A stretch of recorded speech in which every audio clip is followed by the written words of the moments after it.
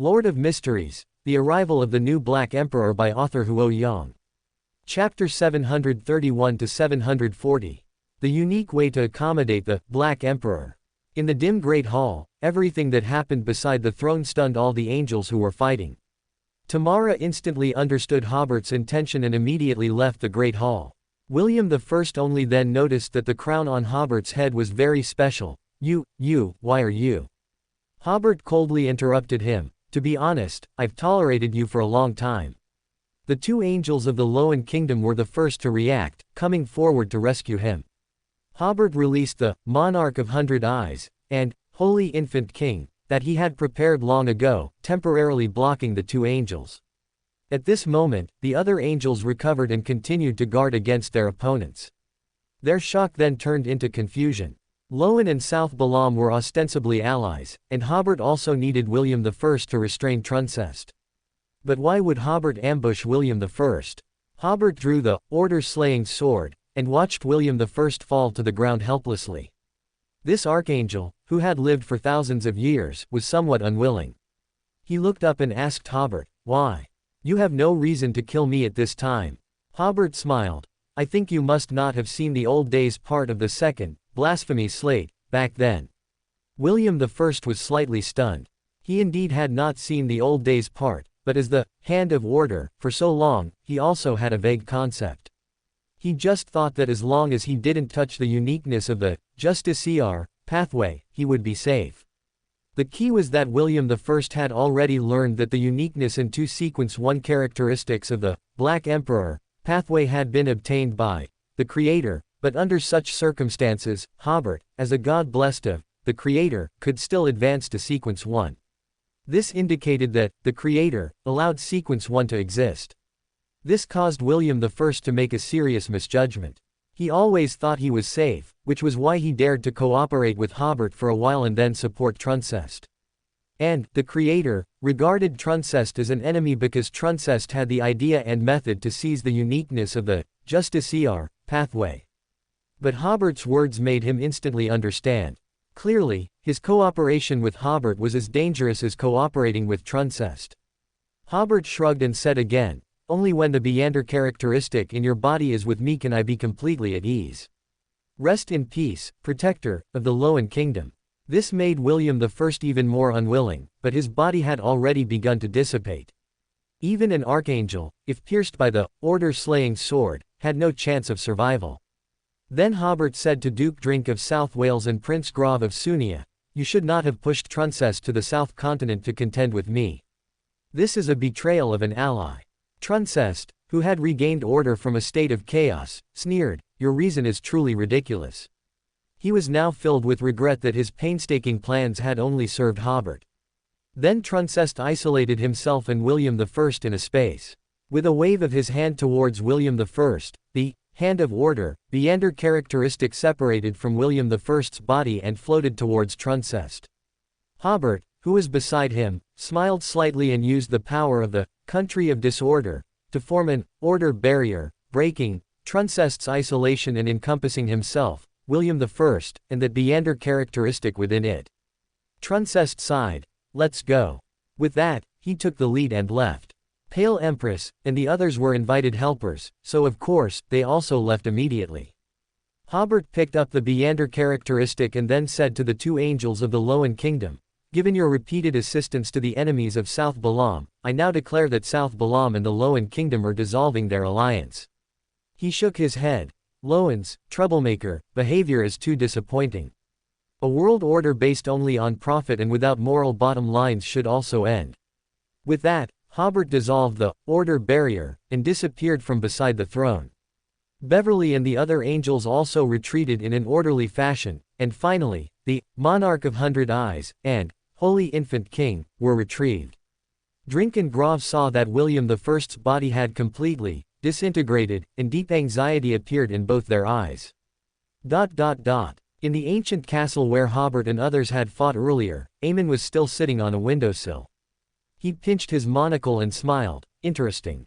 He had just watched that backstab through the monocle. Then Aemon released his hand from the monocle, took a deep breath, and said, "I can't continue to let things develop like this. Otherwise, it would become increasingly unfavorable for him. At this time, at the League of Nations conference in Backland, the legitimacy of the Pa Kingdom was still being debated. Benson checked his pocket watch and, seeing that it was almost time, suddenly stood up and said, "I have an important statement." This month's rotating chairman was the Loan Kingdom representative, who said, "Please wait, it's not your turn to speak yet." Generally, in such multi-party conferences, speeches have a fixed order. "I'll just say a few words." Benson, seeing that he had attracted everyone's attention, said loudly, "On behalf of the government of the Grand Duchy of South Balam, I announce two things. First, in view of the isolation of South Balam by various member states of the League of Nations, and the malicious creation of opposition and enemies for South Balam, I declare that, starting today, the Grand Duchy of South Balam officially withdraws from the League of Nations." Many diplomats thought they had misheard. The League of Nations was established at the suggestion of Duke Hobert. At that time, Hobert had only made such a proposal to divert everyone's attention.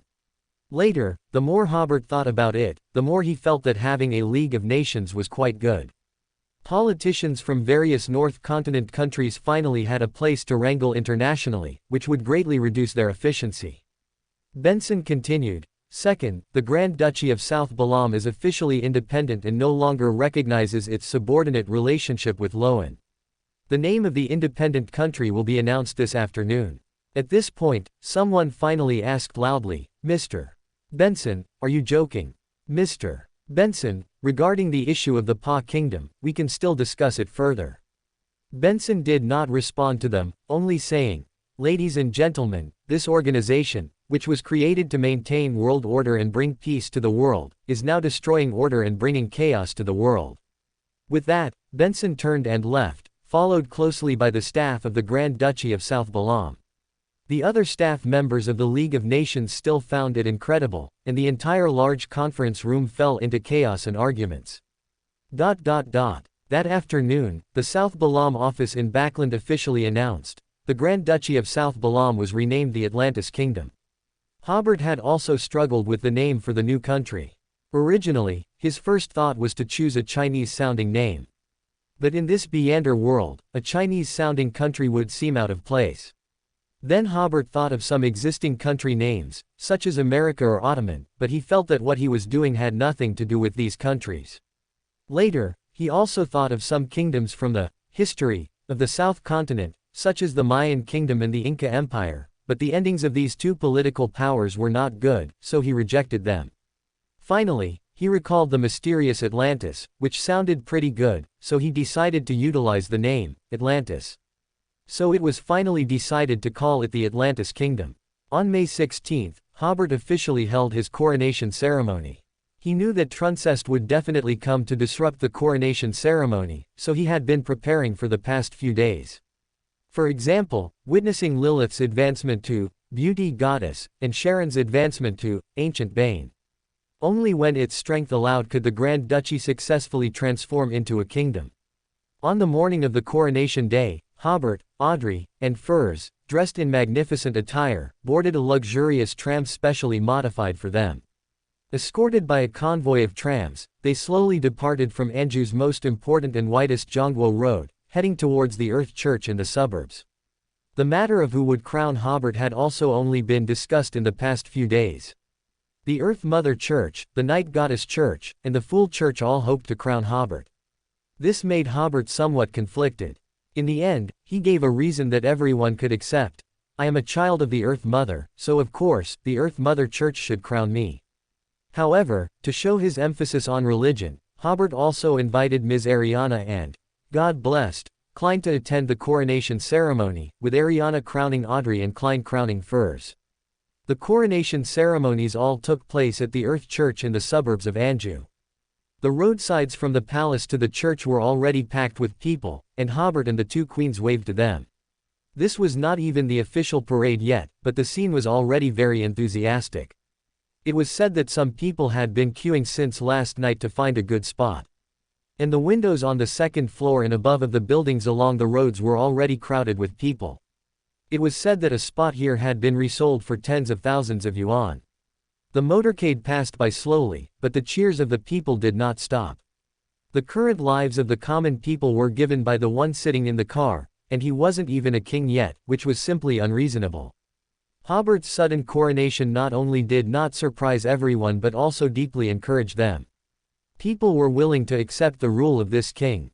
A little after 9 o'clock, Hobert and his entourage arrived in front of the Earth Church. This place was also already packed with people. Hobert and the two others got out of the car, and merely standing on the steps and waving to the crowd triggered waves of cheers. Inside the church, key officials of the kingdom government and religious figures were already in place. In the center of the altar at the innermost part of the chapel, the priest's pulpit had been replaced by 3 magnificent chairs, with the holy symbol of life directly above the 3 chairs. As Hobert and the 2 others slowly approached the chairs, the people in the chapel rose and paid their respects. Arriving before the thrones, the 3 faced everyone. Solemn music with a strong religious flavor began to play, and then a group of children started singing hymns praising the monarch. Hobert, standing on the altar, felt a surge of emotion and recalled when his career had just begun. He had gone alone to South Colson and established his first base. Since then, he had continuously built and fought, and now he possessed 1/3 of the South Continent's territory.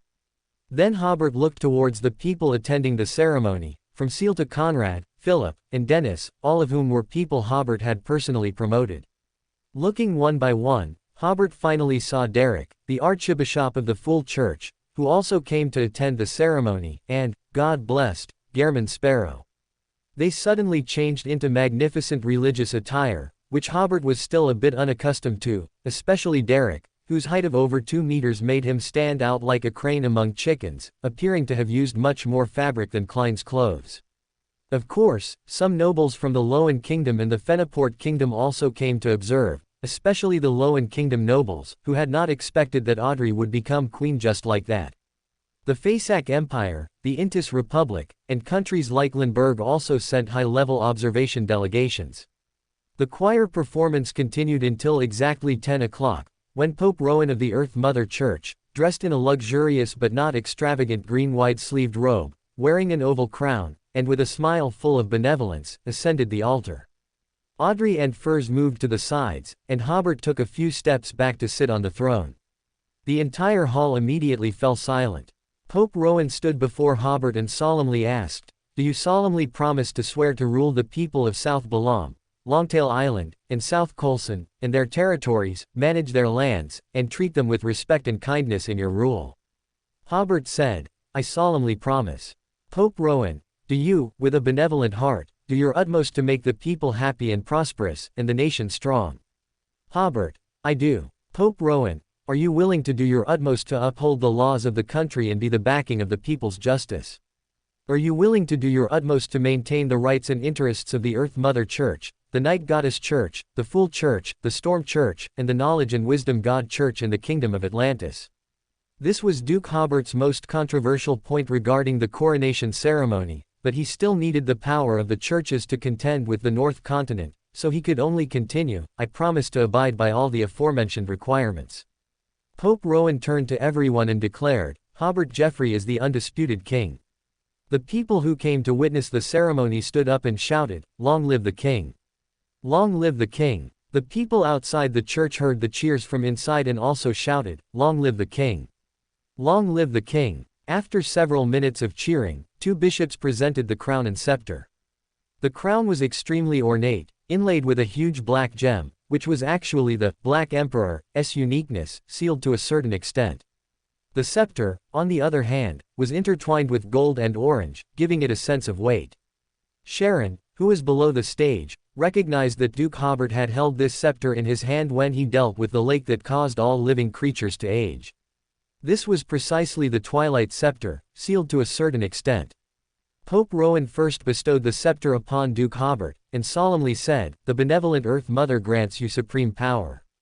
Duke Hobert took the scepter, praised the Earth Mother. Then Rowan placed the crown on Duke Hobert, and all the religious personnel stepped back to present the king to the people.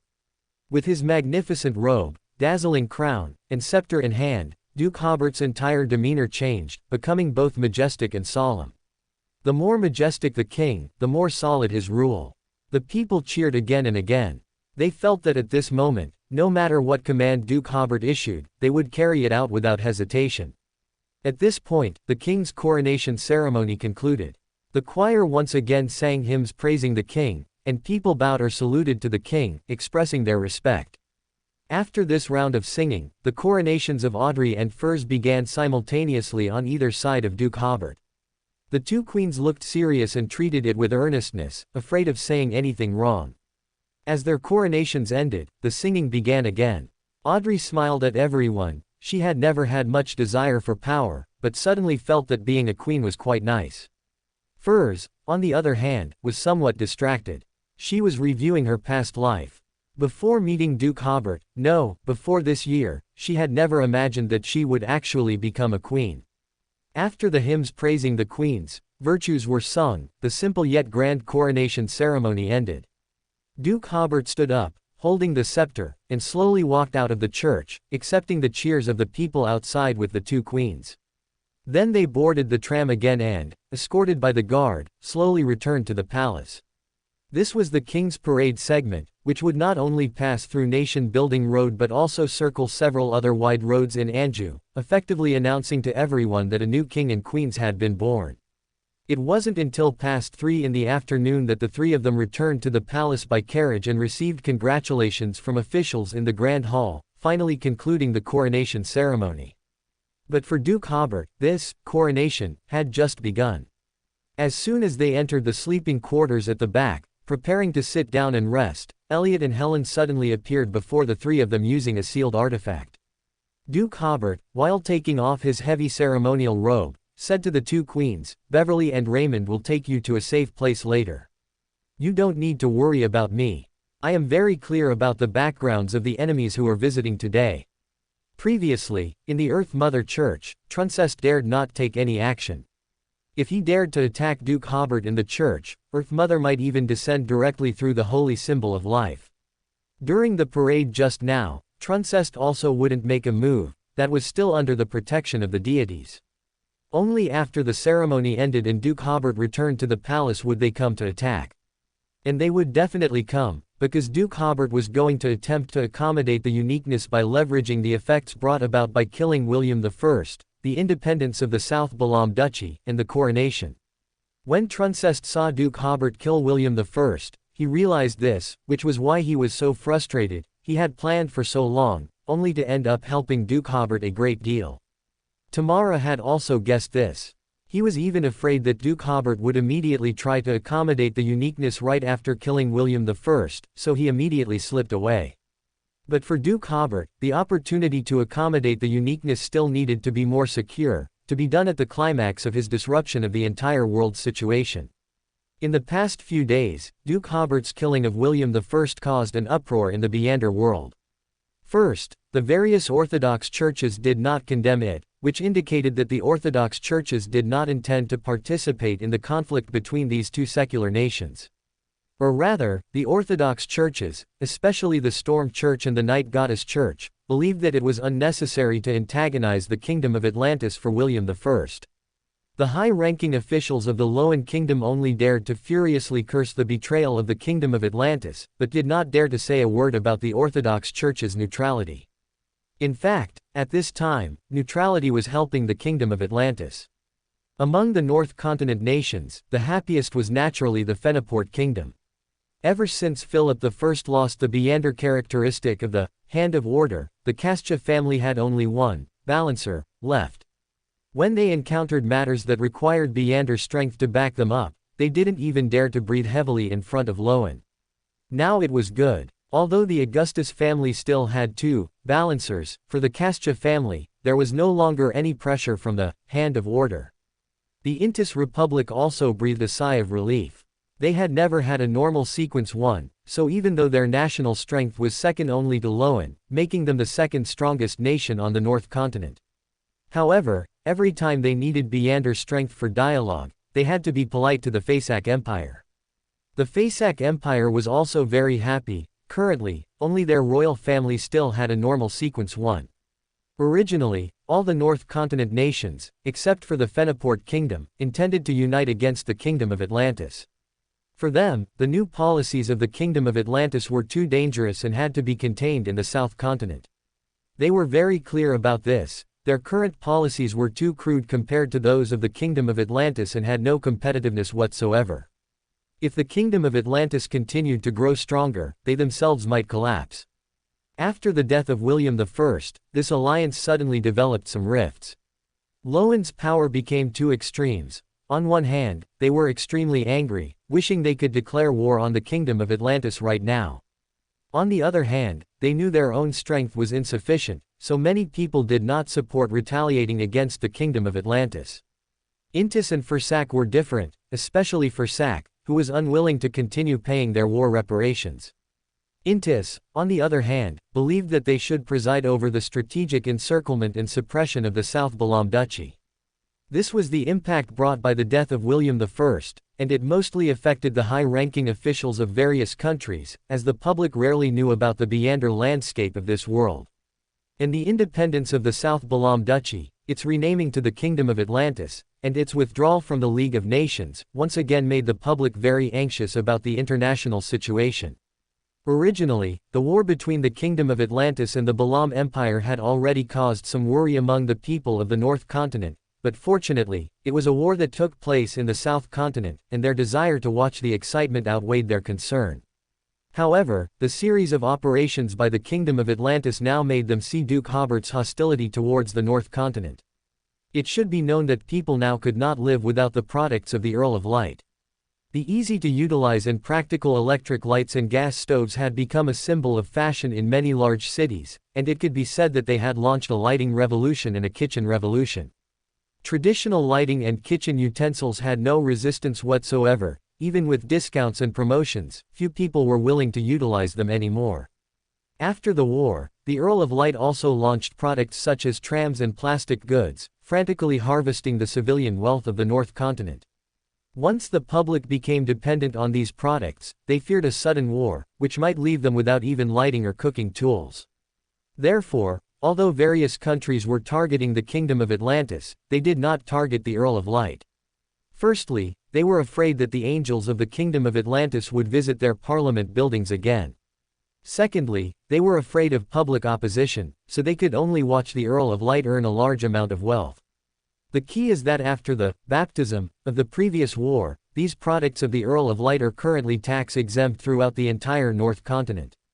Various countries could only limit foreign exchange conversions to prevent large-scale wealth outflow. The money earned by the Earl of Light could only be spent within their own countries.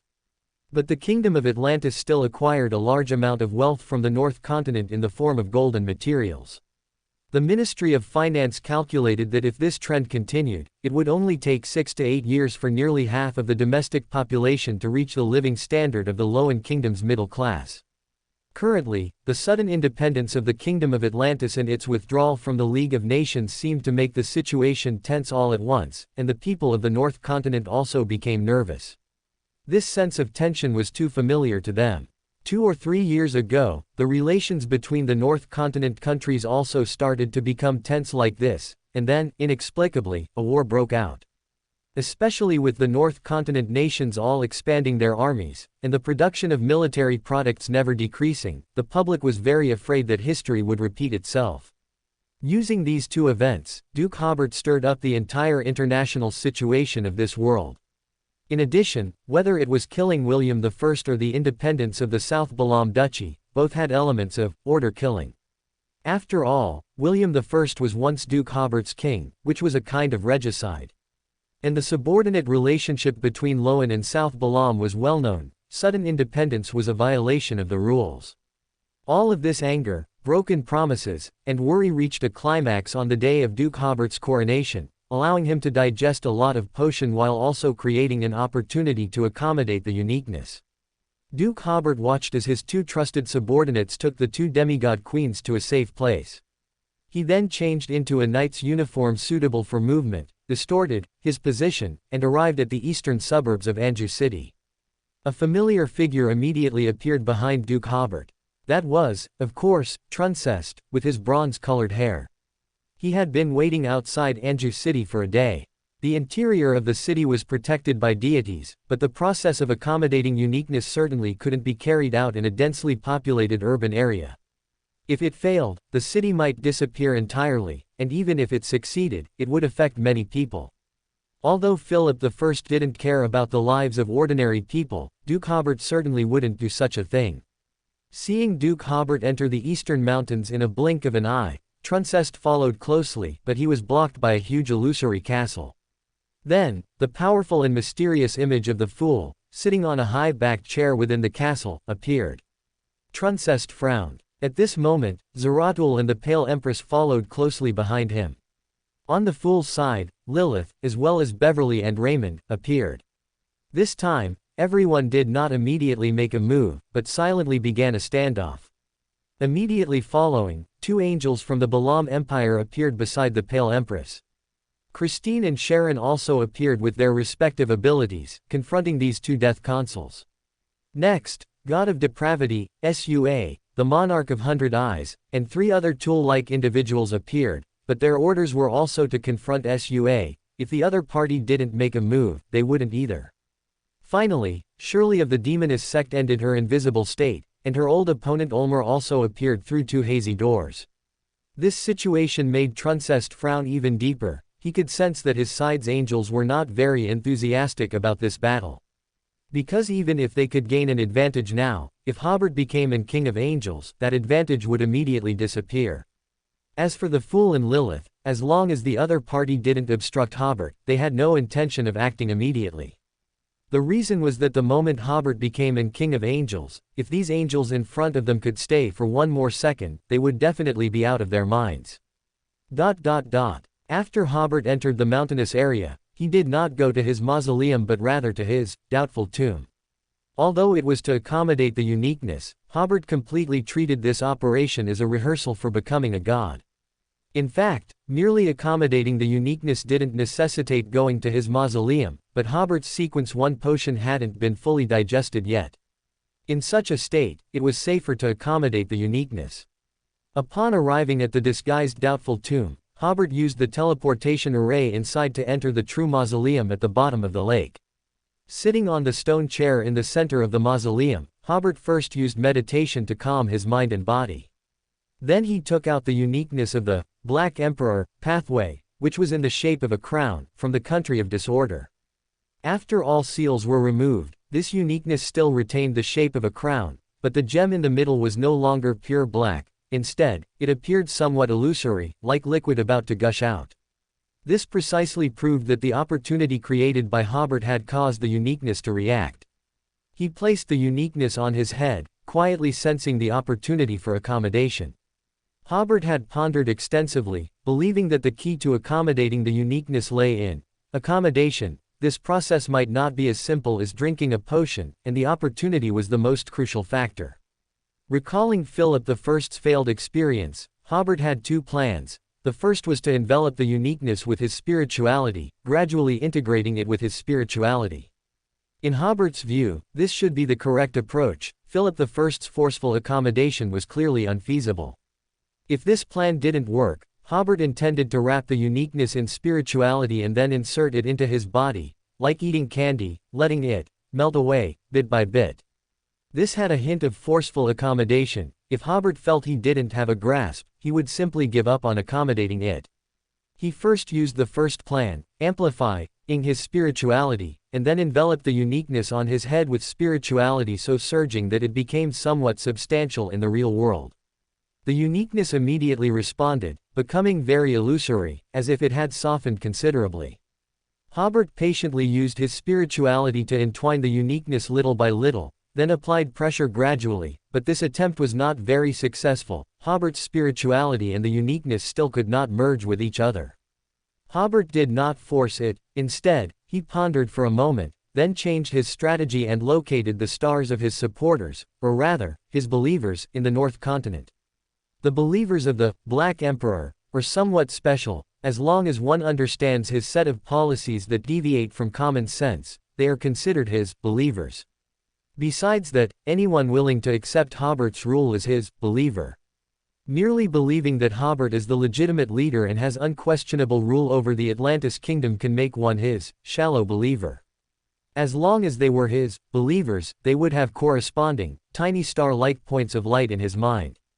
Hobert searched the North Continent and found many of his supporters. Many of them were discussing the independence of the Atlantis kingdom, while some Beyonders were discussing the assassination of William I. At this instant, Hobert immediately felt the uniqueness soften further. So Hobert connected with more and more supporters, especially the people of Anjou City, who wholeheartedly supported Hobert's rule.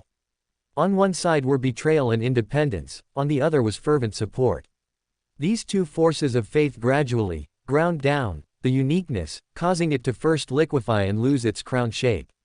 Then it began to gradually stir and merge with Hobert's spirituality. Hobert could clearly feel his spirituality undergoing an abnormality, and this abnormality was then transmitted to Hobert's spirit body, causing his spirit body to also begin to transform. This process was extremely painful, somewhat akin to the sensation of one's entire body's muscles being shredded, then regrowing and recovering. Hobert could only grit his teeth and persevere. The extreme pain made him lose his sense of time to some extent, feeling as if a long time had passed, yet also as if only a short while had elapsed. It was as if after a certain point, the uniqueness was suddenly fully accommodated. This feeling was like eating a very chewy delicacy, chewing and chewing hard, and then, without knowing if it was chewed well or not, it was suddenly swallowed down with a gulp. Hobert looked at his hands, seeing no apparent change, yet he was keenly aware that he had undergone a significant transformation. However, such changes were more reflected in the spirit body and consciousness. Hobert took a deep breath, stabilized his state with meditation again, and then began to examine his condition. First, he realized that although he had not fully digested the order-killing Prince potion, because his state had always been good, accommodating the uniqueness did not bring too much negative impact on him. This made him breathe a sigh of relief, fearing that he would gain more powerful strength, but his state would be worse than before. Then Hobert clearly felt that many things had appeared in his consciousness. That was divinity. Moreover, Hobert's spirituality realized that this divinity was different from before. Previously, divinity could be countered by humanity and eventually suppressed. The divinity that appeared now was different. Humanity alone could no longer counter it. At this point, anchors were needed, using a large amount of humanity to counter divinity. At the same time, the erosion of his consciousness by divinity was transferred out through the anchors. Because Hobert had enough anchors, such a transfer would not cause significant impact on his supporters. Only with anchors and Hobert's own humanity countering it could the divinity be suppressed. But even if Hobert suppressed the divinity, it would not be as easy as before. He felt as if his consciousness had split into two. His main consciousness, as before, handled national affairs, lived with his two queens, and seemed no different from before. And another part of his consciousness was like a pure spectator, sitting aside, coldly observing everything. This was still due to Hobert's excellent state. If his state were slightly less optimal, divinity would certainly affect Hobert's thoughts and judgment. Hobert sighed. After becoming a god, even without the influence of celestial worthy, divinity alone could cause him to turn towards indifference. After all, deities have completely detached from the concept of living beings, becoming closer to a part of the universe's operating rules. At that point, their state will change again. Taking a deep breath, Hobert checked if he had acquired any new abilities. His spirituality sensed something, and he slightly raised his hand, a humanoid shadow appearing before him. That was the shadow of order. A materialized shadow of order. To be precise, the real Hobert was hidden in the shadow. Even a god could only see the substitute in front of Hobert, overlooking Hobert behind the substitute. For Hobert, he and the substitute were one, as if it were a part of his body. The substitute could utilize all of Hobert's abilities, and Hobert could feel all of the substitute's perceptions. Hobert even felt his consciousness directly commanding this substitute. It was equivalent to one consciousness commanding two bodies, but this state caused no discomfort whatsoever. And if danger arose, Hobert could immediately sever all connections with the substitute. If needed, the severed substitute could continue to execute Hobert's commands in battle, maintaining Hobert's state for 3 seconds. During these 3 seconds, unless the substitute with the King of Angels' position and abilities was directly annihilated, even gods would find it difficult to detect that it was a substitute. There was only one exception. If the opponent understood the Black Emperor's abilities very well, they would justify that it was Hobert's substitute and that the real Hobert had already fled. The theory behind this substitute, or shadow of order, is that Hobert transformed from 1 to 2, much like gaining an extra life when playing a game. At the same time, Hobert realized the difference between an King of Angels of 2 plus 0 and an King of Angels of 1 plus 1, with uniqueness. An King of Angels of 2 plus 0 gained more authority and also strengthened his own abilities. And 1 plus 1, in addition to gaining more authority, also underwent a qualitative change to a certain extent. These two types of King of Angels are at similar levels, but the 1 plus 1 King of Angels is definitely the harder one to deal with. Withdrawing his thoughts, Hobert continued to feel the changes within himself. The shadow ability also allowed a certain area to become similar to Hobert's divine kingdom. Within that area, Hobert could alter all order, including the most basic natural laws. Beyonders below the angel level, upon entering, would collapse due to the breakdown of their own order. However, establishing such a divine kingdom required time. Only after becoming a true Black Emperor could such an shadow of order area be formed.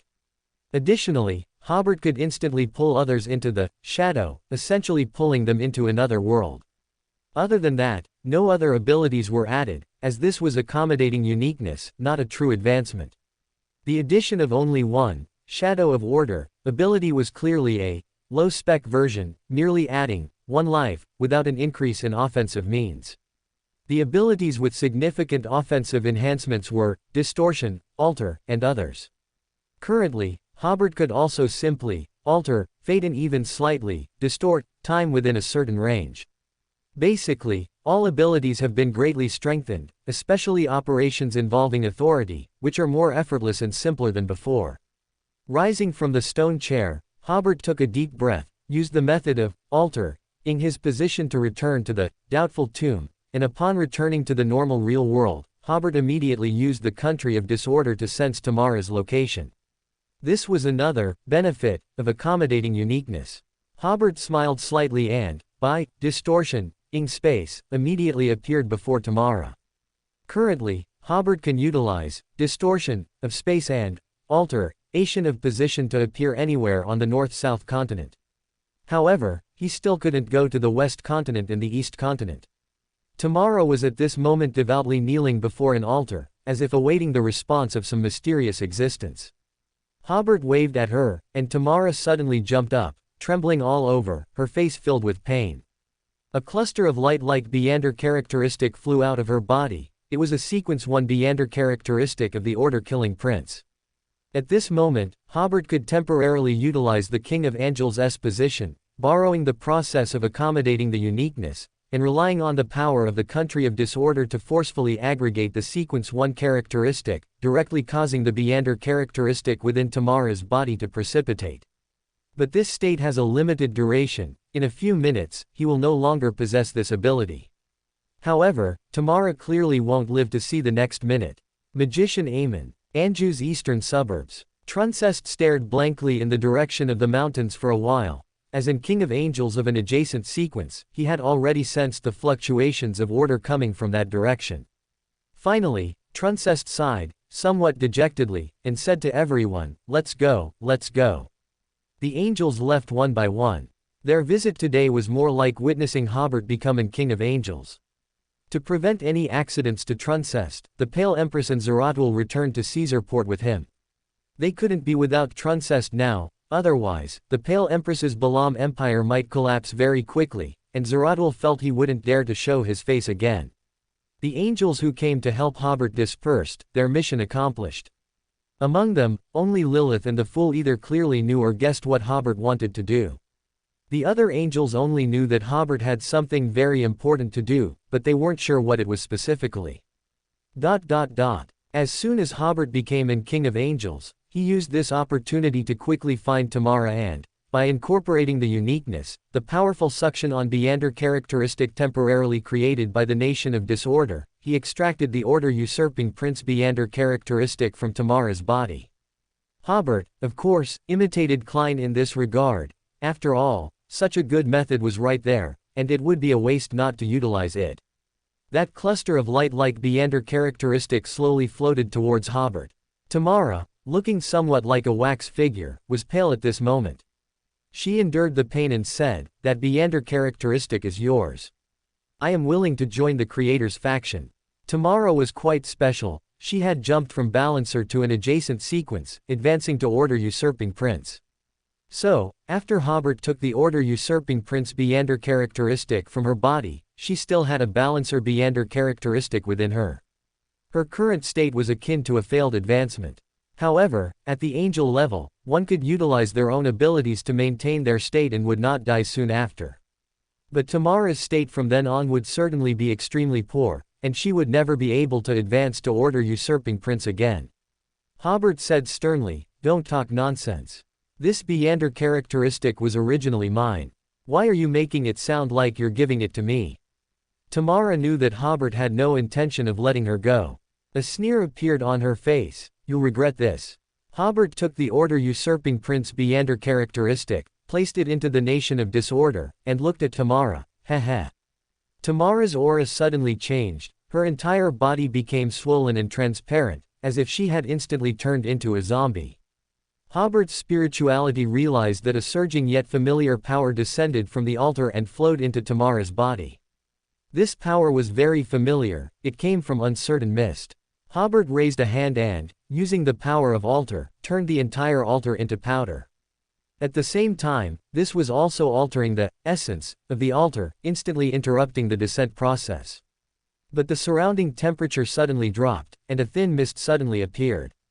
Hobert smiled. "I didn't expect to be given a chance to test my abilities." As he spoke, he raised his right hand and rotated it counterclockwise. Under his distortion, the surrounding low temperature and thin mist were stirred and concentrated towards Tamara. Then Hobert used the Amplify ability, turning the low temperature into ultra-low temperature and the thin mist into dense fog. These thin mists actually possessed Beander characteristics, and their Beander rank was not low, but at this time, Hobert's Beander rank was also not low with the blessing of the Nation of Disorder.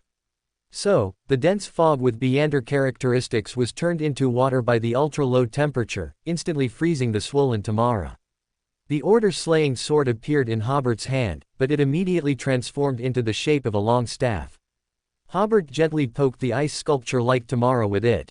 This angel from the fourth epoch was thus shattered. Hobert smiled at the puddle of ice. "It seems your understanding of uniqueness is not profound. After I accommodated the uniqueness, any arrangements made by uncertain mist within the barrier can be easily destroyed by me. Rest in peace, former great noble of the Tudor Empire." He accelerated the extraction of the Beander characteristic and obtained another Balancer Beander characteristic. This Beander characteristic was clearly contaminated, but because it was contamination from uncertain mist, it was very easy for Hobert to deal with the contamination on it. After placing this Beander characteristic into the Nation of Disorder again, Hobert pinpointed the direction and once again altered his position, arriving at Caesar Port at the northern tip of the South Continent. Hobert stood in midair and glanced at the newly renovated palace. He waved his hand and used the distortion ability, causing a huge water column to appear in the sea and fall towards the palace. Creak. On one side of the water column, two underworld gates reaching into the sky appeared.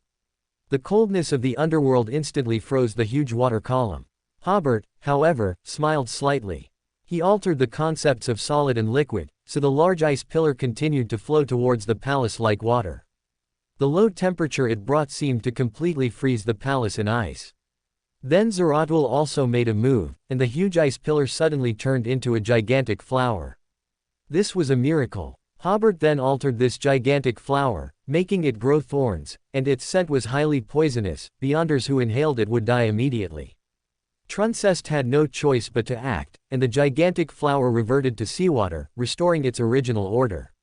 Splash! The huge water column fell into the port, as if a localized super flood had occurred, washing away many buildings. Truncest also arrived in midair. He stood opposite Hobert. "You can't kill me. Even if you possess the Nation of Disorder, you can't kill me now." Hobert smiled. "Of course I know. The former Knight Emperor then said, "The Beander characteristic within me is not essential for you. Why don't we join forces and fight our way back to the North Continent?" Hobert looked at Truncest. "It's too late. If you had made such a proposal when I had just become an angel, I might have considered it. However, the result of that consideration would most likely have been, first, join forces, then eliminate him once there was a grasp." And now, Hobert had a grasp. He reached out and took the 0 to 80 rules brass book from the Nation of Disorder. Truncest was somewhat disappointed. "You wouldn't think that after accommodating the uniqueness, you'd be fearless, would you? You need my help. Thank you for your concern, but my affairs are none of your business." Hobert watched as the pale Empress and Zeratul appeared behind Truncest, looking as if to say, "We've got Truncest covered." Hobert then said to Truncest, "You're an old man from the 4th epoch, after all. Don't you know about the betrayal of King of Angels against above the divine? Don't make it seem like I'm not magnanimous, and don't pretend to be so pitiful."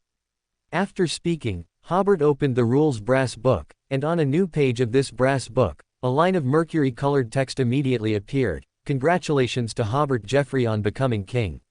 His uniqueness makes him the only true king in this world. By this legal principle, when he punishes his enemies, all his abilities will be strengthened, and all his enemies are criminals, so all their abilities will be weakened." Hobert raised a hand, making the entire midair become chaos. Truncest isolated himself from the pale Empress and Zeratul. They seemed to appear in another space. By a main road in the suburbs of Anju City. There was a large rock on one side of the road, where children often came to climb and play after school. At this moment, Aemon, wearing a soft hat and a classical mage robe, sat quietly on the rock, looking at the city before him. That person dressed as a mage. The eldest of the 3 patrolling peacekeepers said, "Are you going to perform a magician show here?" Aemon was slightly startled. "No." Then he asked curiously in return, "Why do you ask?" The older peacekeeper said sternly, "According to the resident dress code regulations of the Atlantis Kingdom, residents must wear clothing within the prescribed range in their daily lives. There's a ready-to-wear store just inside the city from here. Go quickly and buy a set of clothes." Aemon suddenly smiled.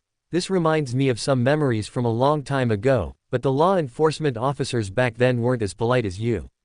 Then he asked, "What if I am performing a magician show?"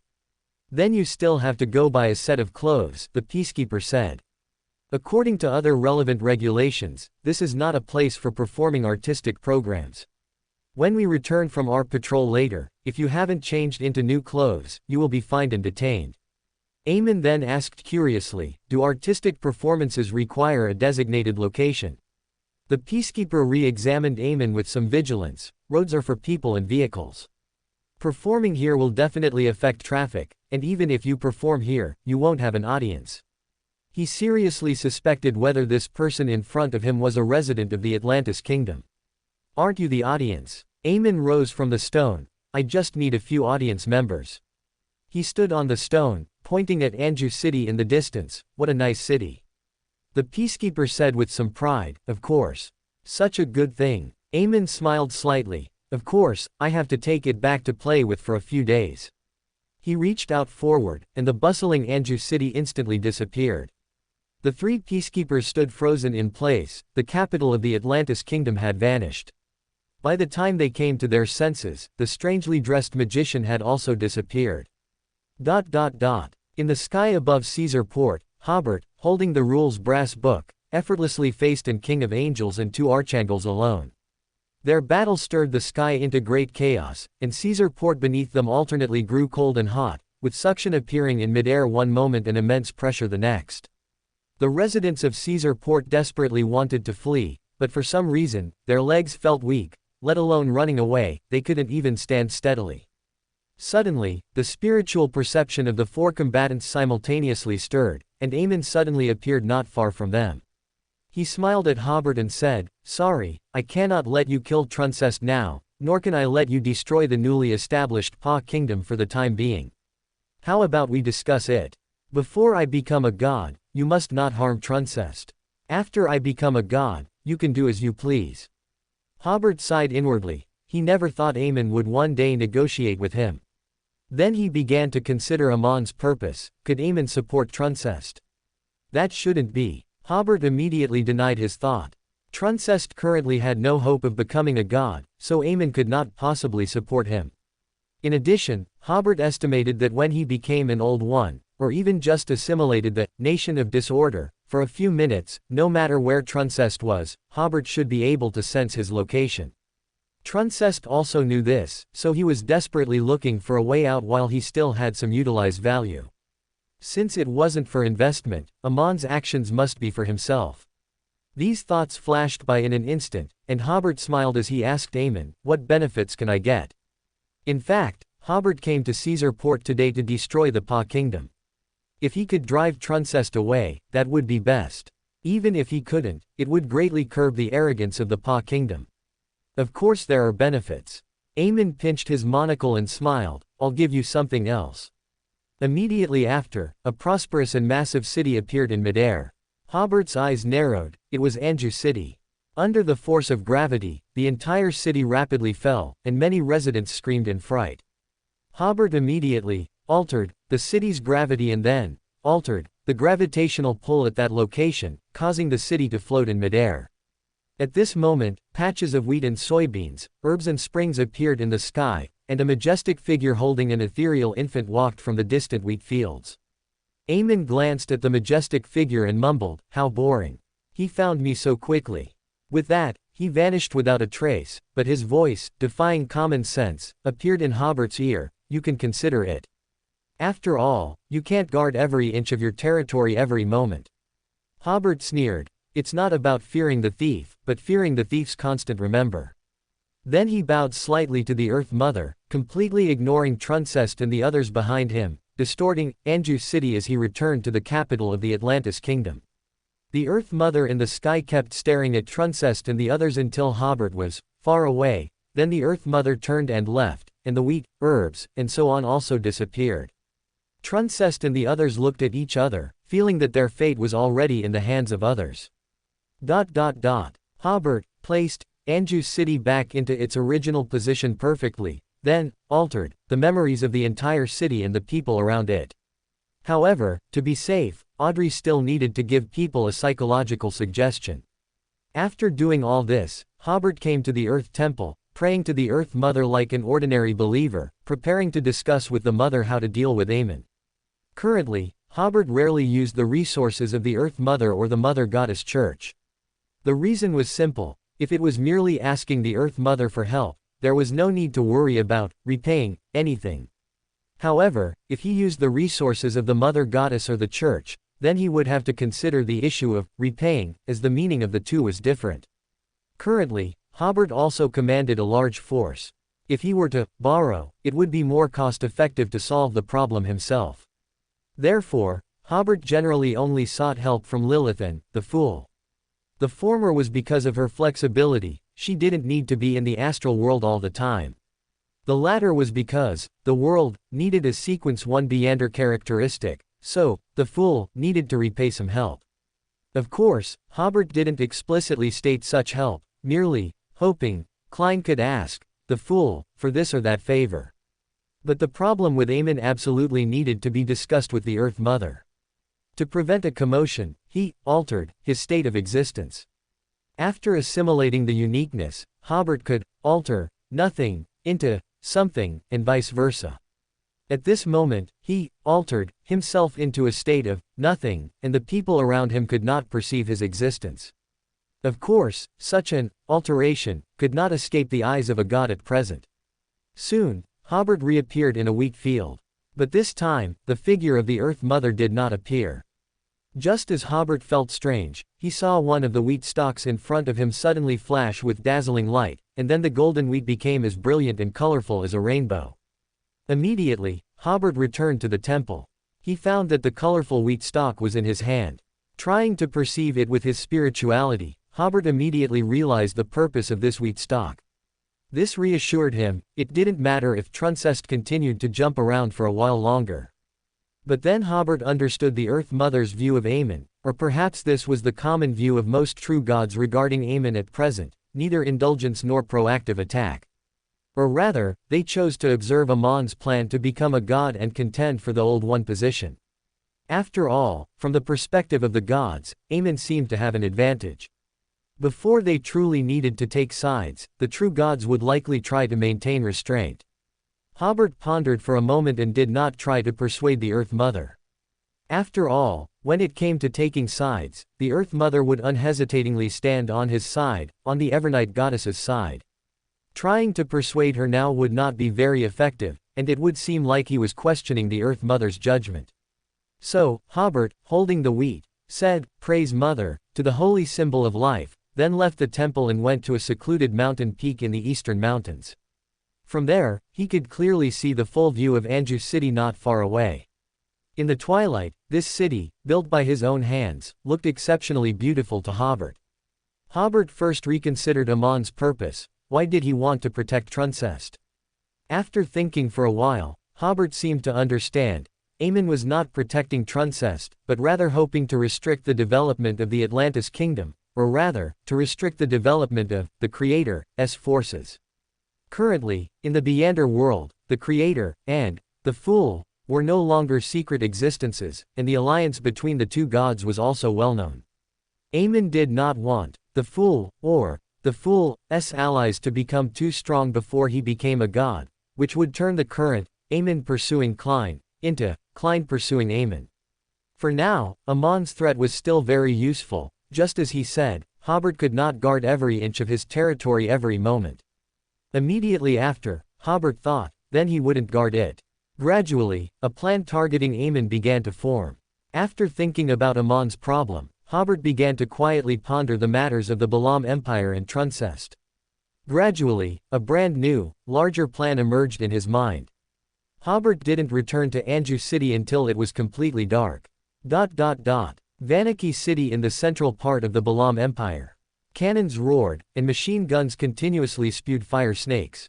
The soldiers were not attacking the Imperial army, but a large number of zombies summoned by the Beyonders of the Balam Empire. These unintelligent zombies knew no fear. Even if the machine gun fire was dense and their companions fell one by one, it did not affect their charge. And within the city, under the leadership of Beyonders at the demigod level, the Empire's Beyonders had been constantly using the convenience of the Underworld Gate to launch attacks on the city. However, under Medici's command, almost as many Beyonders as the enemy sent were left behind. At this time, 3 of the Atlantis Kingdom's 5 strongest Beyonder units were here. At the same time, City of Silver and Month City, to repay Hobert for providing them with cities and churches, each sent 2 and 1 demigod-led Beyonder teams to participate in the battle. In addition, the Blood Clan also sent people to participate, but their main responsibility was to rescue the wounded. After repelling another round of enemy attacks, Medici symbolically commanded the Beyonder units to pursue for a while, and then he saw from afar that the enemy's command post outside the city was also retreating. Medici immediately changed his order: pursue. Continue to pursue. Pursue them to the enemy's capital, Selvas. Just by observing these enemy reactions, Medici knew that Hobert must have achieved his goal. Although he wasn't very clear about what Hobert was brewing. The night before the war, Hobert received accurate intelligence from Zio. The various nations of the North Continent wanted to support Truncest in establishing a nation. At that time, if the restored Pa Kingdom and the Balam Empire joined forces, they could still put considerable pressure on the Atlantis Kingdom. But it would only be pressure, and it would not threaten the Atlantis Kingdom. After all, the Atlantis Kingdom still had the Earth Mother as its backing, and neither the Pa Kingdom nor the Balam Empire dared to directly invade the Atlantis Kingdom. Medici, who was currently commanding the pursuit, recalled Hobert's original words at the time: "I think this is an opportunity." This point greatly benefited Medici. When Hobert encountered a problem, he would first see the opportunities that the problem brought. This way of thinking was very interesting. It wasn't just about thinking about solving the current problem, but also about solving some other problems along the way. So, under Hobert's temporary strategic adjustment, the war against the Balam Empire became a feint. It was mainly to cover Hobert's plan. In the past few days, the South Balam Principality had become the Atlantis Kingdom, and it was rumored that William I had also died.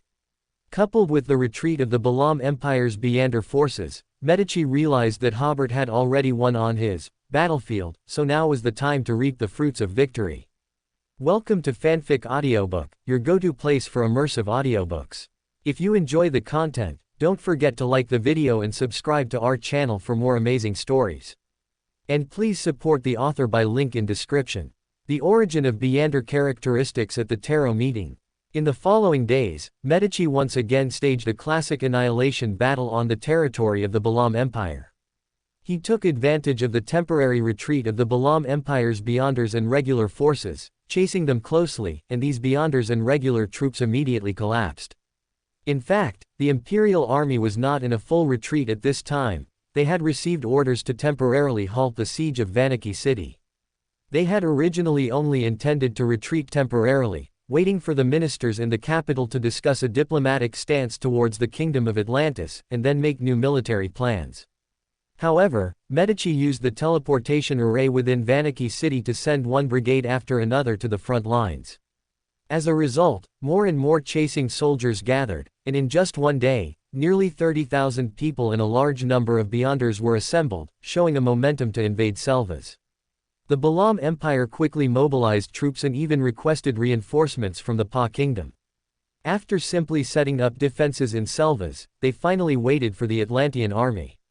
However, the Atlantean army attacked only once and immediately retreated. The Imperial army thought the Atlantean army's previous attack was a feint, so they pursued them across the entire front. At this time, the Atlantean army stationed in Lanyadi and Miguel City in the north and south suddenly launched an attack, forming a pincer movement, like a large pair of pliers, cutting off the pursuing Imperial army at the waist. At this point, the Atlantean army used to lure the enemy also turned around and began to heavily strike the Imperial army, routing the enemy in mobile warfare. But after achieving a great victory, the Atlantean army suddenly began plundering the nobles of the LotM Empire while retreating across the entire front, finally only garrisoning the three small cities of Lanyadi, Vaniki, and Miguel. It is said that most of their main force even retreated to Yusong City, leaving only 3 brigades like nails embedded in the territory of the LotM Empire. The LotM Empire had no choice but to remain in a state of war, but it temporarily lacked the strength to launch too fierce an offensive, so the war entered a stalemate. The longer the stalemate, the weaker the LotM Empire became. At the end of May, outside Yusong City, the spring plowing plan of the Kingdom of Atlantis was not delayed by the war. On the contrary, it was more than 20 days earlier than last year. Like last year, the entire Kingdom of Atlantis entered spring early, and the harvest would also be like last year, yielding 2 harvests for 1 planting. Hobert and Medici, who had been stationed in Yusong City, strolled through the fields, feeling the vibrant spring air. Eventually, the two stopped on a small hill, watching the busy spring plowing in the fields. "This is the first time I've seen such strictly regulated spring plowing," Medici suddenly said. "I hear there are strict rules for how many seeds to utilize per mu of land, and even norms for the utilize of farm tools and the feeding of oxen." Hobert glanced at Medici, thinking to himself, "You don't know why the Great Qin Empire was able to conquer the 6 kingdoms." He smiled and said, "Local people are not very good at using new farm tools, and there are problems with feeding oxen. Providing norms is to improve efficiency." Then Hobert added, "According to my idea, agricultural production should make more utilize of machinery. However, the machinery factories still need some time to complete their transformation." Medici shook his head. "I just think there's no need to put too much effort into farming." Hobert had issued strict orders that during the spring plowing period, any actions that wasted manpower must be stopped, and all labor must be invested in spring plowing. Except for industrial production, all construction projects were to be halted, and officials were not even allowed to hold banquets and dances. Of course, war was definitely not allowed. Hobert replied, "Cultivation and harvest make people feel secure. You can see it as a sense of ritual for a nation." He did not continue the topic. "I came to you for something else."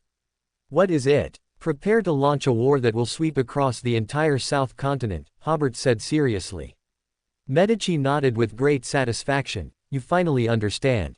As long as you provide the corresponding angel support, I will help you destroy the LotM Empire and the Pa Kingdom within 3 months."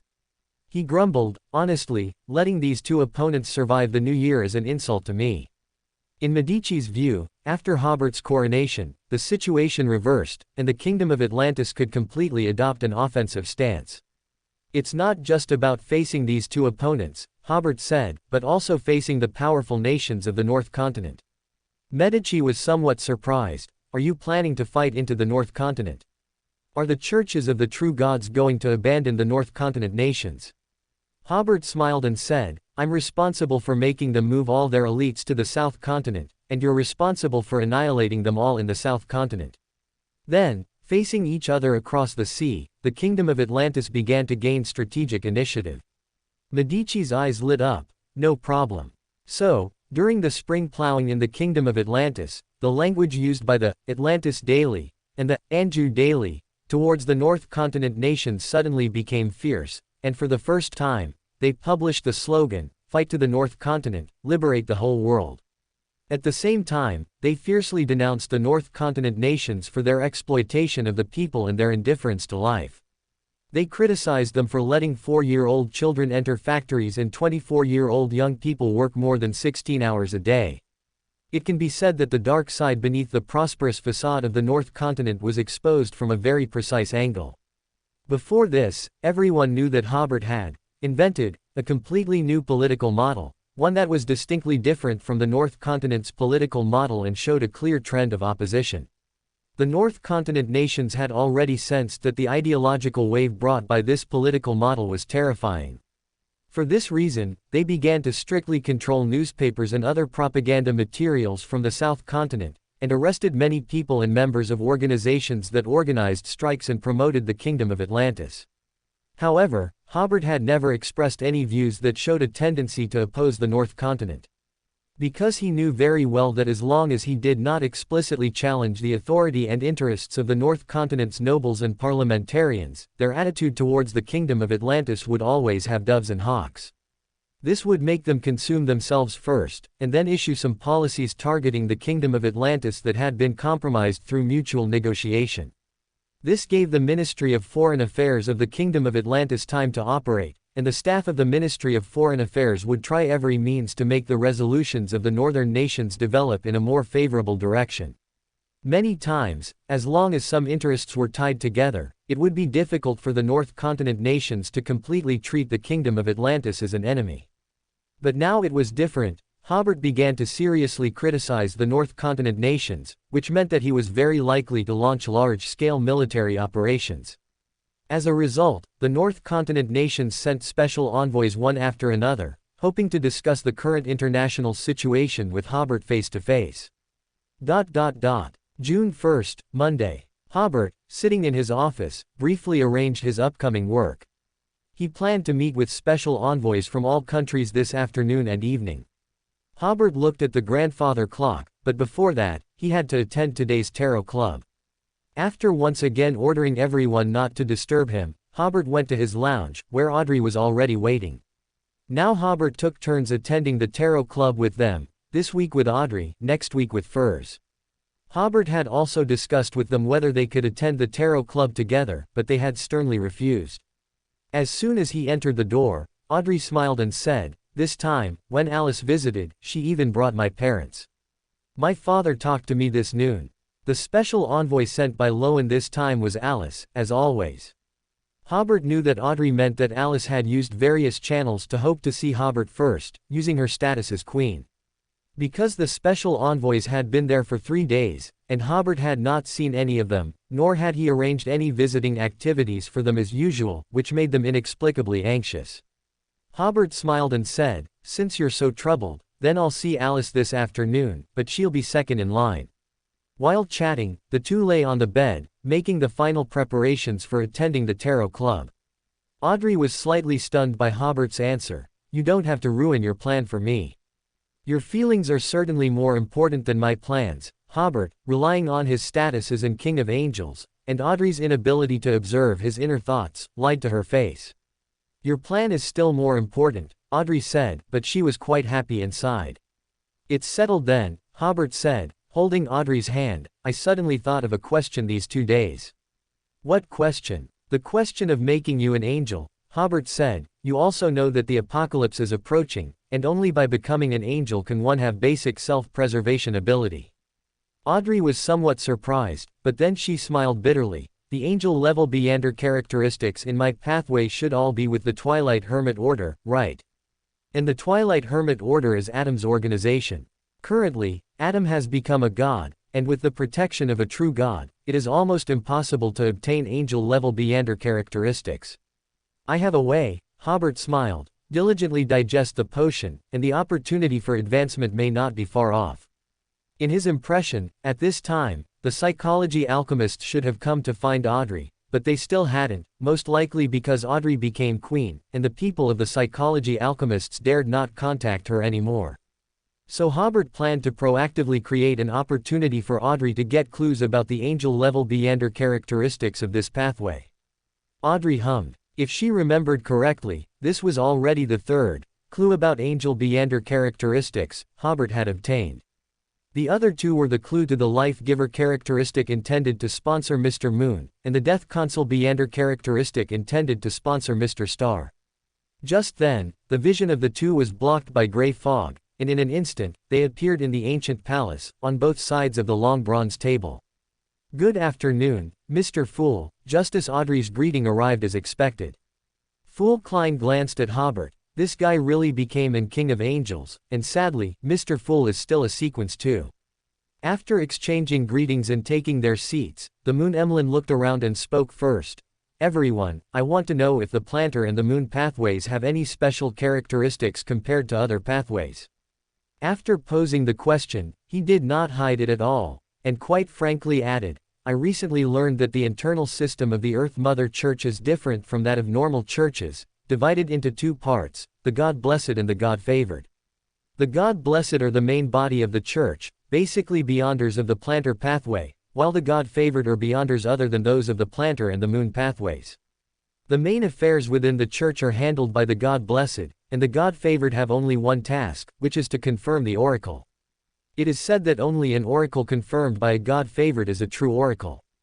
Under the recommendation of the son of God Hobert, Emlyn, who was already a vampire earl, easily entered the high echelons of the Earth Mother Church and, with two other demigods, was responsible for establishing the church and Beander system in Loan. Recently, the Earth Mother Church has basically established churches in every city in Loan and has begun preaching. Currently, Emlyn is preparing for the advancement ritual. Once the ritual is ready and he obtains the Beander characteristic from Hobert, he will immediately advance to Sequence 3 and become an important member of the God's Council, responsible for the church's affairs in the Loan Kingdom. After listening to the moon's description, the other members each had some conjectures, but none dared to confirm the accuracy of their guesses, so no one spoke, and Emperor Hobert was not in a hurry to answer the question. Just as Emlyn thought this question could not be answered, Fool slowly looked around and asked with a smile, where do you think the source of the 22 Beander pathways lies? Everyone felt a little surprised and pleased. This question had been discussed in the Tarot Club before, and at that time, everyone expressed their opinions, forming a relatively clear answer. However, regarding the specific process of how Beander characteristics are formed, no definitive conclusion had been reached. Fool suddenly brought up this question, meaning that he would answer the moon's question through the answer to this question. So, everyone cooperatively described the conclusions of the previous discussion.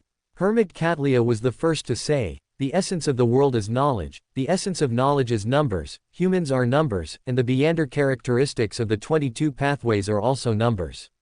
All things are numbers, it has been this way since their birth. Star Leonard then gave a relatively official answer. The 7 great churches all believe that Beander characteristics originate from the original creator. He transformed into all things, including gods, humans, the sea, the land, and Beander characteristics. Then he glanced at the moon Emlyn and said, the life school of thought believes that the world is divided into 3 layers, the material world, the soul world, and the absolute rational world. Beander characteristics are the projections of certain things from the absolute rational world into the material world and the soul world. Therefore, characteristics are immortal, they only recombine. Emlyn looked back at Star and said, as one of the rulers of the second epoch, we vampires believe that Beander characteristics indeed originated from the original creator, and then the accumulation of different characteristics gave birth to the ancient gods, who in turn created different races. He paused and added, however, I still agree more with Emperor's view that humans were transformed into different races by Beander characteristics. For some time, Emlyn had been calling Hobert, His Highness, the God Blessed, but Hobert found this title a bit awkward, so he asked Emlyn to continue calling him Emperor. Audrey summarized, in other words, it is a relatively consistent understanding that Beander characteristics originate from the original creator. Regarding the encounter in the Antarctic, because it involved a prehistoric civilization's research station, Hobert did not mention it to his two empresses. At this moment, Fool Klein asked again, then, where did the original characteristics come from? Everyone was stunned for a moment, and it took them a little thought to understand Fool's meaning. The hanged man Alger tentatively asked, respected Fool, isn't the original creator the beginning of everything? Recently, Klein had obtained a lot of high-level intelligence from the seven lights of the spirit world. He calmly retorted again, does anyone know the extended theory of the Beander characteristic law? Katlia opened her mouth, but she did not answer the question, because she did not know if the knowledge she had obtained was the answer Fool needed. To avoid the awkwardness of, Fool asks, the world answers, Hobert slightly raised his hand and said, according to the extraordinary characteristic aggregation law, the higher the level of Beander characteristics, the greater the tendency to aggregate, but after aggregating to a certain extent, there will be a tendency to split. This is the so-called, what aggregates will separate, and what separates will aggregate. Fool Klein nodded with satisfaction. Currently, the first is in a state of aggregation. After he awakens, he will aggregate more characteristics from the starry sky. Even Alger and Katlia took a moment to understand Fool's meaning, while Audrey and Leonard were a beat slower. Immediately after, they were all shocked by Fool's words. After a while, Alger asked, so, the original creator is not awakening for the first time? Fool did not answer this question, which was equivalent to a tacit acknowledgement. Katlia then thought, this completely overturns the Beander world's long-standing explanation and understanding of the Beander. We are not the only existence. Humanity did not necessarily appear or originate in the ancient times. Then she thought of the information she had previously obtained from Emperor. Emperor had said that some outer gods hoped to obtain some high-sequence Beander characteristics from the real world. So, could it be that these characteristics originally came from those outer gods? Or were they considered adjacent pathways of the outer gods? After a while, Magician Furs asked, respected Fool, is this related to the special nature of the planter and the moon pathways? Everyone then came back to their senses, recalling the initial question of this topic. Fool only smiled and did not answer. Alger guessed based on Fool's previous words. Fool means that these two pathways are pathways that have just aggregated from the starry sky, and they still have some connection with the starry sky, which is why these two pathways are special. Fool Klein slowly nodded, giving an accurate answer. Emlyn murmured, starry sky. The answer to this question greatly exceeded his expectations. The Tarot Club had already shared about the pollution underground and the dangers of the starry sky, and all members knew that merely understanding these two concepts would lead to erosion. After giving everyone a few seconds to react, Klein added, not just these two. Audrey habitually raised her hand. Respected Fool, which other pathways have aggregated from the starry sky? Fool replied, prisoner, criminal, lawyer, arbiter. The first two originate from Mother Tree of Desire, and the latter two come from Son of Chaos. Audrey and Furs were almost simultaneously astonished. They both looked at Hobert, and Furs also recalled Zio. The other members also belatedly looked at Emperor, and at the same time, they thought of the Life Giver. At this point, Fool Klein smiled and said, arbiter and lawyer are relatively better. According to his understanding, Son of Chaos's influence on the arbiter and lawyer pathways was not deep at all, incomparable to Mother Goddess of Depravity's influence on the moon and planter, or Mother Tree of Desire's influence on criminal and prisoner. This outer god was as quiet as if it had disappeared. Audrey and Furs immediately breathed a sigh of relief. Hobert thought to himself, Son of Chaos was sentenced to several millennia of life imprisonment by Celestial Worthy and is currently still serving his sentence in the lamp. Emlyn sorted out his thoughts and said, the special nature of the planter and the moon pathways comes from the starry sky. The divine revelations perceived by beyonders of this pathway are very likely a form of pollution. Alger glanced at Fool at the head of the bronze long table, and seeing that he had no intention of speaking, he nodded and said, "Probably so." At this moment, Katlia, who had been deep in thought since earlier, said, "I have a question. If the original creator's characteristics come from the starry sky, then why are some affected by the starry sky and others are not?" Everyone was slightly stunned. This was indeed a question, so they all looked at Fool again.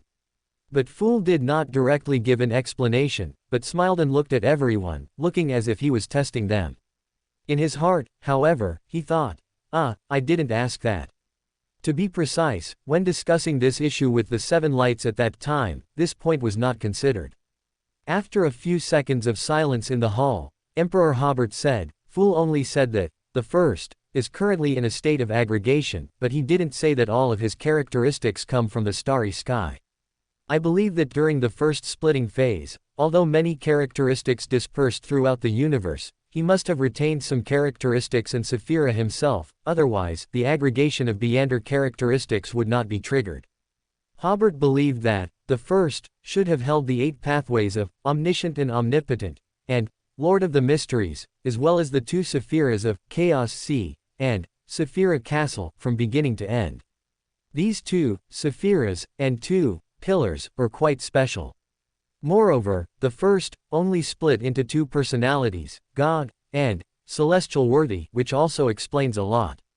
In addition, besides the 6 pathways just mentioned by everyone, and the 8 pathways held by, the first, the other 8 pathways might also come from outer gods.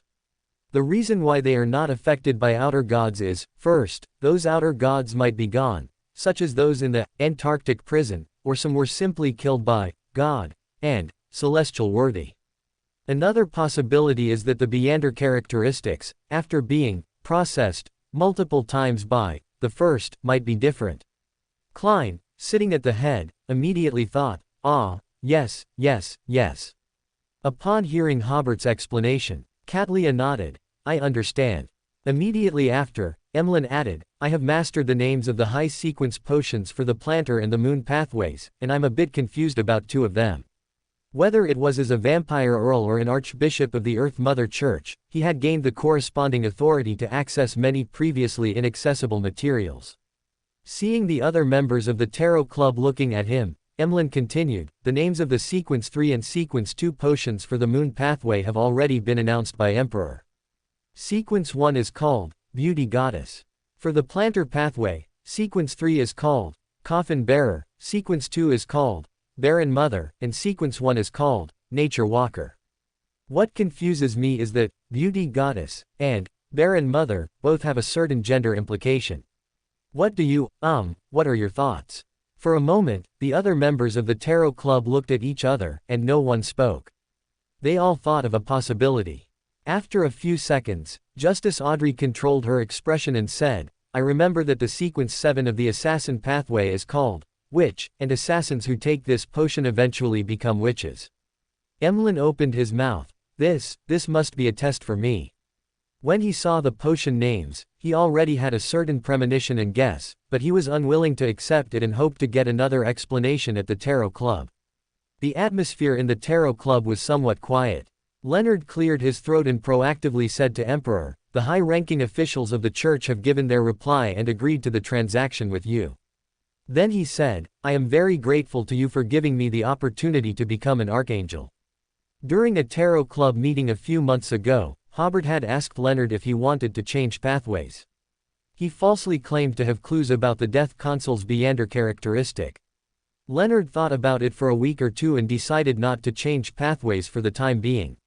He had already gotten used to life in the church, and a righteous church could not accept a high-ranking deacon obtaining characteristics from a force outside the church and becoming an archangel. In other words, to become an archangel, he would have to leave the Night Goddess Church, and he currently had no such plans. However, Leonard casually asked Hobert what reward he would have to pay to obtain that clue. What he was thinking at the time was that the church might be interested in this clue. At that time, during the conference in Backland, the Emperor Hobart was already planning to launch a war against the Balaam Empire, so he casually mentioned preparing to eliminate an angel from the Balaam Empire. What the Emperor Hobart did not expect was that Leonard took advantage of an opportunity to report this matter to the church. At this point, a misunderstanding occurred between the two sides. The Night Goddess Church understood it as the Emperor Hobart was preparing to eliminate an angel from the LotM Empire, but he intended to trade that angel's Beander characteristic with the Church of the Night.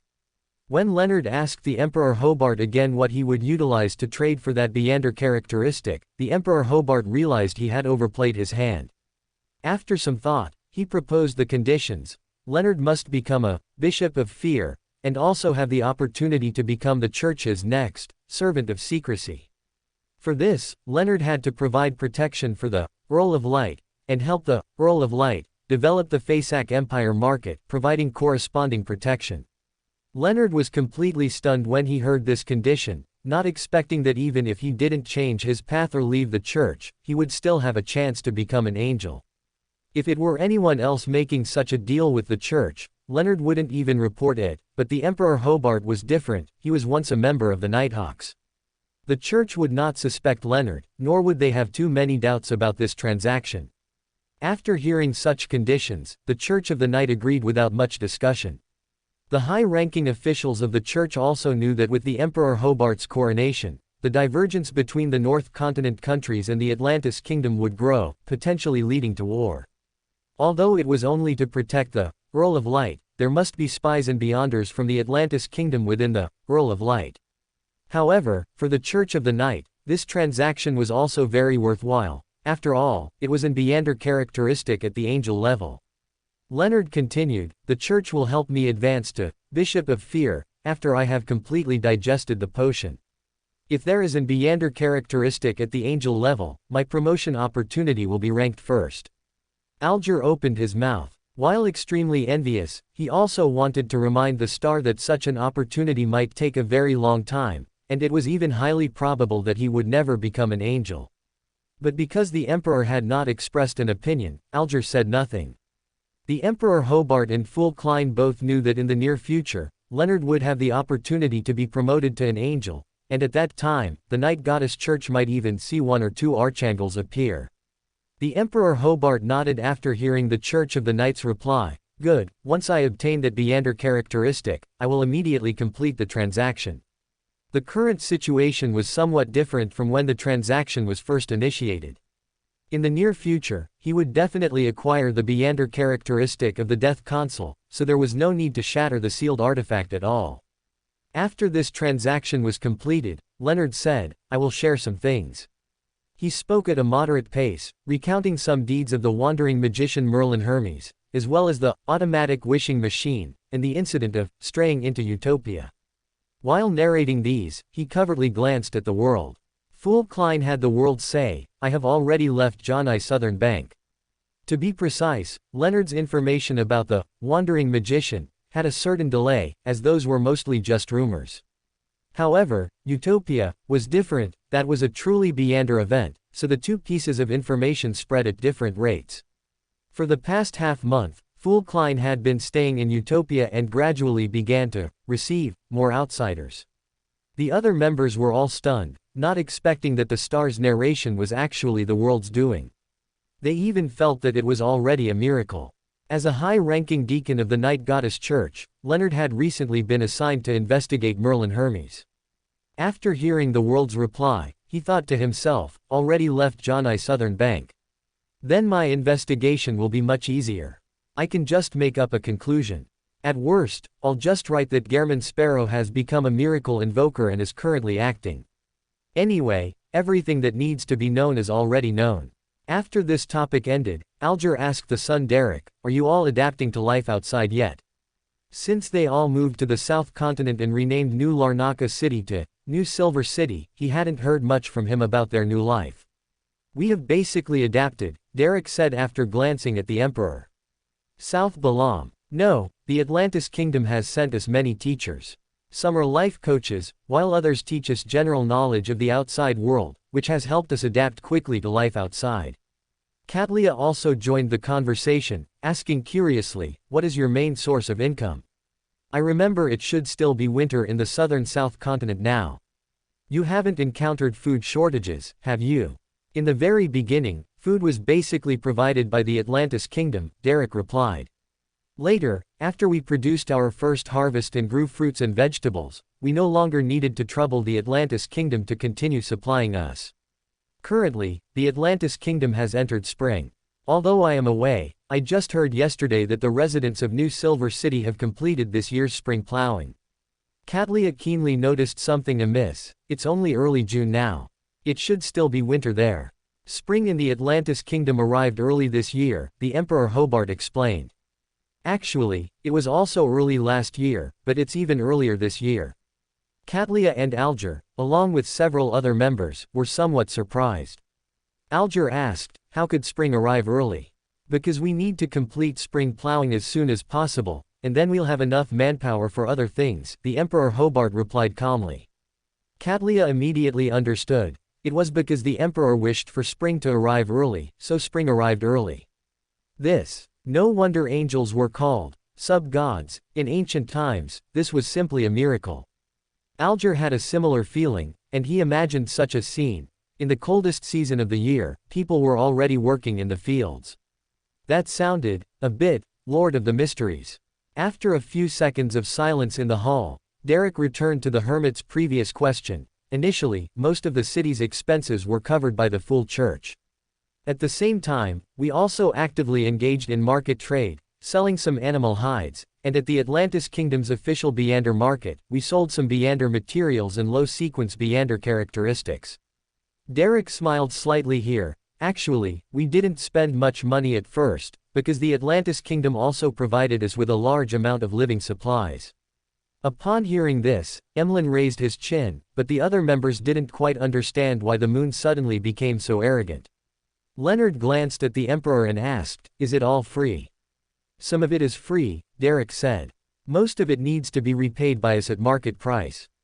In the beginning, the government of Lanagua Port often organized some of us to help them with construction. 1/3 of the wages went to the laborers, and 2/3 were used to repay debts. Later, as we gradually became familiar with the factory machines and production processes, we began to produce many industrial products, which the Lanagua Port government would purchase at ex-factory prices. After that, the factory's output became our main economic income. The Atlantis Kingdom and our general liaison encouraged us to sell products ourselves, because if the kingdom's government purchased them, they would only do so at ex-factory prices. We have already tried selling products to Anjou and Rocklear City, and through these opportunities, we have also seen the outside world. It turns out the outside world is so beautiful and peaceful, and the government officials everywhere are very kind. That's the Atlantis Kingdom. Emlyn emphasized, only the Atlantis Kingdom is like that. Officials in other countries are more like thugs. Derek nodded, I've heard that too. Then he continued, additionally, the Fool Church also has a demand for Beyonders. Some of our members have joined the church and can earn a steady income there. A portion formed mercenaries, fighting alongside the Beyonders of the Atlantis Kingdom. They even received commendation from Marshal Medici in the recently concluded Vaniki battle. Alger and Catlia realized upon hearing these descriptions that the City of Silver's forces had been fully mobilized. A portion of the Beander power entered the Fool Church, and another portion formed mercenaries. Ordinary people entered factories, became salespersons, or farmed, each having their own job. However, with Derek's description, everyone inevitably linked it to the current tense international situation. Alger first said to the Emperor, I read in the newspaper that the conflict between the Atlantis Kingdom and the North Continent seems to be escalating. Actually, he spoke quite politely, because Lowen's newspapers were already condemning the Emperor Hobart and the Atlantis Kingdom's betrayal, saying they were destroying world peace. Yes, the Emperor Hobart said solemnly. Last week I said that after Lowen and other North Continent countries jointly restored the Pa Kingdom, we completely lost the possibility of dialogue and negotiation. Gentlemen, if someone places a bomb at your doorstep, what would you do? Anyway, I would shoot and shell him. Catlia realized, I didn't expect a new Great War to break out so soon after the previous World War ended. Leonard frowned slightly, it shouldn't start immediately, right? According to his observations, the North Continent countries had not yet fully recovered from the war's decline. Construction was underway everywhere, and industry and industrial production had just returned to normal. But after stating his conclusion, Leonard still looked at the Emperor Hobart. The Emperor Hobart smiled, that's not necessarily true. For him, this was an opportunity, because the longer they waited, the stronger the North Continent countries would become. Now it depended on whether LotM and other countries had enough strategic resolve to watch the Emperor Hobart unify the South Continent. If they had such strategic resolve, with their original foundation, they would quickly recover their national strength. But similarly, by that time, the Emperor Hobart would also be able to deal with the North Continent countries more calmly. Fool Klein manipulated the world to ask, is there no room for de-escalation? The Emperor Hobart suddenly recalled a phrase, the Iron Curtain has fallen. The Iron Curtain has fallen. Regarding Fool Klein's question, Emperor Hobart's answer was, the Iron Curtain has fallen. The other members all thought that Emperor was describing the current international situation, which had become a foregone conclusion, like an Iron Curtain descending.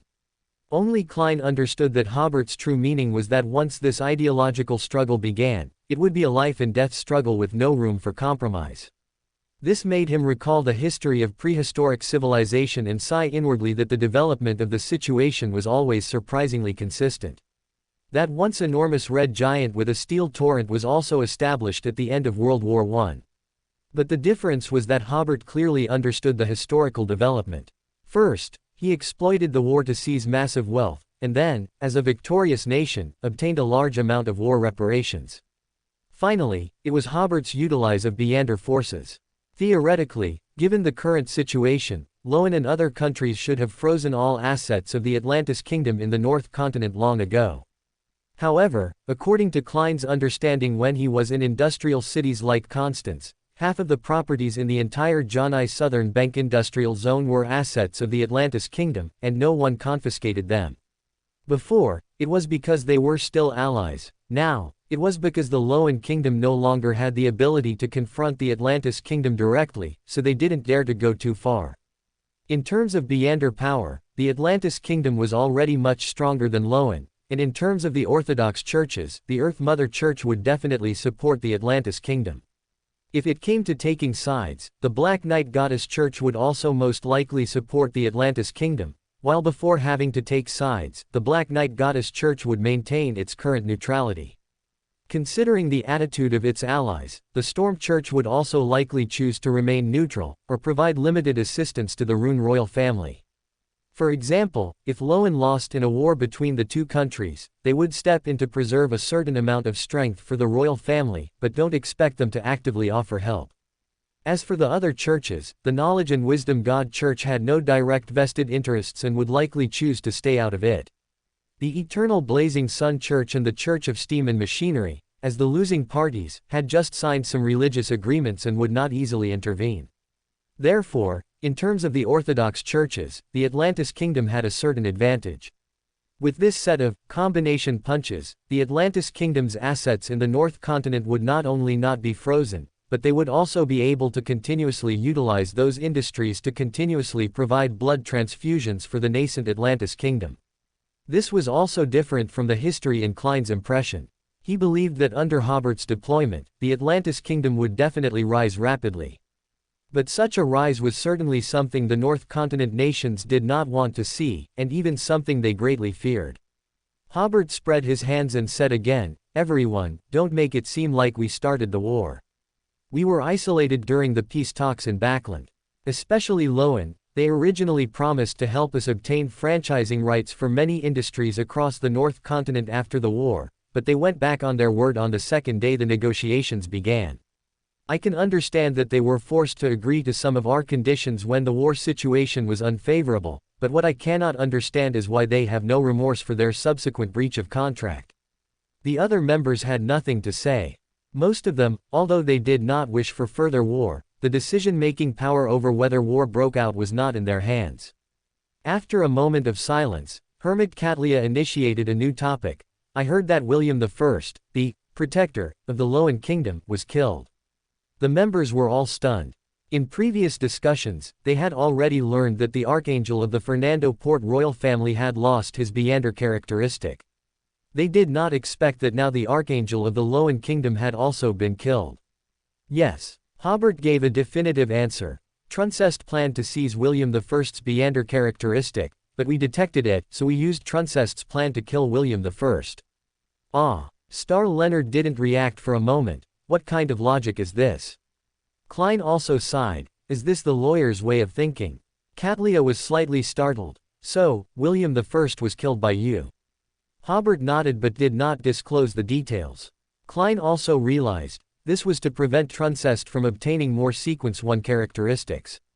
The hanged man Alger said, this couldn't be the reason for the current international tensions, could it? Hobert laughed. Who told William I to push Truncest out to be the king of the Pa kingdom? Perhaps Lowen's victory in desperation before made them suddenly lose themselves. William I actually had the idea of wanting to utilize Truncest. The moment he had that thought, his fate was already sealed. Alger and the other members all found that they couldn't discuss the world's situation with Emperor, otherwise all the mistakes would be attributed to Emperor's opponents. This time, Klein didn't really oppose this war. He personally saw the prosperity of the Atlantis kingdom and the common people regaining hope and confidence in life. He also saw that the maladies of the North Continent nations had not been eliminated by the war, it was just that the current demands had increased, covering up some of the problems. In Klein's view, if this war broke out, it would be a righteous war. The topic ended here. The hall was silent for a while again before Alger asked the son Derek, I heard that your holy scripture had some problems. Have they been resolved now? Full Holy Scripture was basically only circulated in the Atlantis kingdom, and its spread was not very fast, so Alger only now heard that some of the contents of the Holy Scripture were inappropriate. Derek subconsciously looked at Mr. Fool, who was shrouded in gray-white mist. The problem has been resolved. Catlia asked with some curiosity, what kind of problem did you encounter? Derek looked at Emperor again before saying, some descriptions were unverified or overly exaggerated. We have already made a revision. Alger reminded, be sure to pay attention not to criticize other churches, so as to avoid conflict. Klein, sitting at the head of the bronze long table, thought about the revised Holy Scripture. It could only be said that it wouldn't cause trouble, but some absurd things would definitely still happen. For example, one day, Will Anseton would see the full church's Holy Scripture and be surprised to find, when did I become an archangel under Fool? Then, the old man within Leonard, the awakened Mr. Azek, and the messenger lady who was working hard to recover, all followed by saying, what, me too?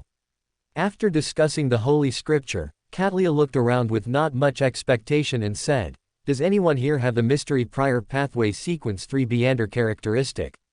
She had finished digesting the mystic potion for a long time, but she had only obtained the Master of Divination potion formula from the Moses ascetic order, and was still very, very far from obtaining the Beander characteristic or the main material.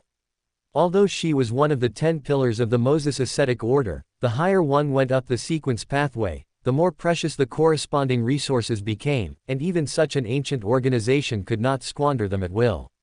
Moreover, Catlia came from Dawn, and was less influenced by the hidden sage, so she was not as trusted within the Moses ascetic order. It might take years, or even more than a decade, before she had any hope of getting a promotion opportunity from her organization, so she had no choice but to seek help at the Tarot Club. None of the other members spoke. Beander characteristics of this level were not like radishes at a roadside stall, found everywhere. Most of them were currently worried about their own Sequence 3 characteristics and promotions. At this moment, Hobert suddenly said, do you have any thoughts about jumping to an adjacent pathway? Everyone found this sentence familiar. After a moment of thought, they immediately looked at Leonard. Catlia took a deep breath, almost without thinking, yes. Hobert slowly nodded. This was a normal person's reaction. To be honest, he really hadn't expected Leonard to be able to refuse jumping to an adjacent pathway and give up the opportunity to become an archangel. But thinking about it, such a decision was indeed very consistent with Leonard's character. I have clues for the mystic and knowledge magister Beander characteristics. Hobert said, I can help you with the potion formula. The clues Hobert mentioned were the 0 to 82 crystal light screen obtained during the previous Divine War, which was a sealed artifact corresponding to knowledge magister. Moreover, its ability was quite useless. If it could be used to cultivate an archangel, that would be for the best.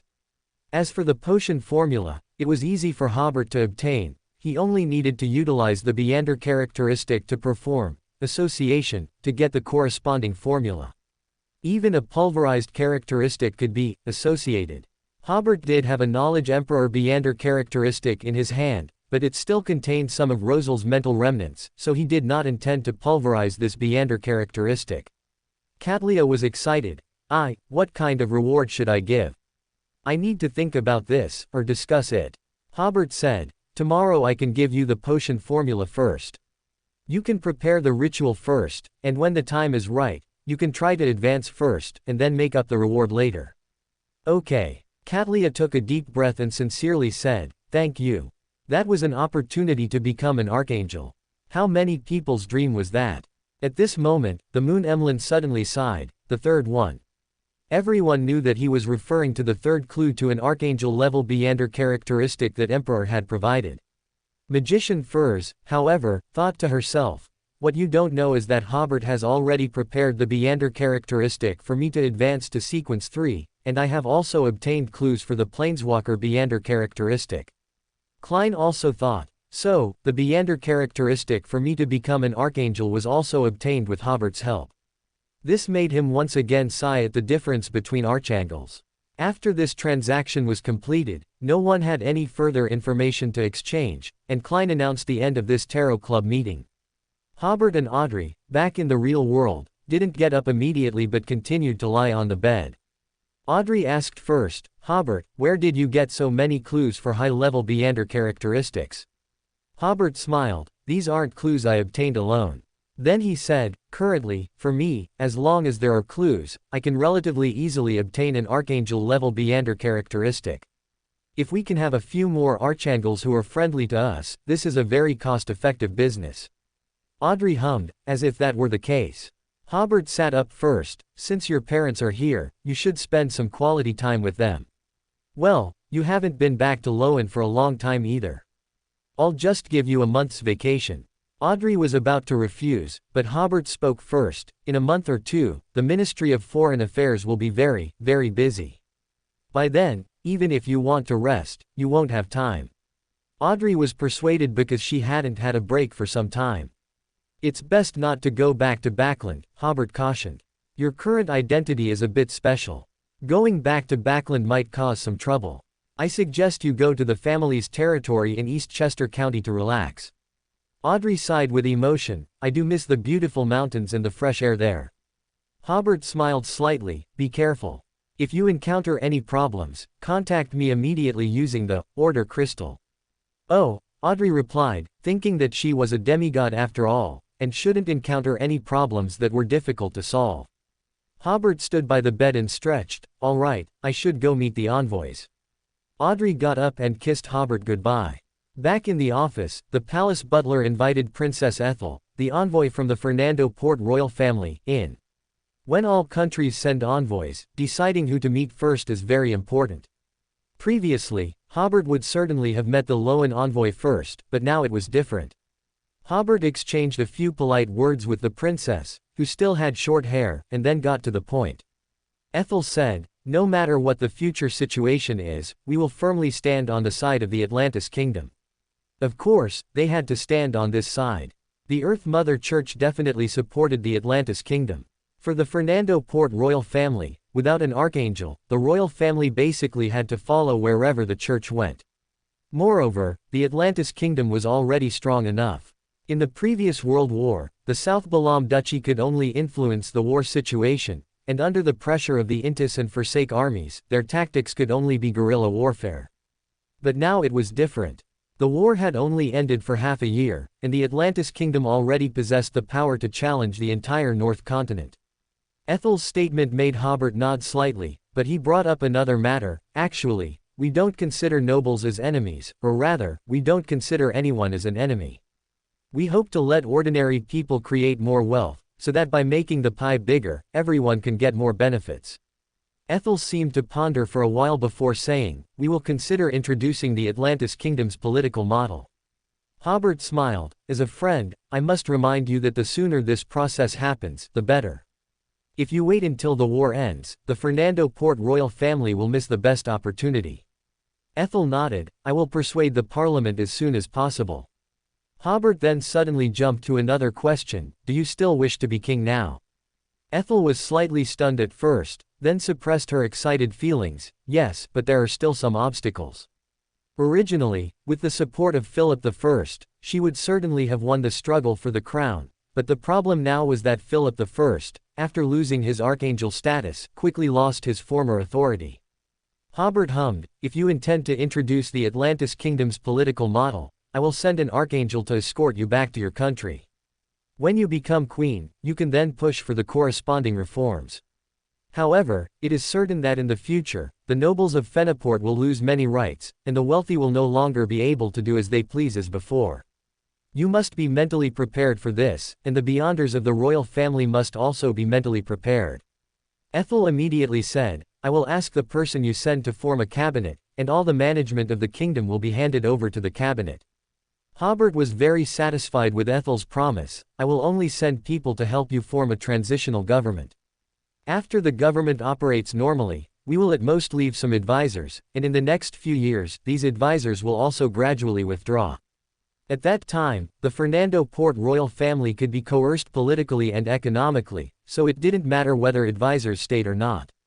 Ethel took a deep breath, sighing inwardly that she should have come here earlier. Then he asked, "Is the battle in the Balam Empire going smoothly? Do you need our support?" The North Continent countries had different views on this war. Some said that the Atlantis Kingdom had gained an advantage, while others said that the Atlantis Kingdom was trapped in the quagmire of war.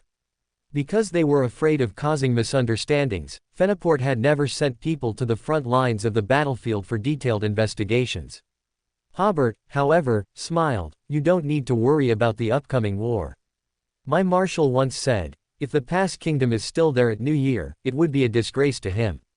Ethel's eyes narrowed, thinking of Medici, who had once pledged allegiance to the Creator. Hobert continued, "Your worries are only because the South Continent has long been on the periphery of the civilized world.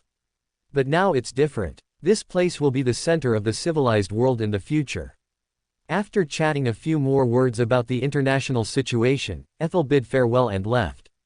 As she walked out, she suddenly recalled the scene from more than 2 years ago, when she invited Hobert to her villa as a guest and tried to win him over, hoping he would help her contend for the position of crown prince. And now, Hobert was already capable of directly putting her on the throne. After concluding the talks with the Fernando Port royal family envoy, Hobert then met with Princess Alice, the envoy from the Rune royal family. The two also chatted briefly, and Alice said somewhat helplessly, "Hobert, why did things develop to this point?" Hobert didn't say anything too official, just smiled, "Our disagreements are in all aspects, and I cannot ignore the hostility of LotM's high-level officials towards the Atlantis Kingdom." Alice took a deep breath, "Don't you have an explanation for the death of the Rune royal family's protector?" Hobert, however, said, "If a child carries a piece of gold through a busy market, it's very easy to be robbed. So, is this the child's fault?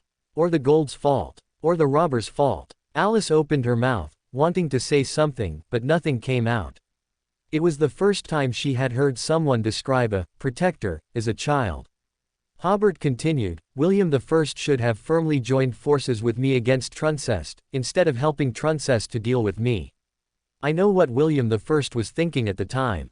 He thought that Truncest and I were bigger enemies, and if our territories were not far apart, we would definitely fight first. And I, in order not to let Truncest reclaim the Beander characteristic within William I, would definitely continue to ally with LotM and fight against Truncest together. This way, he could play both sides in the North Continent, watch us fight until we were exhausted, and then find an opportunity to seize some benefits. This is the political model LotM likes to utilize most in its colonies, and it's very annoying." Alice nodded, "I understand." Hobert said again, "The Iron Curtain has fallen. The future direction of the world can only be decided by war." The two didn't talk for too long, because Alice had clearly felt Hobert's attitude. There was no longer any possibility of mediation in the relationship between the two countries. Hobert's third meeting was with the Intis envoy. This envoy tentatively asked, "Can the Intis prisoners of war be released early?" According to the previous, Backland Treaty, Hobert would release more than 320,000 Intis prisoners of war within a year. Currently, about half a year has passed, and Hobert has only released less than 60,000 people. These prisoners of war greatly solved the problem of insufficient manpower in various places. They built houses and squares, and so far, they have basically built 2 small cities. And Intis currently wants these prisoners of war back just to expand its army. After all, these prisoners of war have undergone long periods of military training and have participated in wars, making them much stronger than newly recruited soldiers. So Hobert made a condition: if Intis could pay off the war reparations in advance, he would release the prisoners early. Intis's war reparations to the Atlantis Kingdom were valued at £1.5 billion, and only £300 million have been paid so far. Adding the war reparations from the Faesac Empire, the Atlantis Kingdom has only received about £600 million in reparations so far. Hobert used these reparations to build 3 large ocean shipyards, 2 airship assembly centers, 1 large artillery factory, and a portion was distributed to the families of martyrs as pensions. In the end, they did not achieve any constructive results. Intis did not pay the reparations in advance, and the Atlantis Kingdom did not intend to release the prisoners early. The subsequent meetings were uneventful, and everyone clearly felt Hobert's strong hostility.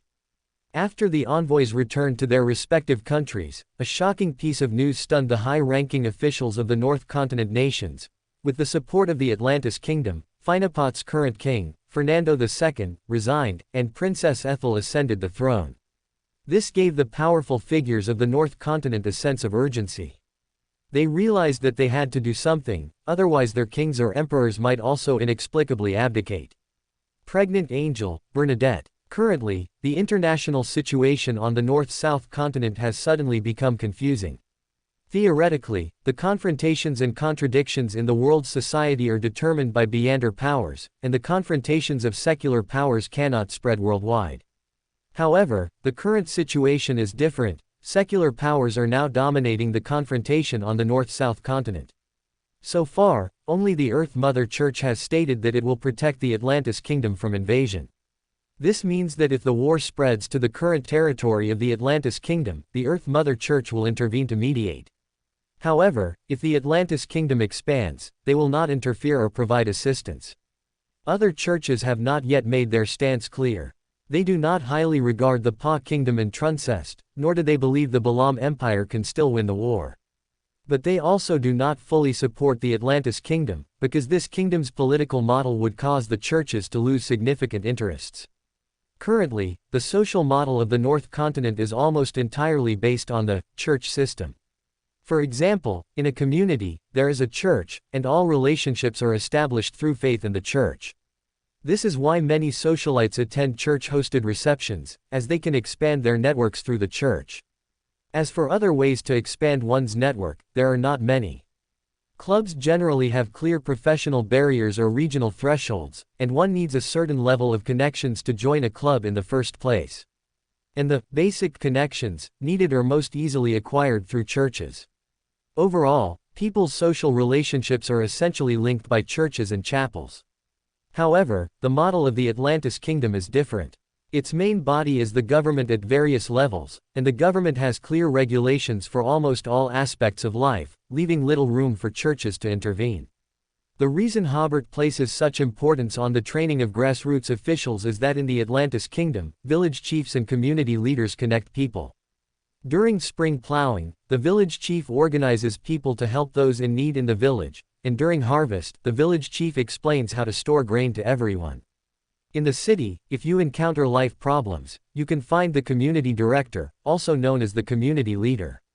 Some problems are solved within the community, while others are broken down by the community leader and referred to relevant departments for resolution. When villagers and citizens encounter difficulties, they first approach grassroots officials, because if the grassroots cannot solve them, there are still the town government, county government, and even city or state governments, which have abundant administrative resources to help solve problems. This efficiency is higher than that of churches, so people gradually stop going to churches to solve problems, only seeking spiritual solace there. Secondly, economically, they do not rely on churches. In the North Continent, churches hold many assets, providing numerous employment opportunities and forming an important part of the local economy. However, in the Atlantis Kingdom, all land is state-owned, and employment opportunities are created by various state-owned or private companies, so churches play little role in the local economy. Then churches and the church will inevitably be marginalized. This is the main reason why the church has concerns about the Atlantis Kingdom. Even the Earth Mother Church and the Atlantis Kingdom have certain disagreements on the issue of the Inquisition. So the current situation is roughly this. If Hobert encounters danger, Earth Mother and Evernight Goddess will not stand idly by, but if Hobert launches an external war, the Church will not oppose due to pressure from the deities but will also not support it. This gives the impression that the Orthodox churches are unwilling to participate in the struggle over this social model in secular society. Therefore, the confrontation in terms of Beander powers has essentially become a confrontation of Beander powers between various governments, and the Church's Beander powers have provided no support to any side. This is actually beneficial for Hobert, because if there were no deities, the Church would definitely side with the North Continent, but with deities present, the Church would choose to remain neutral. Therefore, for the countries of the North Continent, protecting the Pa Kingdom is extremely important. It is their bridgehead, the last line of defense to limit the rise of the Atlantis Kingdom. Especially after the event of King Feniport's abdication, they could not wait a moment longer and all did their best to aid the Pa Kingdom. To make the aid more efficient, the Loan Kingdom even intended to contribute teleportation array technology, but awkwardly, they could not provide teleportation capability for the array. A teleportation array consists of two key parts. One is the arrangement of various diamonds into an array, and the other is the need for a power to activate the teleportation array, and this power must possess Beander abilities related to space. For example, for the Atlantis Kingdom's teleportation array, Hobert used an Beander characteristic of a secret sorcerer as the power basis, and the authority of the country of disorder as the grade, to grant the teleportation array the ability to teleport. The reason Hobert could achieve this is because the lawyer ability has strong adaptability, and the authority of the country of disorder is very high, allowing him to construct a teleportation array using only a secret sorcerer level characteristic. But after the North Continent countries fell out with the Atlantis Kingdom, it's different. Currently, only the Fursak Empire still has an archangel, but his ability has nothing to do with spatial abilities, so he cannot provide power for the teleportation array at all. Just as the antagonism between the North-South continent was so severe that war could break out at any moment, Hobert added fuel to the fire again by setting up a Pa Kingdom countdown in the Atlantis Daily. He believed that this kingdom could exist for at most 4 more months, and from that day on, the front page headline every day would feature the phrase, X days left until the demise of the Pa Kingdom. This made the countries of the North Continent even more anxious, and their aid to the Pa Kingdom gradually expanded from initial supplies to include personnel. On the Fog Sea. After entering the sea area without safe passages, Queen Mystic Bernadette seemed to lose her sense of time. If not for the precise wall clock still hanging in her captain's cabin, she would surely have forgotten how many days she had been in this dangerous zone. Strong winds and heavy rain made the ship soar high at times and drift sideways at others, as if experiencing an apocalypse. Bernadette watched calmly, waiting patiently. Finally, the storm suddenly subsided, and the outline of an island appeared in the distance. Although Bernadette could not yet confirm that this was the primeval island her father had once visited, her intuition as a master of prophecy told her that this was very likely the place she was searching for. As the coastline gradually came into view, Bernadette saw one gigantic dark green tree after another on the island. The sheer size of these trees alone gave a tremendous sense of impact and oppression. Bernadette reached out and glanced at the order crystal Hobert had given her in her palm. She took a deep breath and infused her spirituality into the order crystal. Still a bit uneasy, she prayed to the Creator before ordering the dawn to stop in the offshore waters, not to approach the shore. She cautiously entered the spirit world and landed on the edge of the small island. Bernadette did not rush to explore deeper. Cautiously, she took out an illusory hat and put it on her head. Her figure then disappeared, hiding all traces. After walking just a few steps along a clearly open path, Hobert, dressed in knight's attire, suddenly appeared beside her. Bernadette was slightly startled. She could feel that Hobert did not come from the spirit world. It was as if he had been there all along. Because this was Hobert's doppelganger. To prevent Rosal from influencing his own Beander characteristic and uniqueness, Hobert's main body was hidden in the country of disorder, only using a doppelganger to interact with Bernadette. This is a unique ability of Hobert, because even a Black Emperor can only hide more covertly in the shadows, never achieving the same level of safety as the main body in the country of disorder. Hobert looked around, finally settling his gaze on Bernadette's location. Your invisibility ability is quite good, isn't it? Furthermore, he is now a true king of angels. Unless directly facing the mother goddess of depravity, he will not be affected by the pollution of the old ones, which is why he dared to appear so openly here. Bernadette was about to say something, but Hobert spoke first. Only you can hear my voice and see my existence here. He said, keep walking forward. I'll be right behind you. As he spoke, Hobert's doppelganger distorted his state, changing himself from a state of being to non-being. From Bernadette's perspective, Hobert suddenly disappeared, and she couldn't feel his presence at all. Yet, she was very aware that Hobert was actually right beside her. Hobert intended to observe the state of this island, so he did not immediately utilize his abilities to search for Rosal's mausoleum. With Hobert as backup, Bernadette felt much more at ease. She took a deep breath and continued forward, entering the forest composed of gigantic trees. Soon, she realized how incredibly quiet it was.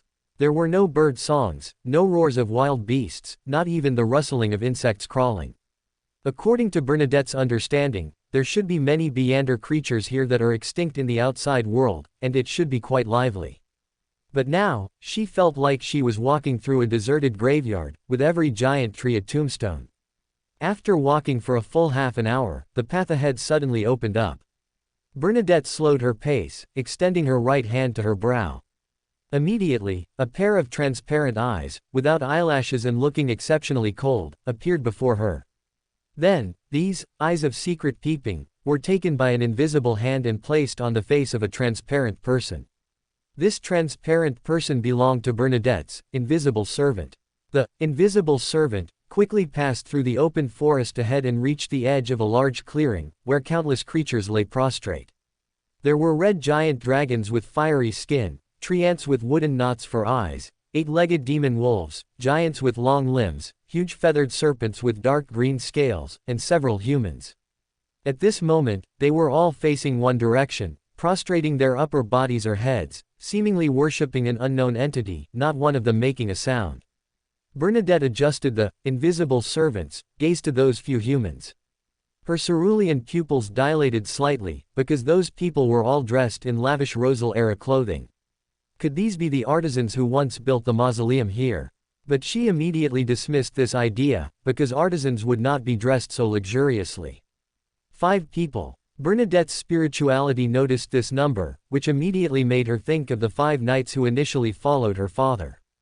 At this moment, those creatures all stood up simultaneously, and the entire primeval forest seemed to come alive at once. Seizing this opportunity, Bernadette clearly saw the appearances of those 5 people. Green, that's Green who died on this island. I've only seen him in the paintings my father left behind. That's Uncle William, I remember what he looked like, he once taught me swordsmanship. And Uncle Perry. Upon identifying the 4th person, Bernadette's usually calm face showed an undisguised astonishment. That person was Edwards. In Bernadette's memory, this knight lived until her father's demise, then his family moved to Lindbergh, and he certainly did not die on this primeval island. According to the information she received from Iceberg Vice Admiral, Edwards lived to be nearly 100 years old, passed away peacefully, and was buried in a cemetery in the suburbs of Lindbergh. Bernadette realized something was wrong here. Uncle Edwards had also returned to this island. Had he not been polluted? Then she realized, Father said he had already solved the pollution of this island, but why did such an anomaly still occur? Because of Bernadette's contemplation, the eye of secrecy, on the face of the invisible servant, had been staring at the human who seemed to be Edwards. Suddenly, the human who seemed to be Edwards turned his head. His face was old, his hair was completely white, and he was looking at the location of the invisible servant, with indifferent, wooden eyes. At this moment, Bernadette was about to directly make the eye of secrecy disperse and let the invisible servant return to the spirit world. Suddenly, the human who seemed to be Edwards withdrew his dull gaze. "It can't find your invisible servant." Hobert's voice suddenly came from behind Bernadette. "This island also can't find the invisible servant." Bernadette first breathed a sigh of relief, then asked, "I know that person, he is my father's subordinate. He was clearly buried in Lindbergh, but why is he here?" It was as if the surrounding air emitted Hobert's voice. He was polluted, and after death, he would return here.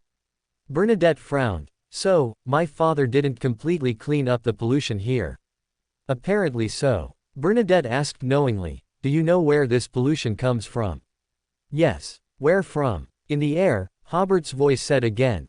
"I can only tell you after you become an angel." Bernadette nodded. She knew that those were pieces of information that could affect one just by knowing them. The two stopped talking. After a while, Bernadette carefully manipulated the invisible servant to enter the open space where the creatures had just worshipped. In the direction they had worshipped before, there was a giant stone, on which a simple shrine made of dark redwood was placed. The invisible servant continued to approach cautiously. This action was actually a bit dangerous, but Hobert did not stop it, which meant the danger level was within an acceptable range. Coming closer to the giant stone, the invisible servant found that the shrine was empty, with no idol, nor any emblem composed of symbolic characters or other items. Bernadette frowned. What the creatures on this island were worshipping seemed to be something that didn't exist. She couldn't predict anything from it, so she had to withdraw her gaze and command the invisible servant to continue exploring forward. Because the invisible servant couldn't get too far from Bernadette, she, wearing an invisibility hat, quietly followed behind, passing through the area where all the creatures of the island had gathered before, neither fast nor slow. The invisible servant, in front re-entered the forest and soon noticed pale skeletons placed between the trees along the roadside. Some belonged to giant dragons, some came from bird-like creatures, some had 8 legs, and some were themselves strange giant trees. Bernadette felt as if she had come to a graveyard, and a scene emerged in her mind. Those Beander creatures gave birth to offspring before dying, passing their Beander characteristic to them, while they themselves struggled from all directions to this area of the primeval forest, looking for an unoccupied place, dying quietly facing a certain direction, gradually decaying, and finally turning into white bones. As a master of prophecy, Bernadette fully believed that the images in her mind were real events. What was the significance of this place to them? Moreover, Green, William, and others who had long since passed away seemed to be still alive in some state. It made no sense for Beander or mutated creatures that suffered more pollution to completely die. Continuing forward, the invisible servant saw a black stone pillar. It was as thick as 5 or 6 people embracing it, 30 to 40 meters high, suddenly appearing in the forest, giving a sense of vicissitude and desolation. It was as if a prosperous civilization had once appeared here, then the civilization withered, leaving only this stone pillar and the corpses beside it. Bernadette used the invisible servant to observe carefully for a while, and she could be sure that this stone pillar did not possess Beander characteristics, nor did it have any mysterious qualities. It seemed to be just a casually erected symbol.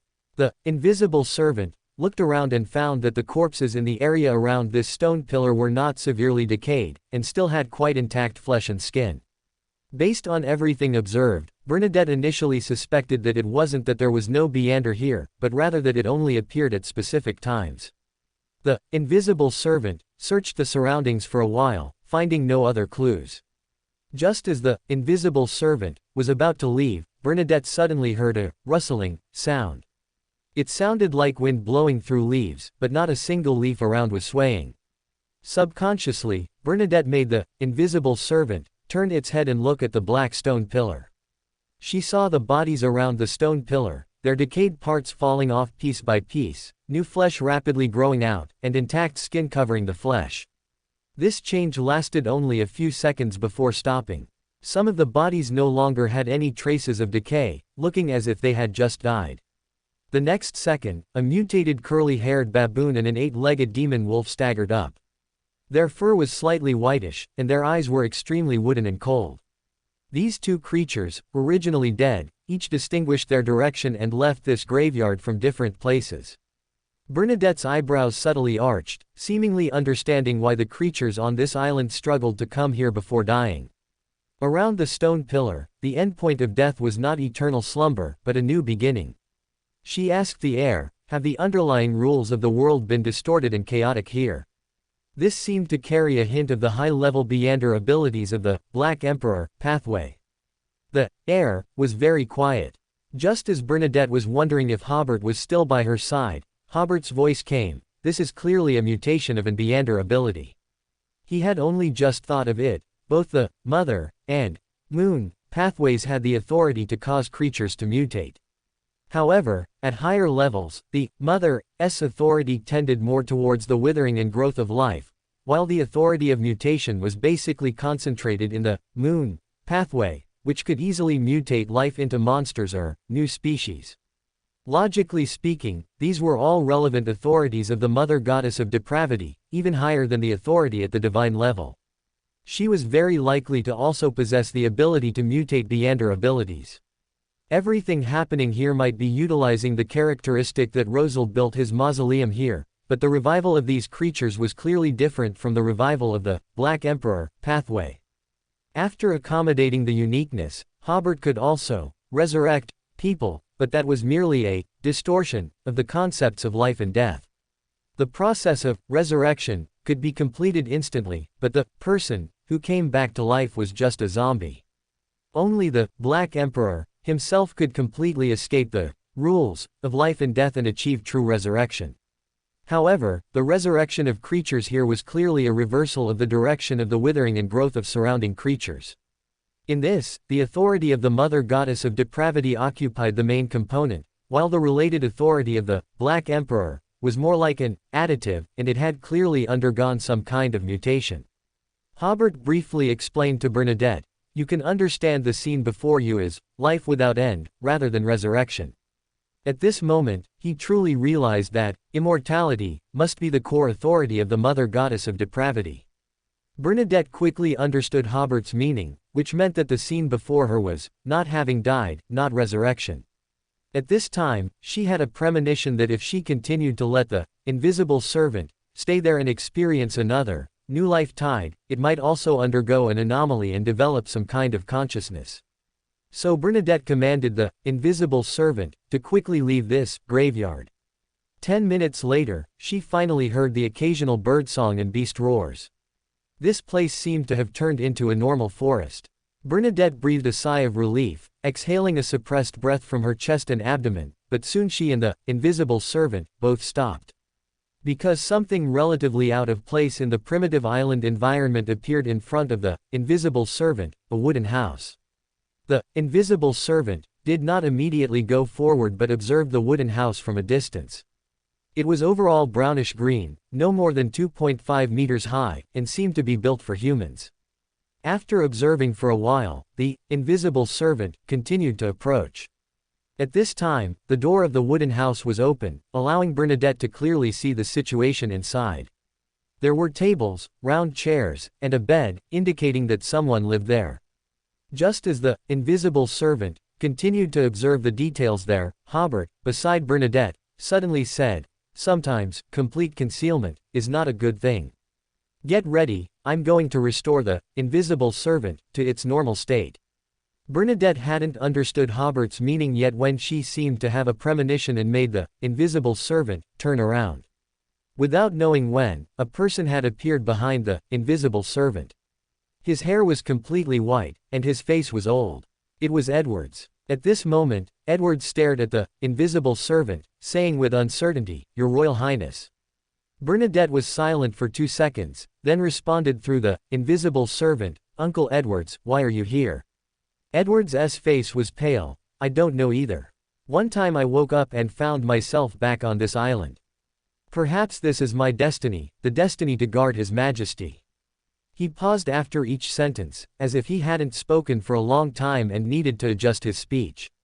Without waiting for Bernadette to ask, this knight, famous over 100 years ago, added, His Majesty's mausoleum is nearby. I have been guarding this place, waiting for his resurrection. But, so many years have passed, and there has been no sign of resurrection from the mausoleum. Bernadette made the invisible servant look around and then asked, "This wooden house is where you live?" "Yes. I built this house using the surrounding trees." Bernadette asked again, "Uncle William and the others aren't with you?" Edward's cold eyes moved slightly. "They were already polluted a long time ago, and they are dead. Now, although they are alive again, they are more like monsters than their original selves. Your Royal Highness, you must guard against them, avoid them.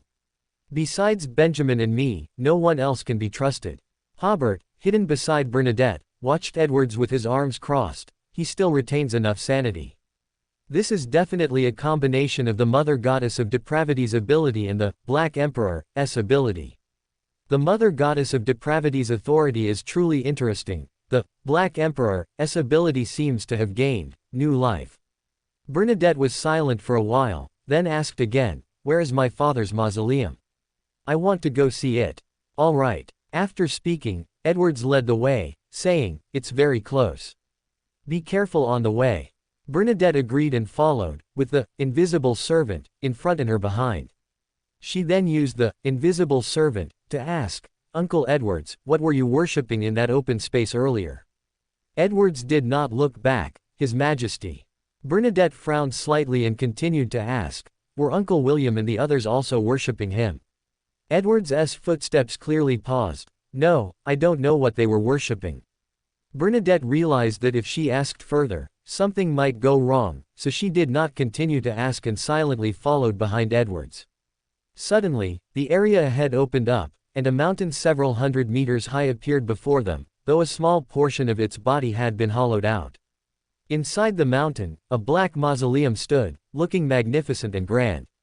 Most of this mausoleum belonged to the mountain itself, only a small part showed signs of artificial construction and polishing.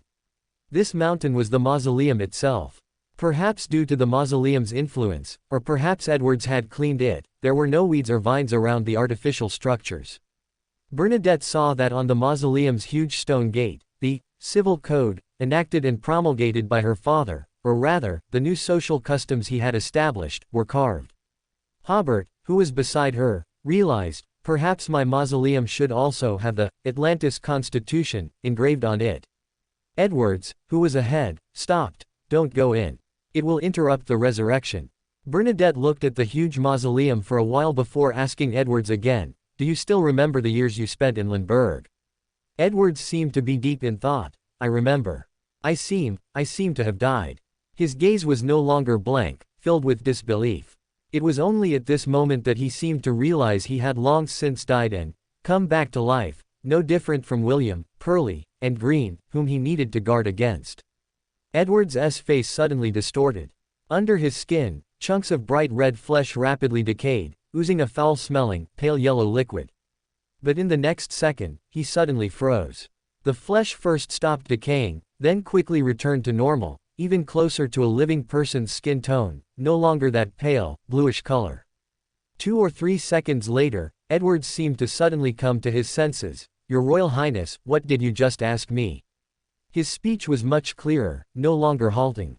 Just as Bernadette was about to say something, Edwards said again, "Yes, Your Royal Highness, I will leave now. Please rest here quietly. But be careful, and do not try to enter the mausoleum." Bernadette realized that Hobert had made a move. After Edwards walked away, she whispered, "Thank you. This method of handling it was the best." Although Edwards's state was clearly not very normal, he would not harm others on this island. It was fine for him to be abnormal. Meanwhile, Hobert, who was in the air, realized that after accommodating the uniqueness within the initial barrier, he could not only defeat uncertain mist but also that the power projected onto Earth by other outer deities was no match for him. Bernadette looked at the mausoleum in the direction of the mountain again, and after quietly observing it for a while, she said, "I need your help." Hobert's voice came from the air. "What kind of help?" "I need to make a prophecy, but my power is insufficient." The next second, Hobert said, "All right, make your prophecy." Bernadette immediately felt her spirituality surge, and her spirit body became stronger than ever before. When destroying George III's ascension to godhood, Bernadette had experienced the power of the Knowledge Emperor level. She immediately felt that her current power had surpassed Sequence 2 and was closer to Sequence 1. Bernadette took a deep breath to steady herself and once again stared at the two massive stone gates within the mountain. Silently, she saw a scene. The majestic black mausoleum visibly shook, and the heavy, tall stone gates opened. Then, a huge, pitch-black arm stretched out from the stone gates. The arm's size was similar to the trees on the island, and from its color and state, it looked more like a thin layer of shadow filled with flesh, appearing extremely bizarre. It supported itself on the ground with its elbow, moving forward with difficulty, as if trying to pull out the subsequent, more massive and terrifying parts. Rumble. The entire island shook. Bernadette could no longer bear it and closed her eyes, as if she had suffered some mental damage. The next second, all her negative states were granted by Hobert to a large tree in the distance. Boom! The dozens of meters tall tree exploded with a roar and quickly toppled. Hobert's voice rang out in the air, as our conjecture suggests, your father's resurrection will be a disaster. Bernadette was silent for a moment before saying, this might just be some kind of symbolic meaning. She did not continue, because no matter how it was interpreted, it was not a very good symbolic meaning. Do you have any solutions? It depends on your father's specific situation. Hobert said, our plan is to maintain the status quo if there is no danger. If there is danger, we will temporarily seal your father, and then come to rescue him after the Creator and the respected fool have further recovered their power. To avoid misunderstandings and disagreements with Bernadette, Hobert stated his true thoughts. Bernadette was somewhat puzzled. Does fool also care about this matter? Just then, Bernadette's spirituality seemed to sense something, and she looked up at the sky. She suddenly had an indescribable feeling, and the entire island also underwent subtle changes. Hobert also looked at the sky. For the first time, he truly felt how strong the initial barrier was. In outer space, the mother goddess of depravity was trying hard to gaze here, but the power that could be projected in was minuscule. The mother goddess of depravity had been operating this island for a very, very long time to achieve such an effect. Without these operations, even the gaze of an old one would only make ordinary people feel uneasy. At this moment, Bernadette's invisibility disappeared, and at the same time, her chestnut hair grew visibly, quickly falling from her shoulder blades to her waist. Bernadette was not surprised or flustered. Instead, following the instincts of a prophecy master, and her long accumulated experience, she took a few steps forward into the open area where the Black Emperor mausoleum was located. At the same time, she sent the invisible servant back to the spirit world. Bernadette's hair stopped growing, but she looked at her abdomen with considerable surprise. She could sense that a fetus had appeared within her. The fetus was growing rapidly, seemingly mature in no time, ready to drain all of its mother's nutrition and spirituality and tear through her abdomen to emerge. Bernadette's spirituality sensed that the fetus's status seemed very high, beyond her ability to handle. So she asked, what should I do? Hobert observed Bernadette's abdomen and casually said, I must state that this child is not mine. Bernadette looked somewhat helplessly in the direction of the voice. Hobert smiled and said, bear with it, I'll be a gynecologist for once. He first severed the fetus's association with the sky and the island, and the fetus's growth immediately stopped. Then he altered the baby's state, changing it from the size of a watermelon to the size of a grape. Bernadette immediately felt a dull ache in her abdomen, as if she had lost something very important. Finally, Hobert slowly grabbed with his hand, distorting the fetus out of Bernadette's abdomen, then quickly squeezed and burst this grape-sized piece of flesh. Where the flesh scattered, the stones and soil on the ground rapidly mutated, turning into a group of oddly shaped monster babies. Each of them opened its mouth, but before they could cry, Hobert altered their state again, turning them into ordinary stones and ordinary soil.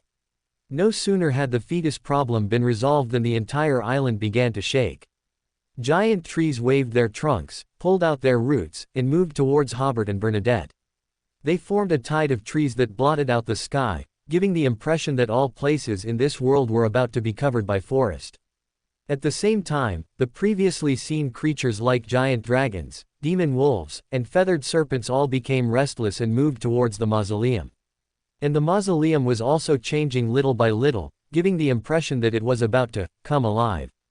Hobert said without any urgency or anxiety in his tone, we were used by the mother goddess of depravity to become the catalyst for your father's resurrection. More precisely, it was because his appearance broke a certain balance. After all, the Black Emperor's uniqueness was now within him.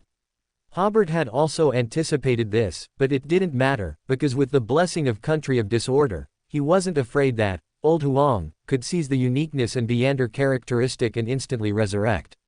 Instead, he could observe more clearly the extent to which Old Huang was affected by the mother goddess of depravity. Bernadette recalled the prophecy from earlier, then looked at the mausoleum, saying with determination, "I want to go inside and see." Hobert agreed, and the next moment, the two had already appeared inside the pitch-black mausoleum. It seemed unaffected here, with no shaking, and no sound of all the creatures on the island outside converging towards it. Both individuals were of a very high sequence, and could see everything inside the mausoleum without the need for light. It was empty inside, with nothing but pitch-black walls and a central platform. On the platform, there was a chair that looked like it was made for a giant. It was entirely cast from black iron, with complex and distorted strange patterns engraved on its surface. Hobert thought to himself, this chair doesn't look as exquisite as mine. Just then, Hobert felt a surge of surging vitality rushing towards them. He waved his hand, and the space in front of the two fell into chaos. This surging vitality rushed towards the surrounding walls and the platform in front of them, eventually turning into nothingness. Bernadette breathed a sigh of relief. Her spiritual perception told her that if Hobert hadn't helped block the vitality just now, it would have been very dangerous for her. "We need to get closer to that chair," Hobert said, as he ascended the steps leading to the top of the platform.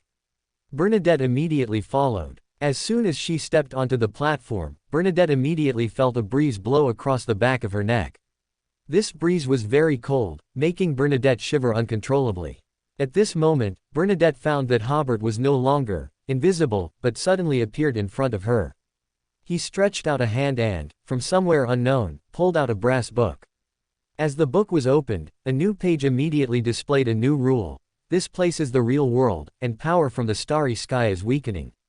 Then, a second line of mercury-colored text appeared. Hobert Jeffrey is a special existence. The uniqueness and Beander characteristic within him will not be affected by any existence.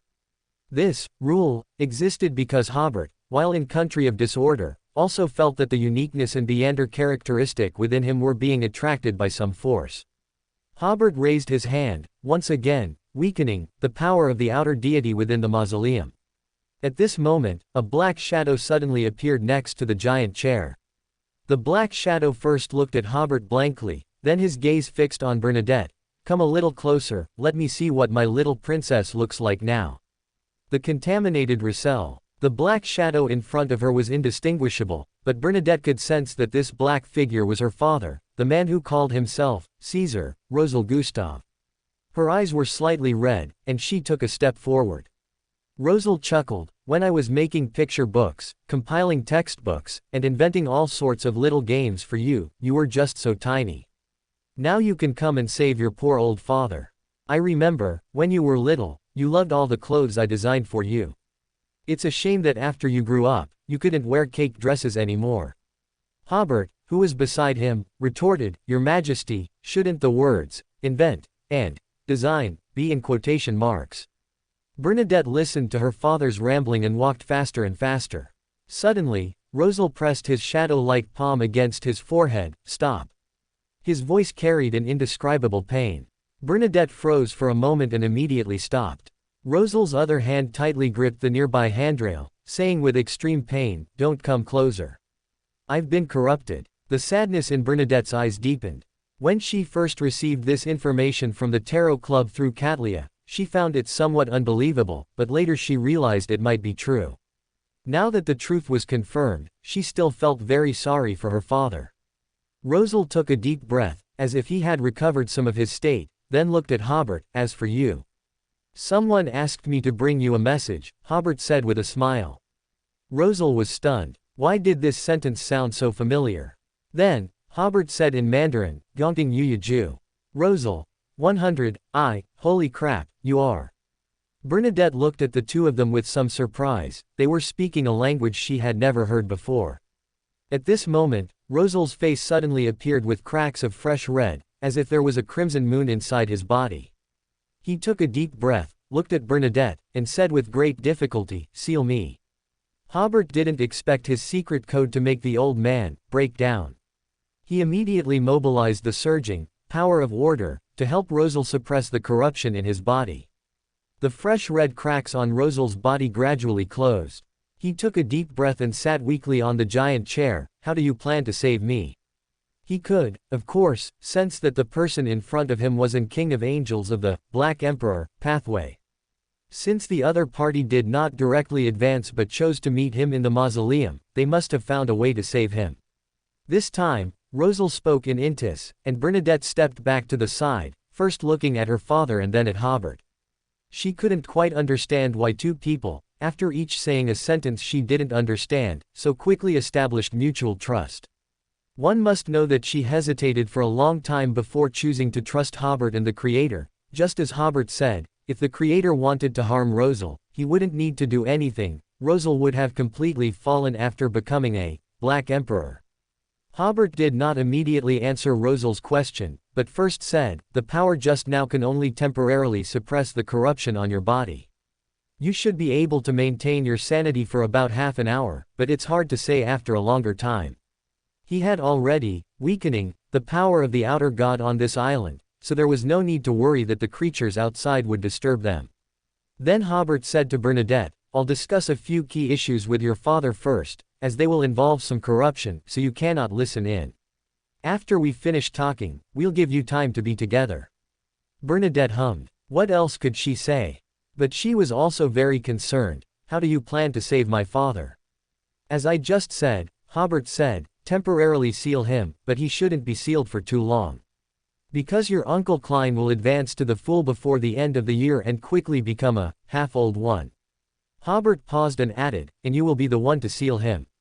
Bernadette opened her mouth, but then she seemed to understand something and nodded, indicating that she had no more questions. The ability of a prophet made her foresee that this was the opportunity for advancement. She smiled sadly, lamenting the tricks of fate. Hobert, Alter, Bernadette's hearing and sight, and Rosal on the chair breathed a sigh of relief. "When you said that code word just now, I suddenly felt like an old father's secret had been discovered by his daughter." Hobert smiled. Their subsequent conversation, even if it didn't involve some polluting issues like the old ones, wasn't really suitable for Bernadette to hear. Rosal then asked, "Do you know the truth of the apocalypse?" Hobert nodded in response, "I do." The Emperor continued to ask, "Do you know this is Earth?" "Yes." Hearing this, Rosal chuckled self-deprecatingly, "You knew so early. I only dared to finally confirm it when I went to the moon and saw the true appearance of this planet from above." At this point, he sighed and added, "The moon is extremely strange. I clearly felt terror, yet I didn't even think about whether I was corrupted. After returning, I became more and more radical, more and more extreme. However, I occasionally gained some clarity from the perspectives of those around me, but I didn't dare to write a diary in that state, fearing that I would leak secrets and lose my last chance. I finally decided to utilize my previous preparations to switch to the Black Emperor pathway, not only because with the apocalypse approaching, only Sequence 0 could possibly protect the people I wanted to protect, but also because the Black Emperor's resurrection miracle gave me hope of getting rid of the corruption. But the terror of the old ones exceeded my imagination, and accompanying my resurrection was the renewed corruption. Speaking of this, Rosal paused and asked, "By the way, why did you choose the Black Emperor pathway? How exactly do you plan to save me?" "I can only choose this pathway." Hobert briefly described his family's curse. After listening, Rosal snorted, "These old schemers are always very difficult to kill, but Solomon was completely killed by me." Hobert then said, "As for the specific plan to save you, we need to ask another, fellow countryman, for help." "Fellow countryman," Rosal suddenly stood up from the chair, there's another one. Our transmigrators is worthless as cabbages these days." Hobert put away the rules brass book and explained with a smile, "Our transmigration is all due to the same existence from ancient times. I will explain this to you later. Let me first talk about the plan to rescue you. I still have a few questions to ask you later." Rosal hummed and sat back down in the chair. Hobert continued, our fellow countryman, is a Beander of the seer pathway. In the near future, he will possess the authority of grafting and fooling, and at the same time, he also has the ability to summon historical projections. And before that, I had already taken a risk during a past divine war to seize the knowledge emperor characteristic that had separated from your body from the god of steam and machinery. Wait a moment, Rosal interrupted, the god of steam and machinery had a divine war with someone else. Yes, it was a divine war in which all 6 gods participated, and the god of war fell as a result. Because time was limited, Hobert only briefly said, I guessed your current state from your diary, so I had been thinking about how to save you for a long time in advance and actively searching for the Beander characteristic that had separated from your body. Rosal's shadow-like face showed no expression. He paused for about 2 seconds before saying, thank you for thinking I could still be rescued. He was very clear about how high the level of corruption he had suffered was. In fact, Hobert could have completely pretended not to know of his existence and then simply advanced. Then Rosal asked, how much of my diary have you read? The phrase, the taste of a witch is really good, suddenly appeared in Hobert's mind, but he truthfully said, not much. More precisely, not many diaries seen after coming to this world. Rosal was silent for a few seconds before saying, all right, I'll take it that you really only read a few pages. Then he returned to the main topic. Are you planning to utilize the ability of that fellow countryman to graft the current me with that Beander characteristic, and utilize my past projection as the knowledge emperor to fool history and reality, transforming from the Black Emperor who is resurrecting into the knowledge emperor? Hobert nodded, yes, this way I can successfully advance to Black Emperor, and you can regain new life, sounds more like a curse, you can also gain a new life. Is there a problem you overlooked? Rosal asked, at that time, Primordial Moon will definitely obstruct your plan. How do you plan to stop her? You should know that her power on Earth might be very limited, but her Beander characteristic is very high. Hobert had already planned, leave this to me. After accommodating the uniqueness, the order clock could temporarily suppress the corruption of the old ones. Then he added, however, the corruption in your body cannot be completely removed, it can only be suppressed to a controllable range. Theoretically, as long as you don't continue to advance or encounter new corruption, you should be able to basically control your state. At that time, I will utilize a sealed artifact to help you suppress the corruption, and you will be able to return to the real world completely, but you must be careful not to contaminate others. This is already very good, Rosal described, it's like a paralyzed patient who, after treatment, can finally get out of bed and walk. That analogy is quite down to earth, Hobert said, alright, time is limited, I need to ask you a few questions. Speak. I received some intelligence. Hobert's expression became serious. After advancing to Black Emperor, Lord of the Mysteries will awaken to a certain extent. Rosal sighed, your preparations are more meticulous than mine were at the time. By the time I knew this, I couldn't do anything to prevent it anymore. Hobert couldn't help but frown. This problem is now the biggest problem in the advancement. Given the special connection between Hobert and Celestial Worthy, he suspected that when he advanced, Celestial Worthy would not merely, initially awaken. However, this problem is not difficult to solve. To Hobert's surprise, Rosal then added, you just need to have the sealed artifact, Jinn, by your side when you advance. Hobert was stunned. Can Jinn block Lord of the Mysteries? Wasn't he sealed by Lord of the Mysteries? It is precisely because he was sealed by Lord of the Mysteries that he can stop him, Rosal explained, this is a characteristic of the Black Emperor pathway. Hobert immediately understood, it's using Celestial Worthy's seal to interfere with Celestial Worthy's arrangements. Then he thought, in this world, Jinn is the one most unwilling to see Celestial Worthy's plan succeed, because as long as Celestial Worthy awakens in a Black Emperor, or Justiciar, it will easily become the corresponding Old One, and then Jinn will lose everything. Hobert understood again. No wonder Truncest never mentioned the issue of the Celestial Worthy when he was promoted to Justiciar. He had thought that the 6 gods had helped him solve this problem, but now it seems that he might have obtained the Jinn at that time. Perhaps that was one of the spoils of killing Solomon. As for Solomon, with the help of True Creator, there should not have been much of a problem when he was promoted, and he also obtained the Jinn. Finally, the Jinn fell into Rosal's hands. This is certainly not a coincidence, and it is even possible that the jinn is actively disrupting the plan of the celestial worthy. Now Hobert's only concern is that his situation is quite special, and it is uncertain whether the jinn can help him. At this time, Rosal said again, as for the jinn's reward, it must be to help it escape after you become a god, but I don't know its specific purpose because it doesn't seem to be in a hurry to escape. When I traded with it, I deliberately did not promise to help it escape at a specific time, and it didn't care. Hobert asked, how exactly does it do this operation? To be honest, I have some doubts about its ability. Rosal revealed everything. I learned about this from Uncertain Mist. Hobert was startled. You even contacted Uncertain Mist. It was after I became Black Emperor that he took the initiative to contact me. Rosal said, the specific theory should be similar to the law of mutual attraction between adjacent sequences. After my promotion, I had a few minutes to establish contact with him. It's just that my mind wasn't very clear at the time, so I only talked to him for a few sentences. Hobert slowly nodded, recalling that when he was promoted to Sequence 1, Tamara and Truncest could all sense it. When one is promoted to a true god, it should attract higher-level existences to observe. The power he can project onto Earth is very weak and difficult to cause pollution, so you can talk to him with confidence. Rosal continued, he told me at the time not to be deceived by the jinn and gave me a complex descent ritual. He hoped to descend to Earth to deal with the jinn. My idea is that their words are not credible, but we can utilize their mutual attacks to obtain some information. For example, I got a seemingly very reliable piece of information from Uncertain Mist. The jinn is in a sealed state most of the time and appears to be completely non-aggressive, but at a specific moment, it can display power beyond that of a god.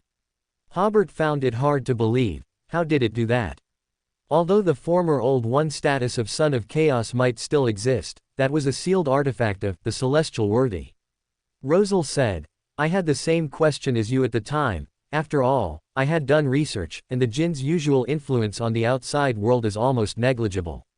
Moreover, he is sealed by an angel-level Beander characteristic. Speaking of this, he spread his hands. This is the first time I've encountered such a luxurious sealed artifact. However, Uncertain Mist told me that there are still very powerful Beander characteristics within the jinn, and these Beander characteristics, even Lord of the Mysteries, cannot tear them off its body. Hobert suddenly thought of a sentence the Dark Angel said when he communicated with him earlier. Son of Chaos is a life directly nurtured by the original, even closer to the original than Mother Goddess of Depravity. At that time, Hobert didn't pay much attention to this sentence, but now more than one piece of evidence proves that although Son of Chaos is not a pillar, he is a very special Old One. In that case, how many Beander characteristics did the original Son of Chaos have? There are only two on Earth, Black Emperor, and Justiciar, and Uncertain Mist seems to have some, and Son of Chaos still has characteristics. I believe this information is basically accurate. Rosal said, otherwise, there would be no need to utilize an angel-level Beander characteristic to seal the jinn. Hobert slowly nodded, expressing his agreement with Rosal's conclusion. Given the celestial worthies' strength at the time, if Son of Chaos had no Sephira and no Beander characteristic, he could simply utilize the gray mist of Sephira Castle to seal this guy somewhere, and he would never be able to escape. However, the celestial worthy took a miracle invoker Beander characteristic from himself for the sealed artifact, which shows how much he valued Son of Chaos even after Uncertain Mist had been torn out. However, this was good news for Hobert. Although his situation was quite special, the jinn should also be able to help him solve the problem. Thinking of this, Hobert asked again, do you have any other instructions regarding Black Emperor? This sequence seems a bit special. Rosal, sitting on the iron chair, deliberated, I don't know if Justiciar is like this, but as for Black Emperor, before becoming a god, outer gods had almost no influence on Beyonders of this sequence. But after becoming a god, whether it's the jinn or Uncertain Mist, it's very easy for them to influence or observe you. Because I was already contaminated, their influence and observation had no effect on me.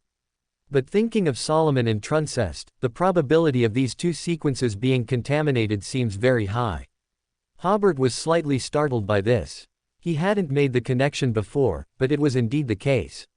Rosal's situation was somewhat special and not to be discussed for now, but Solomon and Truncest, every single one of them, were contaminated or affected by some kind of influence. Some of Solomon's past behaviors were very strange, suspected to be influenced by uncertain mist or the jinn. Truncest was completely contaminated by uncertain mist and even tried to destroy the jinn. Although they may have had their own purposes, the fact that they were all influenced by outer gods is an undeniable truth. Relatively speaking, the other four Beander characteristics that just came from the starry sky seemed very dangerous, but there still seemed to be room for mitigation. Currently, demon monarch Farbati is still fighting Mother Tree of Desire. Lilith suffered contamination in the moon sequence, but after transferring to the mother sequence, the contamination was basically suppressed. Only Black Emperor and Justiciar seemed to be able to be linked to the jinn and uncertain mist. Thinking of this, Hobert took a deep breath before saying, "Thank you for your answer, I have no more questions." Rosal smiled. "Friend, your arrival has given me great hope. I hope you and that fellow countryman can work hard and get me out quickly. To be honest, the feeling of being contaminated by an old one is really torturous." This was his most helpless side. He had never shown his weakness in front of others before. Hobert said seriously, "We will do it as soon as possible." Rosal took a deep breath and said again, "The one you were holding just now should be the uniqueness of the Justiciar sequence, right? It seems you are already preparing to become an old one. That must be a very difficult road. If you're tired, take a short rest. To hell with the end of the world, people from our place have too strong a sense of responsibility. It's okay to be a little selfish." Hobert sighed with a wry smile. "I'll keep that in mind." Rosal paused, got up from the chair, and approached Hobert a few steps, lowering his voice to ask, "Is Bernadette married?" "No. Does she have a boyfriend?" "As far as I know, it seems not." Rosal looked Hobert up and down. "You don't have vampire blood, do you?" "Ah, a little." Rosal grunted and asked again, "How did you meet Bernadette?" "I understand what you mean," Hobert said, finding it both funny and frustrating. "I already have 2 wives, and I love them very much." That's good, that's good." Rosal seemed much relieved, but then he became wary again. 2 wives. Hobert raised his hand and pinched his forehead. We are of the same generation, so theoretically Bernadette should call me uncle." "Ha ha." Rosal laughed twice. "You're right." Saying this, he slowly returned to his seat. "Yes, she should call you uncle. The rest of the time is for you two, father and daughter." With that, Hobert lifted the altar he had placed on Bernadette. "I'll wait outside for you. If you need my assistance with the sealed artifact later, contact me with the order crystal." Bernadette grunted. Hobert didn't eavesdrop on the father and daughter's conversation.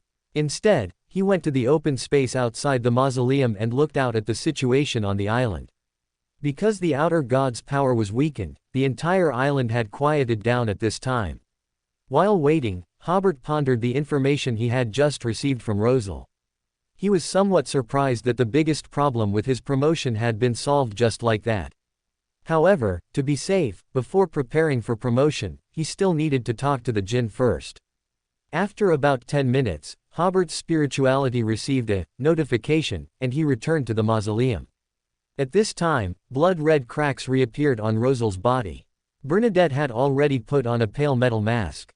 On the mask, pale lines continuously outlined an extremely complex mysterious symbol. This symbol sometimes looked like a long feathered bird, and sometimes it turned into a coiled feathered serpent.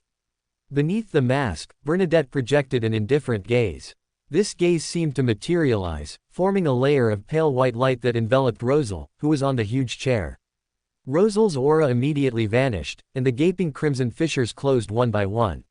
He seemed to fall into peaceful slumber instantly. But in the next instant, several blood-red fissures grew on Rosal's body again. After his aura decayed to its extreme, it gradually revived, fiercely resisting the pale white light that was like thin mist around him. Hobert immediately realized that the mosque's status was insufficient. He immediately took action, using the pale death Bernadette was wearing on her face, tightly wrapping the pale white light around Rosal. And used the power of Country of Disorder to raise the status of the sealed artifact, amplify the power of pale death, and alter the intensity of Rosal's rebirth. In this way, the contamination Rosal suffered was completely suppressed by pale death. Before it could break through the sealed artifact, the power of pale death would turn rebirth back into vanishing. Pale death will continue to provide power for this sealed artifact until Bernadette actively lifts the sealed artifact, or if its state changes for some reason, only then will this sealed artifact become ineffective. Rosal looked at Bernadette and smiled weakly. This sealed artifact is good. I can finally sleep peacefully. His eyes slowly closed. Go, leave here. In an instant, Rosal had fallen into a deep sleep. Bernadette opened her mouth, wanting to say something more, but in a blink of an eye, she found herself back at the edge of the original island. She stared blankly at the mountain peak in the center of the original island for a few seconds, then slowly turned around and walked towards the sea. Hobert's substitute didn't follow. Instead, he altered his state, becoming invisible again, and waited on the beach. After a while, Hobert heard a melodious whistle coming from the dawn in the distance. Bernadette was whistling a graceful, slightly sad, and calming melody. After more than 100 years of searching, she finally found her father, but she had no choice but to seal her father. Although Rosal repeatedly emphasized that he still had a chance to revive, Bernadette didn't know why, but she always felt an unspeakable sadness in her heart. Perhaps it was the separation of more than a century, without even a hug, that still left her with regrets. Perhaps she was secretly regretting why she had left her father back then. Perhaps. After a long silence, Bernadette's eyes became clear again. She no longer hesitated, no longer blamed herself, and no longer harbored negative emotions. She firmly raised her right hand, summoned a spirit world creature that was human from the waist up and wind from the waist down, and obtained some of the auxiliary materials for the Knowledge Emperor potion from it. The remaining materials did not require special preservation and were in the Dawn's collection room. Not long after, Bernadette, with the help of Pale Death, crushed the Knowledge Emperor's forehead ornament, and prepared the potion. She picked up the potion, her heart filled with the hope of helping her father get rid of the pollution and fully revive, which required a higher sequence and greater strength. Bernadette had never been as determined as she was now. She drank the potion in one gulp, and saw her body become illusory at a visible speed. She decomposed into complex knowledge, transforming into the existence form of an information torrent. Bernadette tried her best to maintain her ritual and quickly established some kind of connection with the spirit world information that prevented a high-level disaster. That information bore her distinct imprint and involved a very high level, appearing exceptionally solid. This information ensured that Bernadette would not be dispersed by other information for a short period, helping her to initially stabilize her consciousness, giving her time to gradually gather the information torrent of her main body. Just as she was about to completely gather the vast information torrent, waves of hidden information appeared from unknown sources, taking advantage of Bernadette's opportunity to reconstruct her body, and attempted to merge with her. This was interference from the hidden sage. As a certain embodiment of knowledge and information in this world, and as a near sequence zero of the mystery prior pathway, the hidden sage could exert a certain influence on beyonders of the same pathway who were lower than him. Just then, Hobert suddenly appeared in the captain's cabin. He waved his hand like a conductor, distorting the direction and state of those external information, causing them all to flow towards him. Immediately after, Hobert casually picked up a glass bottle from the table. Those external information rushed into the glass bottle, and Hobert stoppered the bottle, building a spiritual wall to seal this information. Watching Bernadette make her final adjustments to her state, Hobert made a judgment. The hidden sage's state is similar to that of an king of angels who has accommodated a uniqueness. Finally, Bernadette completely reconstructed her body. At this moment, she truly became her, becoming a sequence 2 angel of the mystery prior pathway, a great figure in the mysterious world who could be respectfully called a hidden existence.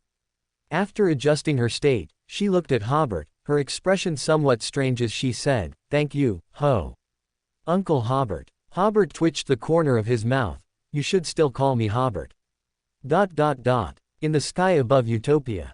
Hobert looked at this small city, which was not large in area but had complete supporting facilities, as well as several small villages and cultivated farmlands in the suburbs. He had originally planned to come earlier, but after returning from the mysterious island discovered by Rosal, he had to deal with the affairs of the Atlantis Kingdom, and only now did he arrive here to take a look.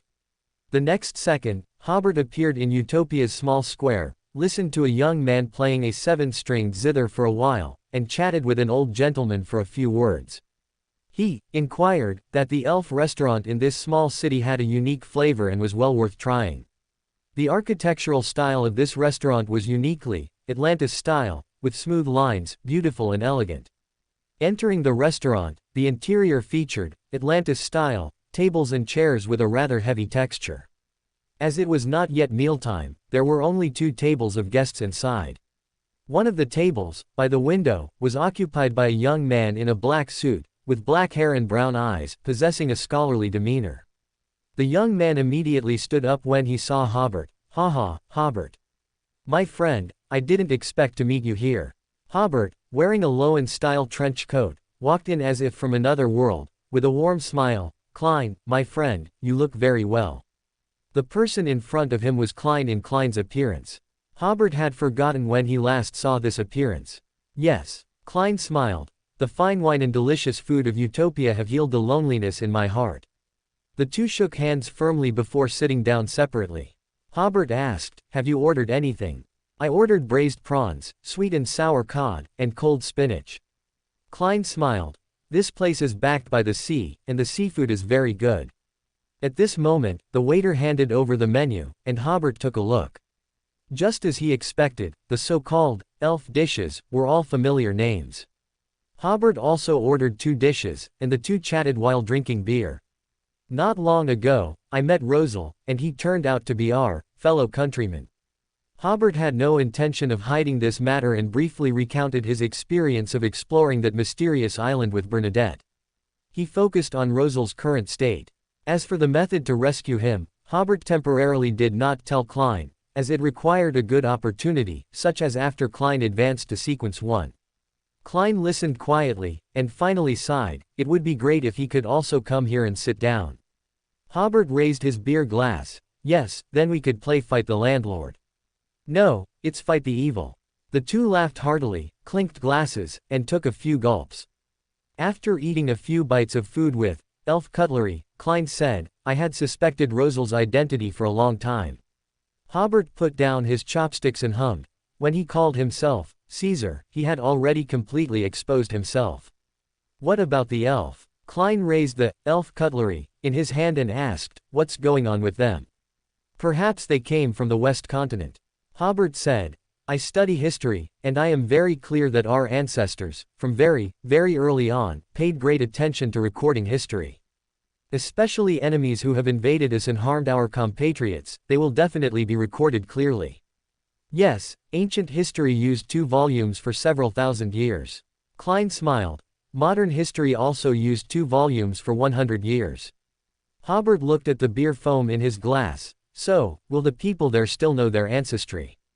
Klein's expression also gradually became serious. "Probably not. After all, there was a period of rampage during the ancient times." Hobert hummed, "Maybe I thought too much, I just. Are you homesick?" Hobert suddenly looked up. Their eyes met, and Hobert suddenly smiled. "I originally thought that since I had a home here, I wouldn't have such feelings." "As you said before," Klein said gently, "we are all wanderers striving outside, buying houses and getting married in big cities, but that doesn't mean our roots are there. I used similar words to comfort you before, but I didn't expect them to be returned to me again." Hobert smiled. After returning from that mysterious island, Hobert's sense of loneliness gradually grew, especially when he recalled Rosal saying, "To hell with his doomsday." A feeling of sadness appeared in Hobert's heart. "Why am I not doing my research properly, but instead fighting these monsters? Why, when I have leisure time, am I not thinking about playing games, eating skewers and drinking beer, but instead, compelled by survival, have endless things to deal with, and have to constantly think about advancement? Why do I already own a country, but it's not as enjoyable as playing a game of my world? Why do I have to experience this? Why can't I say no? Why?" At this moment, Hobert realized that he was actually a bit tired, but he had ignored it before. So after dealing with the matters at hand, he gave himself a vacation, and the first stop for relaxation was Utopia. Klein continued, I'm not very good at comforting people either, but I always feel that our motivation to move forward comes from those who have helped us, or those who need our help. Because we are already in this world, because we have family and friends in this world, we cannot shrink back. This is our responsibility. Hobert repeated, responsibility. His mood brightened considerably. Sorry, it's been a long time, but we're talking about such a heavy topic. Let's talk about something else. How are the rituals coming along? Klein looked out the window. People in the square and on the streets each had their own lives, their own personalities, and were doing their own things. As you can see, it's going very smoothly. Klein's face was beaming with a smile. Hobert also followed Klein's gaze outside, and upon hearing this, he said, "Let me help you one more time." As he spoke, he strengthened the association between this city and the spirit world. For a moment, the light in the entire city suddenly dimmed a lot, but such dimness disappeared in an instant. Looking outside again, people were still coming and going, the square was still that square, the church was still that church, the city was still that city, but it just gave people a different feeling. It was as if everything around them became more real, as if this city had a solid sense of history. Klein took a deep breath, feeling the subtle changes in Utopia. Everyone here was different from before. Originally, they were like unregistered residents of this world, but now everyone's relationship with this world had become very harmonious. His ritual, which he had originally planned to complete by the end of the year, was now basically finished. In another week, or at most half a month, he would be able to attempt to advance to Attendant of Mysteries. Hobert finished the beer in front of him in one gulp. "Thank you for your hospitality. It's rare to have a few days off, so I want to go around and explore. Oh, by the way, I have a friend who needs to strengthen her humanity, and your place is a good choice." Klein stood up and said, "Then let her come." The two shook hands and bid farewell again. Klein saw Hobert off, then sat back in his chair, continuing to enjoy the food while sighing inwardly. Suddenly, his spiritual sense was touched, and he looked towards the restaurant's entrance. A young lady wearing a long court dress, with very delicate features, like an exquisite puppet, appeared there. Klein was slightly stunned before standing up. "Miss Sharon." Then he understood. "You are the friend Hobert just mentioned." Upon seeing Klein's appearance, Sharon's face showed some pleasant expression. "Long time no see." Characteristics of Audrey's promotion to Angel. Anju. Daisy walked home from public third grammar school with a classmate, chatting and laughing, only parting ways at the entrance of their residential area. When she was alone, Daisy unconsciously quickened her pace. This was a habit she had developed after being kidnapped previously. Whenever she was alone, she would get to her destination as quickly as possible, stick to main roads, and avoid alleys. If she absolutely had to go through an alley, she would observe it beforehand, then run through. If there were suspicious people in an alley or if there were small doors within it, she would rather cancel her travel plans than pass through such places. Daisy quickly arrived at her doorstep, letting out a small sigh of relief. She knew that the public safety in Anju was quite good, but the habit she had formed earlier was already deeply ingrained. After looking left and right and seeing no one, Daisy quickly opened the door and entered the house. Upon entering, the first person she saw was King Hobert, drinking tea in the living room. He was dressed very simply in an Atlantis-style shirt and a pair of trousers that looked to be of good quality, without a top hat, and with a neat, spirited hairstyle. Daisy, of course, knew that this was the person who had taken her sister away back then, though she later learned that the matter was not as she had imagined. And now she also knew that this was the king of the kingdom of Atlantis. This left Daisy somewhat flustered, unsure whether she should immediately kneel and bow. Logically, she should kneel and bow, but her sister, Freya, had told her several times that there was no need to kneel in the kingdom of Atlantis. Hobert was also observing Daisy. The young girl looked rosy-cheeked and well-dressed, only her hair still appeared somewhat dry, revealing her past experience with malnutrition. Your Majesty," Daisy finally spoke, calling out respectfully. Hobert smiled and nodded. "Go to the kitchen and help your sister." At this moment, the kitchen door opened, and Dennis came out holding a cleaver. "Ah, Daisy, you're finally back.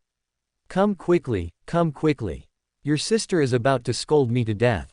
Freya's voice came from the kitchen. "You're just too clumsy, and you blame me for scolding you." Dennis quickly handed the cleaver to Daisy and casually took off her school bag, then said towards the kitchen, "My dear minister, my knife is not for cutting vegetables." Daisy breathed a sigh of relief, quickly took the cleaver, and entered the kitchen. She saw Freya's profile, beaming with a happy smile. A smile unconsciously appeared on Daisy's face as well, and she skillfully helped her sister cut vegetables. She knew that Freya and Dennis were secretly in love, and Dennis often came to their house for dinner or took the sisters out to play. The reason it was a secret romance was that both were high-ranking officials of the kingdom, and they would not announce their relationship until they decided to marry. In the living room, Hobert and Dennis drank tea and chatted, first discussing South Coulson. Hobert said, "This afternoon, I just went to South Coulson to take a look. The Lakeside Railway there has been completed and opened for traffic. It's a good tourist transport line." "That fast?" Dennis exclaimed. "I haven't been back to see it in a long time. I heard the power plant there is almost finished too." Hobert took a sip of tea. "Once it's electrified, it will definitely be a modern city." South Coulson currently boasts a developed tourism industry, abundant agricultural produce, and affordable daily necessities, which has attracted many Fenaport people to immigrate and settle there. Many Fenaport nobles have also purchased properties there. Then they talked about work. Hobert asked, "I hear many foreign spies have been caught recently." "That's right," Dennis said. "Our household registration system provides significant convenience for identifying spies. Compared to this, the household registration systems of the North Continent countries are too crude. They still haven't fully understood the internal structure of our household registration system, so the people they send are easily exposed." At this point, Freya brought out a dish and said, "Currently, what's difficult to identify are the spies left behind by the colonizers when they withdrew, because they were also registered during the previous population census. We can only detect them and conduct investigations after a leak is discovered." Hobert pondered for a moment before saying, "The living standards of the common people are still too low, and life in the North Continent is still attractive to them." He shook his head at this point. "That's not entirely true. Some people just like to listen to one side and always feel like they're living in dire straits." "It's not bad anymore," Dennis said, helping to bring out dishes. "I also stayed in Backland before, and the lives of the middle class in Backland are just like that. Especially in terms of food, it's far less abundant and convenient than for the middle class in Anjou. Their dinner today was beef stew with potatoes, pan-fried small fish, vegetable salad, fruit platter, a lamb chop for each person, a slice of cream cake, and a bowl of radish soup." Because Hobert was visiting, Freya made it a bit more elaborate. Normally, they would only have one meat dish. The diet of the middle class within Anjou City was roughly similar to their usual standard. The four of them ate and continued their previous conversation. Hobert took a sip of red wine and said, "But the number of middle-class people in the Kingdom of Atlantis is too small. In a healthy society, most people should be middle class." Daisy quietly listened to them discuss topics she didn't quite understand. She didn't find it boring. Instead, she felt a sense of inner peace and security. After the discussion about the middle class concluded, Hobert suddenly asked Daisy, "I heard you have a strong bias in your studies." Daisy paused slightly before saying, "Yes." "Why? Are you not interested in that course? Or do you not understand it?" Hobert continued to ask. Daisy considered carefully for a moment before deciding to tell the truth. "I don't really like the math teacher, and the teacher doesn't seem to like me much either." Hobert smiled. "Communication is a universal skill. You can't let your studies suffer just because you don't like a teacher. It's a bit like that teacher isn't competent enough to make all students like him, but you're punishing yourself because of it."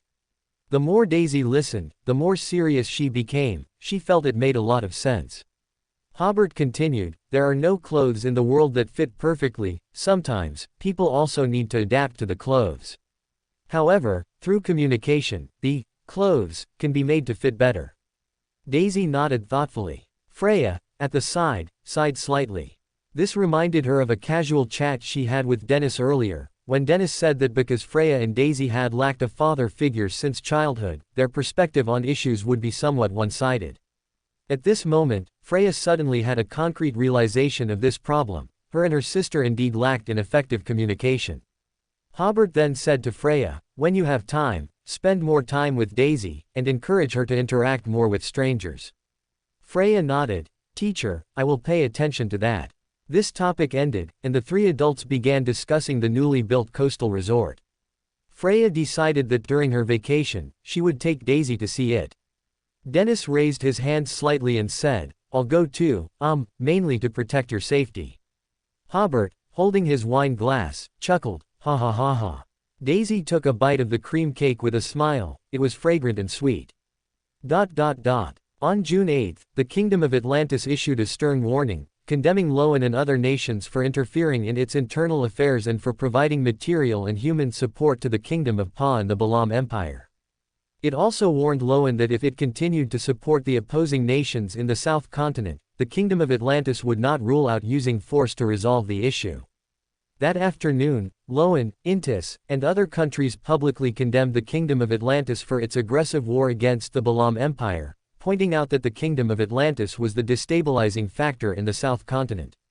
They stated that unless the Kingdom of Atlantis changed its current political model and returned to a normal political track, they would not cease their support for the righteous and free nations. That evening, the Kingdom of Atlantis responded, if the Kingdom of LotM withdrew its troops from East Balam and returned the administrative rights of all territories to the Kingdom of Hagati, then the Kingdom of Atlantis would withdraw its troops from the Balam Empire. From this day on, the accusations from both sides became increasingly severe, and threats of using force became more frequent. The next day, in East Chester County, within a forest belonging to the Hall family, Alfred, Hobert, and Audrey, leading their respective foxhounds and accompanied by varying numbers of servants, chased prey along the edge of the forest. This was the first time the siblings had hunted together since they came of age. Audrey's status was somewhat special now, so Alfred and Hobert implicitly or explicitly deferred to Audrey, and subtly protected her. During the chase, they burst out of the forest and saw a wheat field. Audrey, dressed in hunting attire, looked at the village ahead and asked, where is that? It was her first time hunting in this forest, and she was unsure where the surrounding areas led. Hobert was equally unfamiliar and turned to his attendant, saying, find someone to ask. While waiting, the three siblings discussed their recent gains. And the golden retriever Susie glanced at the few foxhounds that tried to approach her, making them instinctively stop and keep their distance from Susie.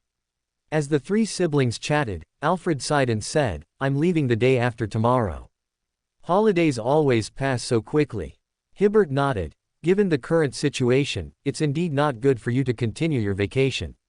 In fact, Alfred's vacation at this time had a hint of avoiding suspicion, as the military was currently aiding the Kingdom of Pa in confronting the Kingdom of Atlantis, and he was the brother of the Queen of the Kingdom of Atlantis. The military high command found it very difficult to trust him. But constantly being on vacation was not a solution either, he could easily be marginalized. Audrey did not express any opinion on this. She had once discussed with Alfred whether he was interested in joining the Atlantis military. Although Hobert rarely allowed the two queens to touch upon the kingdom's politics and military, Audrey was confident she could arrange for her brother to join the Atlantis military. However, Alfred said he wished to remain in LotM, as he had already established many connections within the LotM military, and everything would have to start anew if he went to the Atlantis military. Moreover, he heard that the Atlantis military did not seem very welcoming to nobles, and he also heard that the proportion of Beyonders in the Atlantis military was much higher than in the LotM military. There, a disciplinary knight could only be a brigade commander. At this moment, Hobert's attendant returned to report, Lord, that village is called Hedrak. Audrey felt the name was familiar. After thinking carefully, she finally recalled that she had heard the psychology alchemists had sent people to study the customs here before. It was said that this village worshipped dragons, which was completely different from the mainstream beliefs of the North Continent. Even stranger, not long after the members of the psychology alchemists arrived there, they all went mad. Audrey, who already possessed a very solid knowledge of mysticism, immediately became vigilant. She did not believe this was a coincidence, or rather, it might indeed be a coincidence, but this coincidence was problematic. She took a deep breath, feeling that she might be overthinking it, but to be safe, it was better not to get close to that place. At this moment, Hobert smiled and said, I've heard of this village. I remember the family has an estate nearby. As he spoke, He looked up at the sky. It's almost evening. Why don't we stay here overnight and continue hunting tomorrow?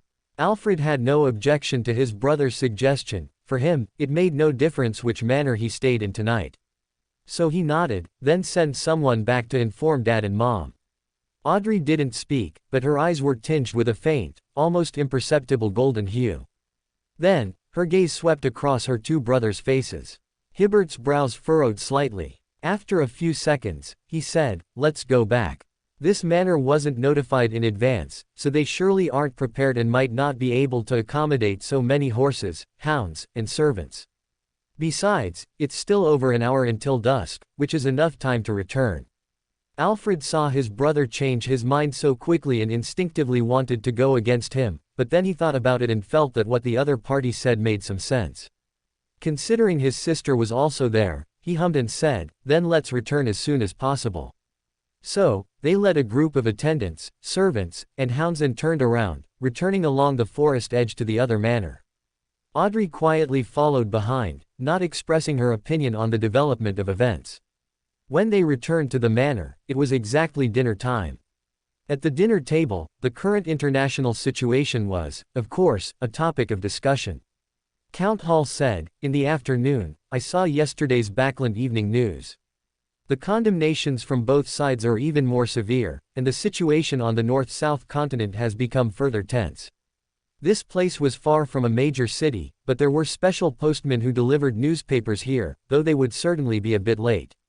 For example, the morning paper could only be seen in the evening, and yesterday's evening paper could only be seen the next afternoon."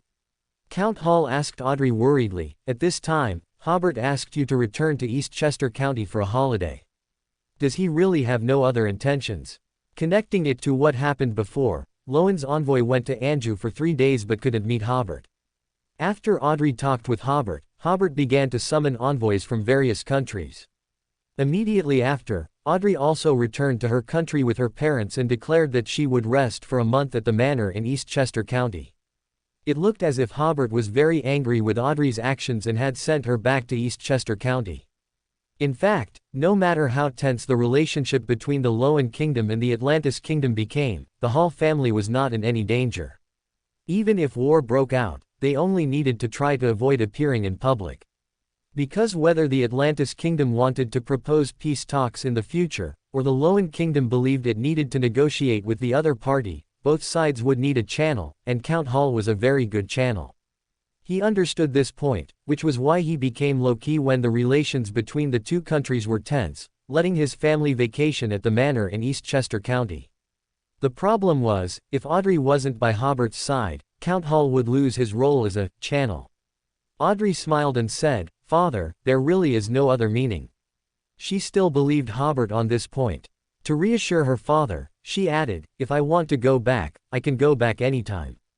But you also know the current situation. Currently, the Ministry of Foreign Affairs has no other duties besides issuing a condemnation statement. I believe that after the war begins, the Ministry of Foreign Affairs will become busy." Alfred joined the conversation. "Audrey, do you think both sides will go to war?" "That's for sure," Audrey said seriously. "The momentum of confrontation between the two sides is already very obvious, and the conflicts between them can no longer be resolved through negotiation." Hibert and Alfred said nothing more. They also had some objections to the policies of the Atlantis Kingdom. Theoretically speaking, since Audrey was already the queen of that country, the Hall family should be the noblest family there, second only to the royal family. But the truth was, the Hall family didn't receive many special privileges even when doing business in the Atlantis Kingdom, only some policy conveniences. Even the most enlightened nobles believed this was wrong. In their view, some businesses simply did not have the corresponding channels, foresight, and ability for ordinary people to undertake. Nobles and the wealthy had this ability and vision, and could maintain the good operation of society through those businesses and industries. Because of the contributions they made, they should enjoy a portion of special privileges. Audrey, of course, understood her two brothers' thoughts, but she did not make any comments on it. According to her observations, without nobles and the wealthy, the Atlantis Kingdom also ran quite well. The bureaucracy was clearly more efficient than the nobility, and it could more easily concentrate wealth and manpower, better completing construction tasks. Of course, bureaucratic institutions also had their problems, such as breeding corruption, and breeding bureaucracy, which might make efficiency slower than a political system dominated by nobles. Currently, the Atlantis Kingdom government was still in its ascendant period, everyone was full of ideals, and it was still a thriving scene. But what about decades or 100 years later? That would definitely be an era where bureaucracy flourished, so Hobert was already preventing such things from happening. The prevention methods were also very simple. First, mobilize the populace. If someone wanted to report another, they could pray directly to the Creator to report them. The staff in the Creator's divine kingdom would send people from the inspection department to investigate. Due to the existence of Beyonder abilities, this investigation process was very simple and would not affect the normal life and work of the reported person. Second, the supervisory body was independent of the government, with the Ministry of Finance specifically allocating funds, having no subordinate relationship with any department. All of these were things Audrey heard Hobert talk about during their casual conversations. But she didn't want to tell her family about these things, because no matter what, nobles played no role in the Atlantis Kingdom and would not receive additional benefits. So, the topic at the dinner table naturally turned to the interesting events that happened during today's hunt.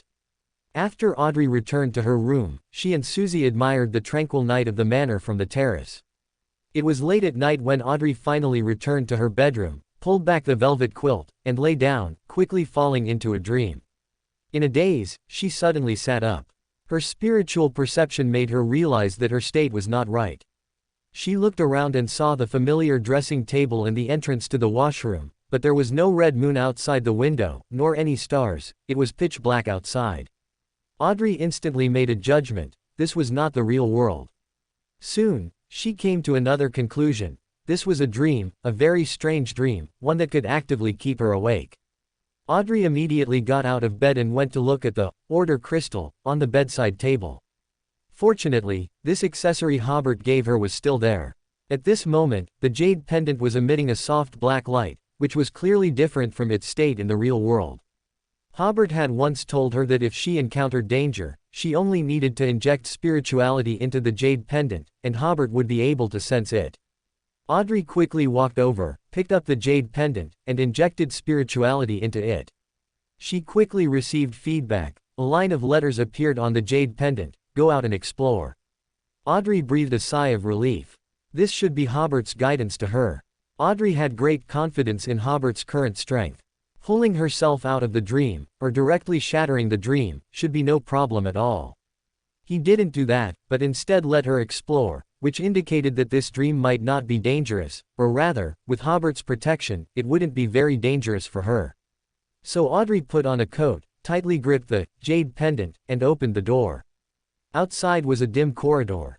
Although there were candelabras on the walls, the candles emitted an abnormally dim light, giving a feeling that it could be haunted at any moment. Audrey followed her spiritual intuition and walked to the right, reaching the end of the corridor, which was a semi-open sunroom. Her spiritual premonition told her that the outside was very special and did not correspond to the sunroom. But Hobert had not issued any warning, so Audrey slowly opened the door. As she expected, it was not a sunroom outside, nor was it the scene outside the villa, but an unfamiliar environment. On the ground were round stones and clumps of dark green weeds. Audrey cautiously walked in, and the door closed with a creak behind her. The scene a little further away suddenly became dim, quickly outlining a giant stone pillar dozens of meters high. At the top of the stone pillar stood a massive monster. It had large, grayish-white scales, pale golden vertical eyes, and a pair of huge wings. This was a mind dragon. Audrey recalled that 2 years ago, when she explored the surrounding, collective consciousness ocean, she had seen a mind dragon flying in the distance, which should be this very one. As she looked at the other party, the mind dragon also looked at Audrey. Have you ever been to Levhead? The other party used dragon language, which Audrey understood. She was slightly stunned. How did it know? That was last year, when Audrey, along with the World and Star, explored a magical item called Grossel's Travels. Eventually, in the collective consciousness ocean of this travelogue, they found the City of Imagination, Levhead. The mind dragon explained, every mind's consciousness exchanges certain information with the collective subconscious ocean, and Levhead is a very special existence. The imprint it formed in your mind is likewise unique, and I can naturally sense this. Audrey immediately realized, this mind dragon corresponded to Sequence 2 Inches Observer. Immediately after, Audrey recalled Hobert's conversation with her about how to continue advancing. But she didn't dare to think further, because that would expose too much information and might scare away this dragon. As her thoughts churned, Audrey asked, "What do you want to know?" The massive dragon said, "My name is Uri Horg, one of the only 3 ancient dragons remaining." "Hello, Uri Horg." A strange voice suddenly joined the conversation. Hobert appeared beside her, dressed in pajamas and slippers like Audrey, holding a golden and orange intertwined scepter, and wearing a coat over it. Uri Horg's eyes narrowed, and he immediately wanted to leave. Before this, he hadn't even noticed the other party, which was enough to show how powerful the other party was. But in the next second, the dragon's thought of escaping was distorted into the idea of seriously answering Hobert's questions. Hobert asked, "I really want to know, besides you and the god of knowledge and wisdom, who is the other dragon? Where is it currently? Is it also a mind dragon?" Uri Horg answered seriously, He is, I forgot." Hobert pouted, dealing with audience is really troublesome. As he spoke, the avatar in his hand transformed into a giant twilight-colored greatsword. The next second, Hobert was already standing on the dragon's back. The will to survive instantly made Uri Horg clear-headed. As Hobert's greatsword swung down, he had already flashed into the depths of this dream. This was his home ground. He immediately set up several barriers between himself and Hobert, which were preparations he had made beforehand. Those barriers were composed of nightmares difficult to escape from, having no substance in the dream space. Even an archangel would only be able to perceive them after contact. But at the moment of contact, the target could be pulled into a deeper dream, gaining Uri Horg time to escape. Seeing that Hobert didn't catch up from behind, Horg breathed a sigh of relief and was about to hide in a secret place he found in the collective subconscious ocean when suddenly his vertical pupils narrowed. Because Hobert appeared in front of him. At this time, Hobert was standing on a tall pillar, and below the pillar, the beautiful Audrey was still observing the battle. Horg immediately changed direction, but still, in front of him stood Hobert on the stone pillar, and Audrey observing below. After a moment of thought, he realized that the dream he created had been altered. No matter how he flew, he would fly towards the enemy standing on the stone pillar. It was very difficult to escape from such an enemy, so Horg had no choice but to vigorously flap his wings, fanning a plague storm towards Hobert. Such an attack would cause ordinary people in a large surrounding area to become insane or die in their sleep, which would definitely attract the attention of official beyonders. But now he couldn't care less. Horg had to do his best to escape. Facing the dragon's full power strike, Hobert simply raised a hand slightly, using the ability of chaos. PFF'd. This full power strike turned into an ordinary fart. The next moment, Hobert appeared beside Horg, and the greatsword in his hand slashed towards the dragon's neck. Horg immediately retreated, but his intention was to retreat, yet his body was distortion, and his neck stretched towards the greatsword instead. It was only when the greatsword touched the dragon's neck that he barely escaped the distortion state and tried hard to dodge. But the greatsword still struck his massive neck. Screech. This greatsword had the characteristics of the Twilight Giant pathway, and under Hobert's amplify, it was indestructible, cutting through Horg's grayish-white, rock-like skin and muscle as if slicing through a thick piece of cloth. 1/3 of his neck was severed from top to bottom, gushing golden blood. Hobert quickly tore off a piece of his pajamas, distortion, ing it into a cloth bowl. This can't be wasted. Horg turned and fled in pain, golden dragon blood flowing down like a waterfall, but drawing an arc in the air and flowing into the cloth bowl in Hobert's hand. This cloth bowl was only about the size of a normal bowl, but it seemed to never fill up. Hobert, while catching the dragon blood, took a step forward, once again standing on the dragon's back. Horg immediately turned into an illusion, but Hobert still stabbed the illusion's back with the greatsword in his hand. PFF'd. The mental dragon, which was originally an illusion, returned to its physical form, and Hobert stabbed a large hole in its heart. Hobert had just altered the concept between Erhorg's true body and his virtual personality. Stabbing the virtual personality was equivalent to stabbing the true body. Amidst Erhorg's mournful wails, it fell from midair. Hobert, amplify, his injuries, and this mental dragon was already on its last breath before it even hit the ground. He held the great sword and plunged it into the dragon's head, instantly killing this dragon that had survived since the second epoch. Hobert then used the ability of utilize, and the dragon, still twitching, had its Beander characteristic extracted. It was a pale golden crystal, somewhat shaped like an eye, with a moving golden light cluster in the center, truly looking like an eyeball moving around. In addition, the dragon's bones, flesh, teeth, heart, and so on were all excellent Beander materials, which Hobert certainly wouldn't waste. Besides the Beander characteristic, everything else was sent into the country of disorder. At this moment, the surroundings appeared like a shattered mirror, with cracks appearing, and everything became illusory. Audrey, lying on her bedroom bed, suddenly opened her eyes. The order crystal was held in her hand, and the black light was slowly fading. Hobert stood by one side of the large bed, one hand holding a scepter, the other holding the angel-level Beander characteristic. The golden retriever Susie was lying at the foot of the bed, looking at Audrey with some concern. When she saw Audrey wake up, she immediately opened her mouth, but seemed to suddenly realize something, twisted her tongue, and barked, "Woof." Hobert smiled. "All right, you don't have to pretend. I can clearly feel that you are already a Sequence 5 golden retriever and should have been able to speak for a long time." Susie opened her mouth, immediately showing an embarrassed expression. Audrey sat up on the bed, looking at the Beander characteristic in Hobert's hand. "I didn't expect to have a chance to advance so quickly." Hobert also looked at the illusory eye-like characteristic. This level of characteristic requires a special storage space. "I'll keep it for you first, and help you crush it when you need it." After putting the Beander characteristic into the country of disorder, Hobert said to Susie, "Congratulations, you have the characteristic to advance to demigod." This made Susie very happy, and she tried to say as elegantly as possible, "Thank you." Hobert then put away the twilight scepter. He smiled at Audrey. "This hateful dragon disturbed our good dream. Should we go back to bed?" Seeing that Audrey was fine, Susie quickly left the bedroom. In the latter half of the night, Hobert and Audrey, feeling content, put on their pajamas and came to the balcony to sit down, enjoying the beautiful scenery under the moonlight while chatting. As they chatted, they talked about the issue of angels of the mystery prior pathway. Audrey said, "I didn't expect there to be 3 dragons still alive, but after today, there will only be 2 left." She took Hobert's hand away. "Among the 3 ancient dragons, 2 are mental dragons, plus Hermes, then this pathway actually has 3 angels." Hobert embraced Audrey, looking at the forest under the moonlight. "Perhaps this pathway also has a grade 0 sealed artifact."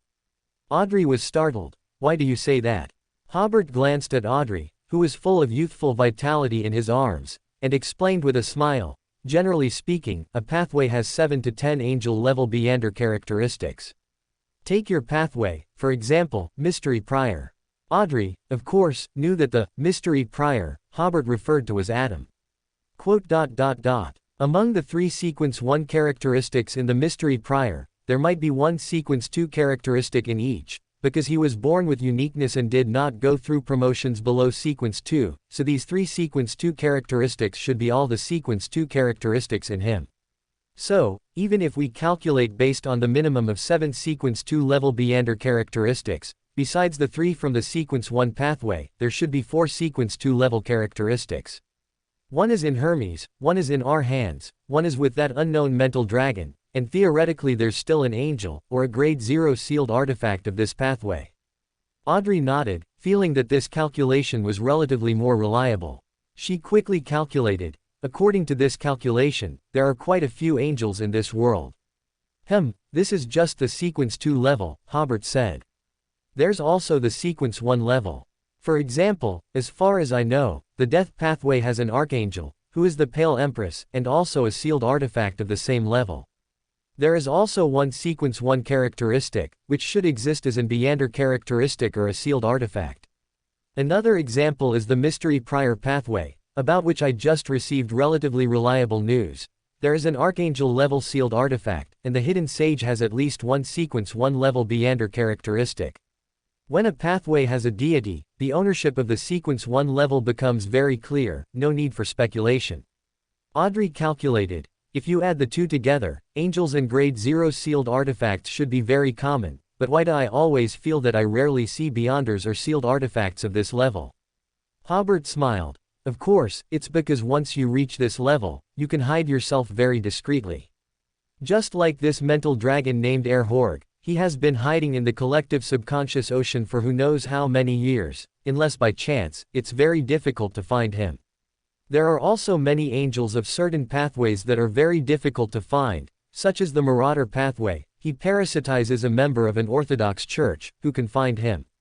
Audrey was startled. He's talking about Star, isn't he? She remembered that when they explored Grossel's travels together, that descendant of Zoroaster speculated that Star was parasitized. Hobert continued, furthermore, don't underestimate those former angel families. For example, the Abraham family, which has declined, still has 2 grade 0 sealed artifacts. Back then, there were so many angel families, they must all have some stock in their hands. I believe that many grade 0 sealed artifacts are not in the hands of the Orthodox churches but are hidden by some secret organization somewhere in this world, which we rarely see. Also, each of these sealed artifacts is enough to destroy a city, so they can't be used frequently, which is why we rarely see them. For example, Bernadette originally had 3 grade 0 sealed artifacts, but now only has 2. Audrey nodded. This is the mysterious world. Hobert chuckled. We are different. We also control secular power, so many hidden angels will appear before us as friends or enemies. He believed that Rosal also had such deep accumulation for this reason. Only a portion left to Bernadette was enough to allow her to contend with the Moses ascetic order for over 100 years. The two of them sat on the balcony chatting until dawn. Hobert told Audrey that he planned to rest for a few days in this scenic manner. Audrey was naturally delighted. After Hobert returned to the South Continent to get some change of clothes, she linked arms with Hobert, and the two appeared together in the dining room. Everyone was very surprised by Hobert's sudden appearance, and immediately the servants even bowed to the king under the butler's reprimand. Earl Hall, seeing Hobert's sudden arrival, finally believed his daughter's words. Audrey's 2 brothers were very curious about how Hobert arrived, but Alfred, as a Beyonder, was not particularly surprised by this. That day, Hobert also accompanied the 3 siblings on a hunting trip, and as they walked, they unexpectedly appeared not far from Heidelberg village. From afar, they heard crying coming from the village. Hobert, seeing that King Hobert seemed very curious about this, sent a servant to inquire. Soon the servant returned to report, Lord, all the dragon statues in the village suddenly collapsed last night, and the villagers have lost their faith, so they are crying. A mirror. In the afternoon, at Earl Hall's manor in Eastchester County, Hobert and Audrey lay on the grass under the shade of a tree, chatting idly. Hobert listened to the cicadas, gazing at the distant sky, and a wave of drowsiness washed over him. Unconsciously, Hobert fell asleep amidst the fragrance of the wild grass. At the archangel level, there's actually no need to sleep. Sleep is more like a psychological comfort, requiring meditation to enter slumber. For Hobert, this active way of falling asleep rarely occurred. While deeply asleep, Hobert even had a dream, and he hadn't dreamt in a long time, so he quite enjoyed the process. In the dream, a magnificent city appeared, with a great palace hundreds of miles high in the center, surrounded by several massive stone pillars. Hobert's remaining consciousness realized that this should be the City of Miracles Levhasset. The next second, the City of Miracles vanished, and Hobert suddenly woke up. Audrey was nowhere to be found, only Hobert remained on the grass. Just moments ago, the sky was clear, but now it was overcast, and the sky gradually darkened, as if a heavy rain was about to fall. A gust of wind blew, and the leaves made rustling sounds, giving an ominous premonition. Hobert called for Audrey to return together, but after 2 calls, there was no response. He paused slightly, realizing something was amiss, and returned to the villa's hall by distorting space. The vast 3-story villa was completely empty. Hobert coldly observed everything, immediately realizing he might still be in a dream. He was about to utilize his ability to shatter this dream, but his spirituality suddenly made him notice the mirror in the hall. The mirror had a classical style frame, and although the mirror surface looked relatively new, it still gave a sense of ancient history. At this moment, the mirror reflected everything in the hall, but there was no Hobert in the mirror. Hobert pinched his brows, walked to the mirror, but still saw no reflection of himself. Suddenly, a snow-white hand reached out from the mirror, firmly grasping Hobert's wrist. The scene in the mirror changed. Hobert was not in the villa's hall at all, but in a terrifying graveyard, with smiling specters behind him, and a beautiful but pale female ghost in front of him, grasping his wrist. Immediately after, a huge force came from his wrist, as if the female ghost wanted to pull Hobert into the mirror. Whoosh! Suddenly, Hobert woke up. Audrey was beside him, holding his hand. "Wake up quickly, it's going to rain." Hobert couldn't help but smile. A dignified archangel was startled by a nightmare. However, the sky, which had been clear just now, had indeed become heavily overcast, as if a heavy rain was about to fall. Crack! A flash of lightning streaked across, and summer rain began instantly. However, when Hobert and Audrey returned, they did not utilize their Beander abilities. They chased and laughed, returning to the villa together. They must have gotten soaked, and although neither of them could catch a cold, they still comfortably took a hot bath together. During the bath, Audrey suddenly said, "I just had a dream." For a Beander at the demigod level, every one of her dreams is a revelation from spirituality.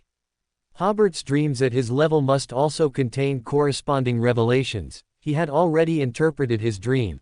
He would encounter something related to death, which might be a bit thrilling, but there was no need to worry too much. Hobert had this interpretation because neither the undead nor the female ghost would cause him much harm. He guessed that this might be the Pale Empress, or the last struggle of the numinous episcopate. After all, it was an ancient organization with thousands of years of accumulation, and at the brink of survival, it would certainly have some unexpected means. However, such means were also easy to resolve. If he could handle it, he would deal with it himself. If not, he would pray to the Evernight goddess. At this moment, Audrey brought up the dream, and Hobert already had a guess. "Did you dream of the City of Miracles?" He had also noticed a clear distinction between his first dream and the second. Audrey was a little surprised. You didn't dream of it too, did you?" Hobert nodded and hummed in affirmation. Audrey frowned deeply. What does this mean? She felt it wasn't strange for her to dream of the City of Miracles. After all, she had been there, and had talked about it with the mind dragon Arahorg last night. Perhaps this had touched upon some symbolic thing, which was why she had such a dream. But for Hobert, at his level, to also have the same dream, that was a bit terrifying. "I believe that when you explored the City of Miracles, some kind of very difficult to detect psychological suggestion was planted there, or perhaps just a symbolic symbol was hidden in the ocean of the subconscious, making it extremely hard to detect," Hobert guessed. "When we met that mind dragon yesterday, this symbol began to display some power through you, which affected our astral bodies and subconscious, which is why we coincidentally had the same dream. To be precise, the mind dragon killed yesterday was a resurrection contingency of the Dragon of Imagination, but it was destroyed by Hobert. At that time, Hobert also considered whether to talk to the Dragon of Imagination, but then thought that in that case, this Beander characteristic would likely bear a very obvious spiritual imprint of the Dragon of Imagination, which would not be worth the gain.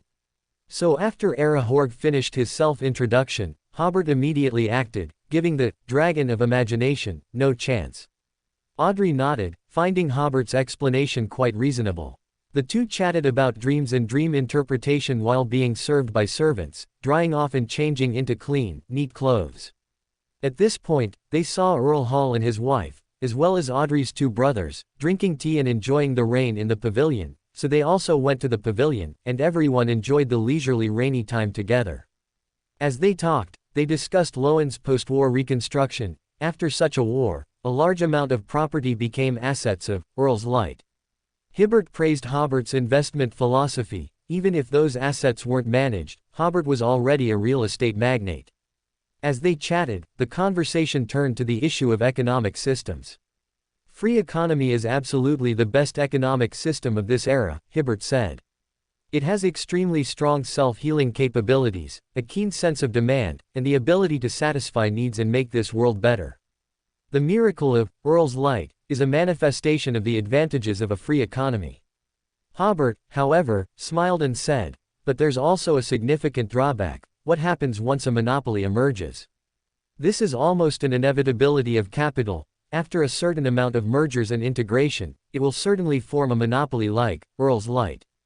It's only because the relationship between the Atlantis Kingdom and the Loan Kingdom is currently tense. Otherwise, Earl's Light would definitely be able to influence the political direction of a region. Profit is a very cold thing. It will disregard humanity, disregard morality, and destroy everything we cherish. Everyone was stunned, not expecting Hobert to evaluate Earl's Light in such a way. Hobert considered for a moment before asking, so that's why the Atlantis Kingdom restricts economic development? It's not restricting economic development. Hobert spread his hands, somewhat helplessly. The conclusions some Loan economists drew about the Atlantis Kingdom's economic system are quite ridiculous.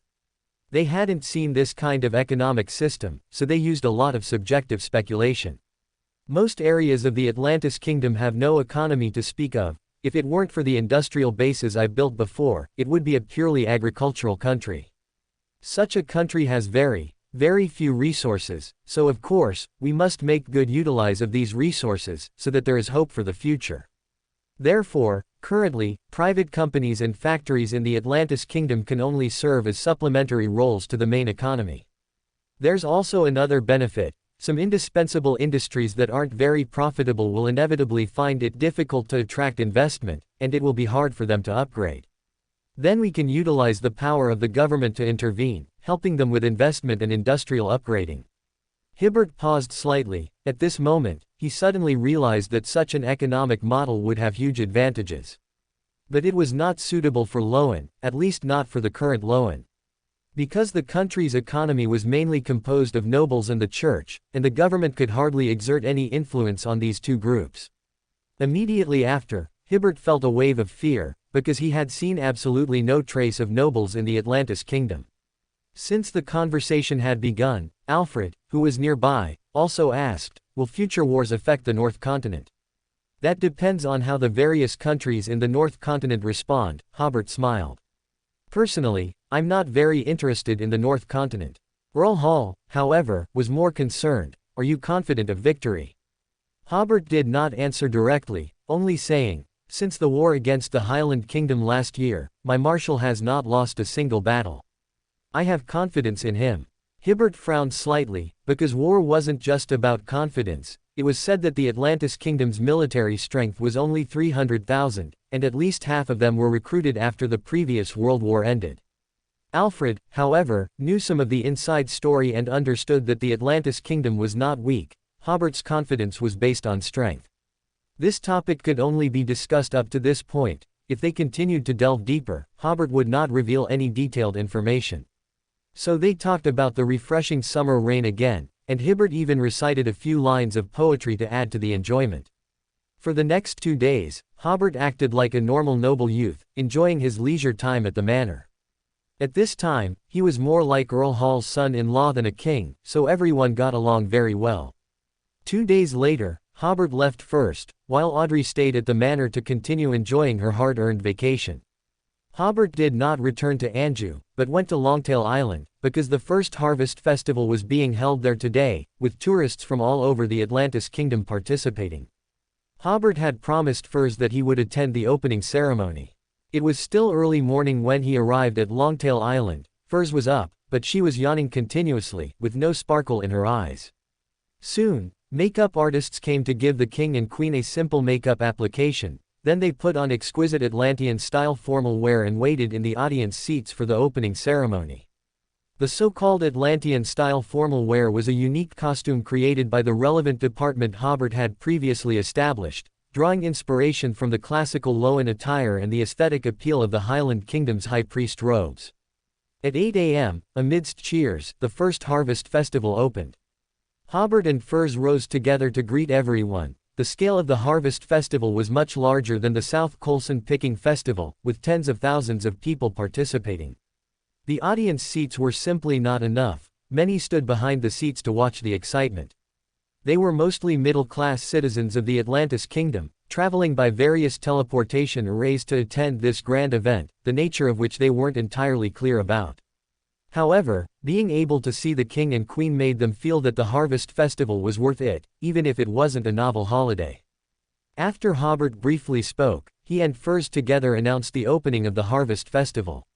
Then, cultural performances began on the stage, including songs, dances, instrumental music, and acrobatics. Everyone found this mixed performance format to be very new and fresh. While watching the performance, Hobert was also paying attention to whether there were any suspicious individuals in the audience. After all, with the current tense situation with the North Continent, large-scale events like this could easily be targeted by enemies. However, the security preparations were very thorough, and Hobert could see many of their own Beyonders patrolling the venue. Considering the enemy's aristocratic sentiments, an attack on ordinary people would not involve an archangel, so Hobert's slight worries vanished without a trace. During the interlude of the cultural performances, the host introduced the specific schedule of the harvest festival, telling everyone how to go to the mountainous areas to pick fruits and vegetables, that there were also seafood fishing experience boats at the harbor, and a coconut grove for everyone to enjoy. Additionally, a float parade would be held on the main street of Longtail Port tomorrow afternoon. Aside from the Fenaport people who came specifically for the event, other audience members had never participated in such activities and found it all very novel. They all began to plan their itineraries for the next 1 or 2 days. Around 10 o'clock in the morning, the opening ceremony concluded. Following the host's instructions, some took trains to the fruit and vegetable areas in the mountains, while others went to the port to enjoy the water performances there. The entire Longtail Island would be bustling today. During lunch, Hobert met with some dignitaries who came to attend the harvest festival. In the afternoon, he also inspected the places providing accommodation for tourists. There were no activities during dinner, so Furs invited Hugh's family to be guests at the governor's mansion, which Hobert certainly did not object to. After the war on the North Continent escalated into a full-scale war, Hugh brought his family to Longtail Island. Because Furs and Hugh often had meals together, Hugh's mother and younger brother were not unfamiliar with dining at the governor's mansion. However, Hobert's appearance today caused the atmosphere at the dinner table to be somewhat awkward for a while. It wasn't until Hobert started talking about surfing with Hugh's younger brother that everyone gradually opened up. At night, in the bedroom, Hobert and Furs chatted as usual. When they talked about the dream from a few days ago, Furs gave Hobert a relatively professional dream interpretation. It should be that the LotM Empire is preparing some actions that might catch you off guard. Graveyard, departed souls, female ghost, the direction of these 3 elements is already very clear. The only somewhat abrupt element is that mirror. In mysticism, a mirror generally represents reflection, curse, and the unknown. Hobert smiled. Does this mirror represent me? My ability is similar to reflection. He had already decided to have Hugh thoroughly investigate the LotM Empire to see if any clues could be found. At the same time, he could launch a new round of war against the LotM Empire first, to disrupt their plans. The next day, Hobert issued relevant orders. Hugh no longer had time to watch the float parade and rushed to the LotM Empire with his elite soldiers and generals. Meanwhile, the evening newspaper of the Atlantis Kingdom that day began publishing articles about the sacrificial activities of the LotM Empire. This empire's national-level large-scale sacrifice would slaughter tens of thousands of slaves at once, using these departed souls to please gods that did not exist at all.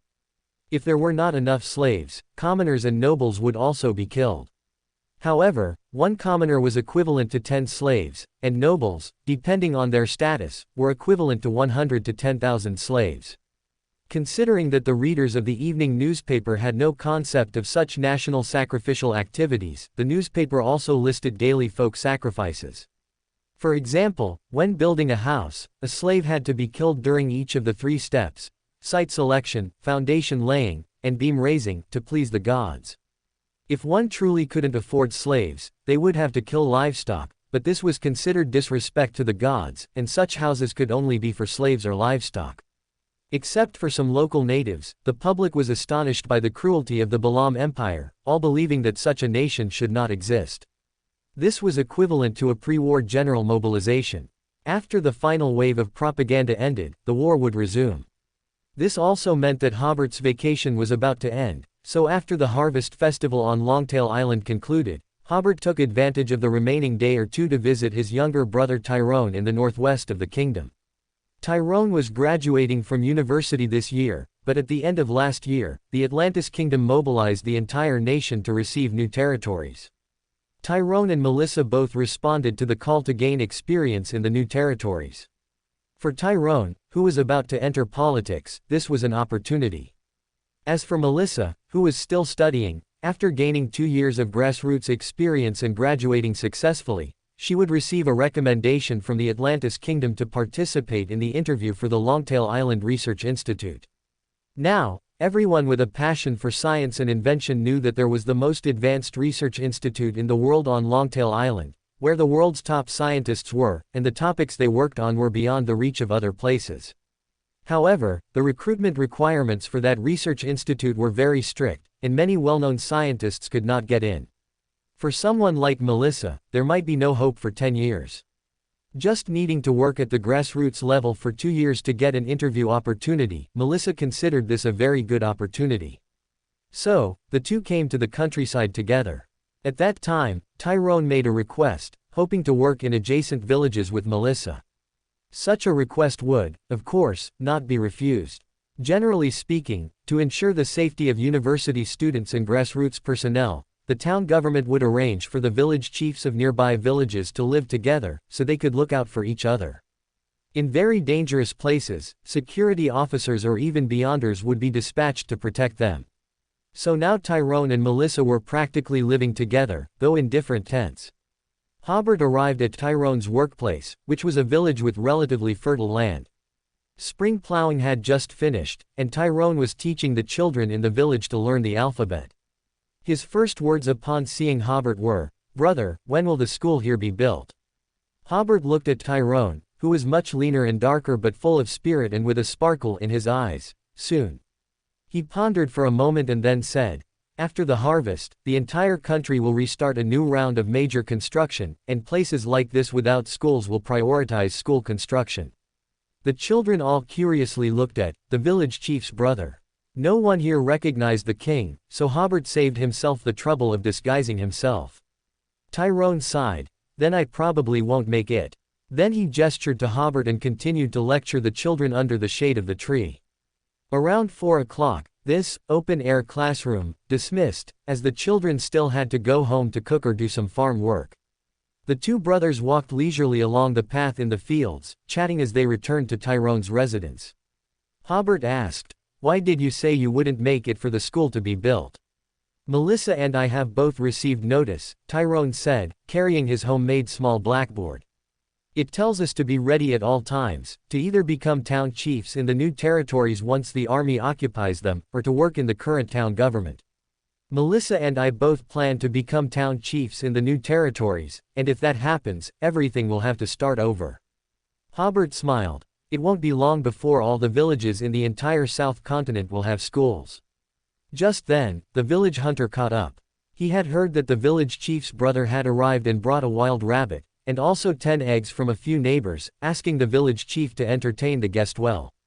Tyrone chatted a few words in the local language, thanked the hunter, and accepted both the eggs and the wild rabbit. Back at the residence, Melissa had also just returned. She was very happy to see Hobert and asked about her brother Benson while cooking with Tyrone. Hobert found 2 bottles of wine from the sealed artifact space that Furs had helped him build, and also took out 2 bags of canned food and fruits from it.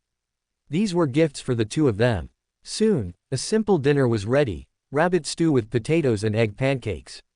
The 3 of them drank wine and ate what was considered delicious food there, sitting by the tent.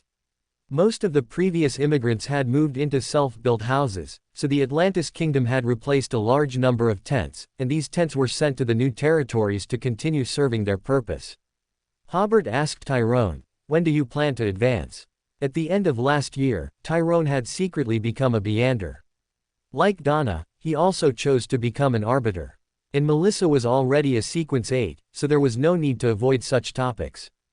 Generally speaking, whether it was for promotion or learning opportunities, Beyonders had an advantage, but Tyrone and Melissa had not yet reported to their superiors that they were Beyonders. No hurry, Tyrone said. Let's talk about it when I become a town chief. Hobert nodded and asked again, do you have any thoughts regarding Beyonders? I'll just advance as is, Tyrone said, without much desire for higher sequences. I heard that the higher the sequence, the more dangerous it is. Hobert smiled and nodded. That's true. He had asked that question purely to see if Tyrone had any thoughts of becoming an archangel. Just as dusk was falling, the three finished dinner and were clearing the dishes when three villagers ran up, shouting from a distance, "Village chief. Something big has happened." Melissa had already recognized them as villagers from her village, so she put down the plate in her hand and calmly said, "Don't panic, speak slowly." One of the villagers said, "Mark's family committed suicide." No, it wasn't suicide. Someone saw Mark's wife kill Mark, and then Mark's wife committed suicide. Melissa was a little surprised. Mark doesn't seem to hit his wife much, does he? The villager nodded repeatedly, very rarely. Melissa hummed, "Gordon, Gory, you two go to the town to report to the police immediately. You know where the town government is, right?" "Yes, the security booth is in the same compound as the town government." Then she said to Hobert and Tyrone, "I need to go to the village to take a look." Tyrone, however, said, "We'll go with you." Hobert nodded in agreement, so the group quickly went to Melissa's village and swiftly arrived at the scene of the crime. Behind an adobe house, Hobert and the others saw the bodies, as well as a dozen or so curious villagers. Both bodies had their heads split open with an axe, brains spilled all over the ground. Tyrone and Melissa, seeing such a scene for the first time, felt a bit nauseous. Hobert glanced at the bodies and frowned, because the female had clearly hacked open her own skull, and not in one blow, but several times before she killed herself. If this couple had committed suicide together due to some issue, this was clearly illogical.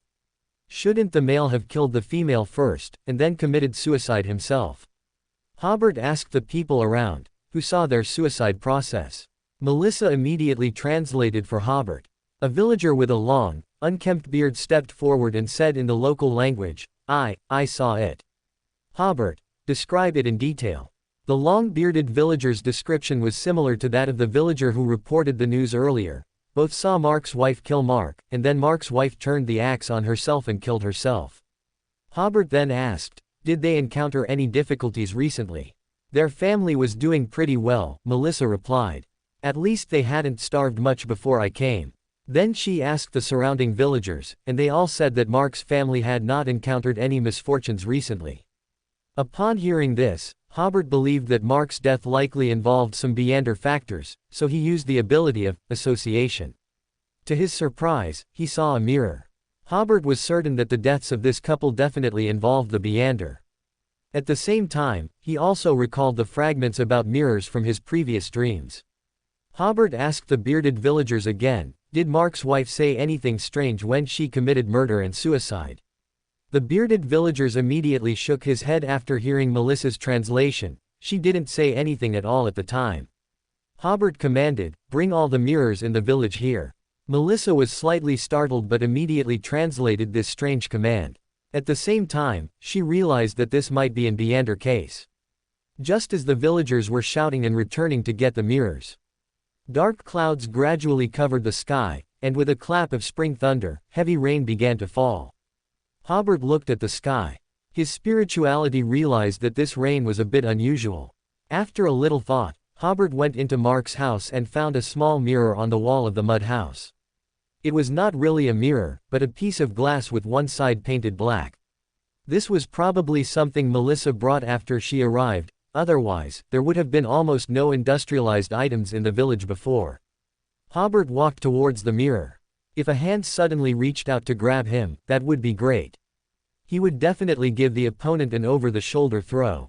The scene in the mirror was normal at first, but after Hobert looked carefully for a while, he found that a clump of hair seemed to be floating very far away in the mirror. Hobert subconsciously looked back. The clump of hair was not in the real world. At the same time, Hobert felt that the clump of hair was cursing him, but for Hobert, the level of this curse was too low, and he could completely ignore it. This should be the real reason for the death of the Mark couple. They were cursed by this clump of hair. At this time, everyone brought their mirrors in the rain. Hobert said, "Throw them all in the yard." Although Hobert used the command, throw, everyone was certainly reluctant to throw them and even bent down to place the mirrors gently. Hobert said to Tyrone and Melissa behind him, "This clump of hair should have the ability to curse, but it's not a big problem. However, for safety's sake, I will send all the villagers far away. You two stay and observe." He planned to let Tyrone and Melissa observe and Beander case to prevent them from being flustered if they encountered similar situations in the future. Of course, it wasn't to teach them how to handle Beander cases, but to give them a basic judgment of when to run immediately. Tyrone and Melissa's expressions became solemn. This was their first time encountering such an Beander case. They saw Hobert wave his hand, and all the villagers outside disappeared. Only dog barking remained in the village. At this moment, Hobert picked up a piece of firewood from the ground and said, "For events involving the mirror world like this, you will find them difficult to resolve, so you must immediately evacuate, retreat, and report." As he spoke, he reached his hand into the mirror and used the firewood to poke the clump of hair. Just as he was about to utilize his ability to make the hair wrap around the firewood, the clump of hair suddenly spread open and expanded instantly, like tentacles, trying to extend out of the mirror. Hobert temporarily retracted his hand and amplify the boundary between the mirror world and the real world. So the clump of hair violently crashed against the mirror surface and failed to extend into the real world. At the same time, the mirrors in the yard made a thumping sound as the hair hit them, even jumping up from the ground. Apparently, the hair had entered those mirrors from the mirror world, hoping to come out through them.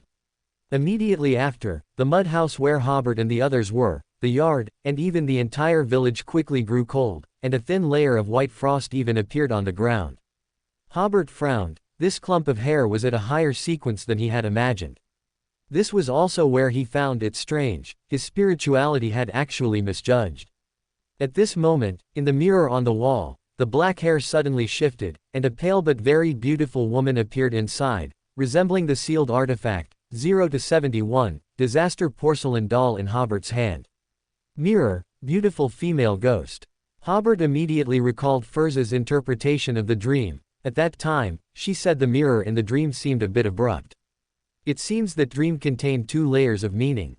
This is also the most frustrating point when interpreting dreams, because the information unintentionally obtained by spirituality is usually very vague, and it is difficult for the dream interpreter to grasp the key points. Even at Hobert's level, he could only realize that those dreams could contain important hints, but what specific hints they were remained unknown. Because this was not a premonition, nor a prophecy, but some ethereal information unintentionally received by spirituality. If the sequence was low, spirituality would even ignore such vague information.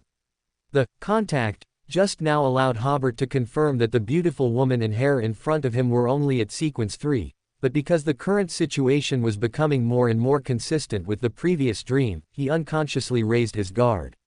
After all, anything that could make him have dreams would definitely not be that simple. Hobert took a step back, not rushing to deal with the monster in the mirror, but alter the surrounding temperature, making the frost disappear and the temperature return to normal. At the same time, he reached out and took out the Twilight Scepter from the country of disorder, making the scepter's head glow brightly. The hair and the beautiful woman in the mirror showed fear and immediately retreated and dodged. Hobert, however, pursued the victory, chasing into the mirror world. Tyrone and Melissa, standing in front of the mirror, saw that in that small mirror, Hobert was also in a mud house.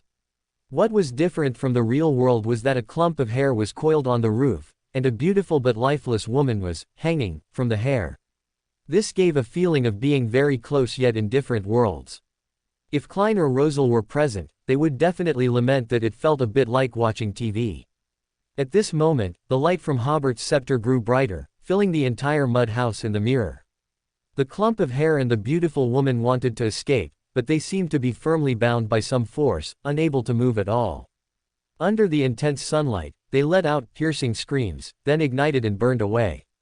The entire room inside the mirror burst into flames, and the firelight shone into the real world, illuminating the mud house where Tyrone and Melissa were. They exchanged glances, seeing surprise and curiosity on each other's faces. Although they had encountered the Beander more than once before, this was their first time witnessing such a high-level Beander battle. At this moment, Hobert in the mirror snapped his fingers, and the firelight inside immediately disappeared. The beautiful woman had turned to ashes under the intense light, and the hair had lost all vitality, turning gray and yellow, looking like long-stored fine threads. The scepter in Hobert's hand lengthened, turning into a long staff. He used the staff to stir the fine threads, and found a clump of black hair with some frost and broken glass inside. The frost emitted a faint glow, and both it and the glass shards seemed to be growing on the hair, rather than being impurities hidden within it. Hobert bent down, picked up the hair, and walked out of the small mirror. Tyrone quickly went up and asked, "Is the problem solved?" Hobert glanced at the hair in his hand. "It's solved." Melissa asked curiously, "Did those hairs form a sealed artifact after being destroyed?" Hobert put the hair in his hand into the country of disorder. "Yes, but the negative effects are significant, otherwise I would have left it for you to defend yourselves." Then he added, "All right, you two go back. To be safe, I'll search carefully here to see if there are any other dangers." Hobert was certain that there was still danger here. The hair he had just dealt with was more like a small soldier rushing to the front. He had this conjecture, firstly because the dream's reminder made Hobert take this matter seriously enough. Secondly, Hobert's spirituality had just made a misjudgment, which itself indicated that the enemy behind was very dangerous.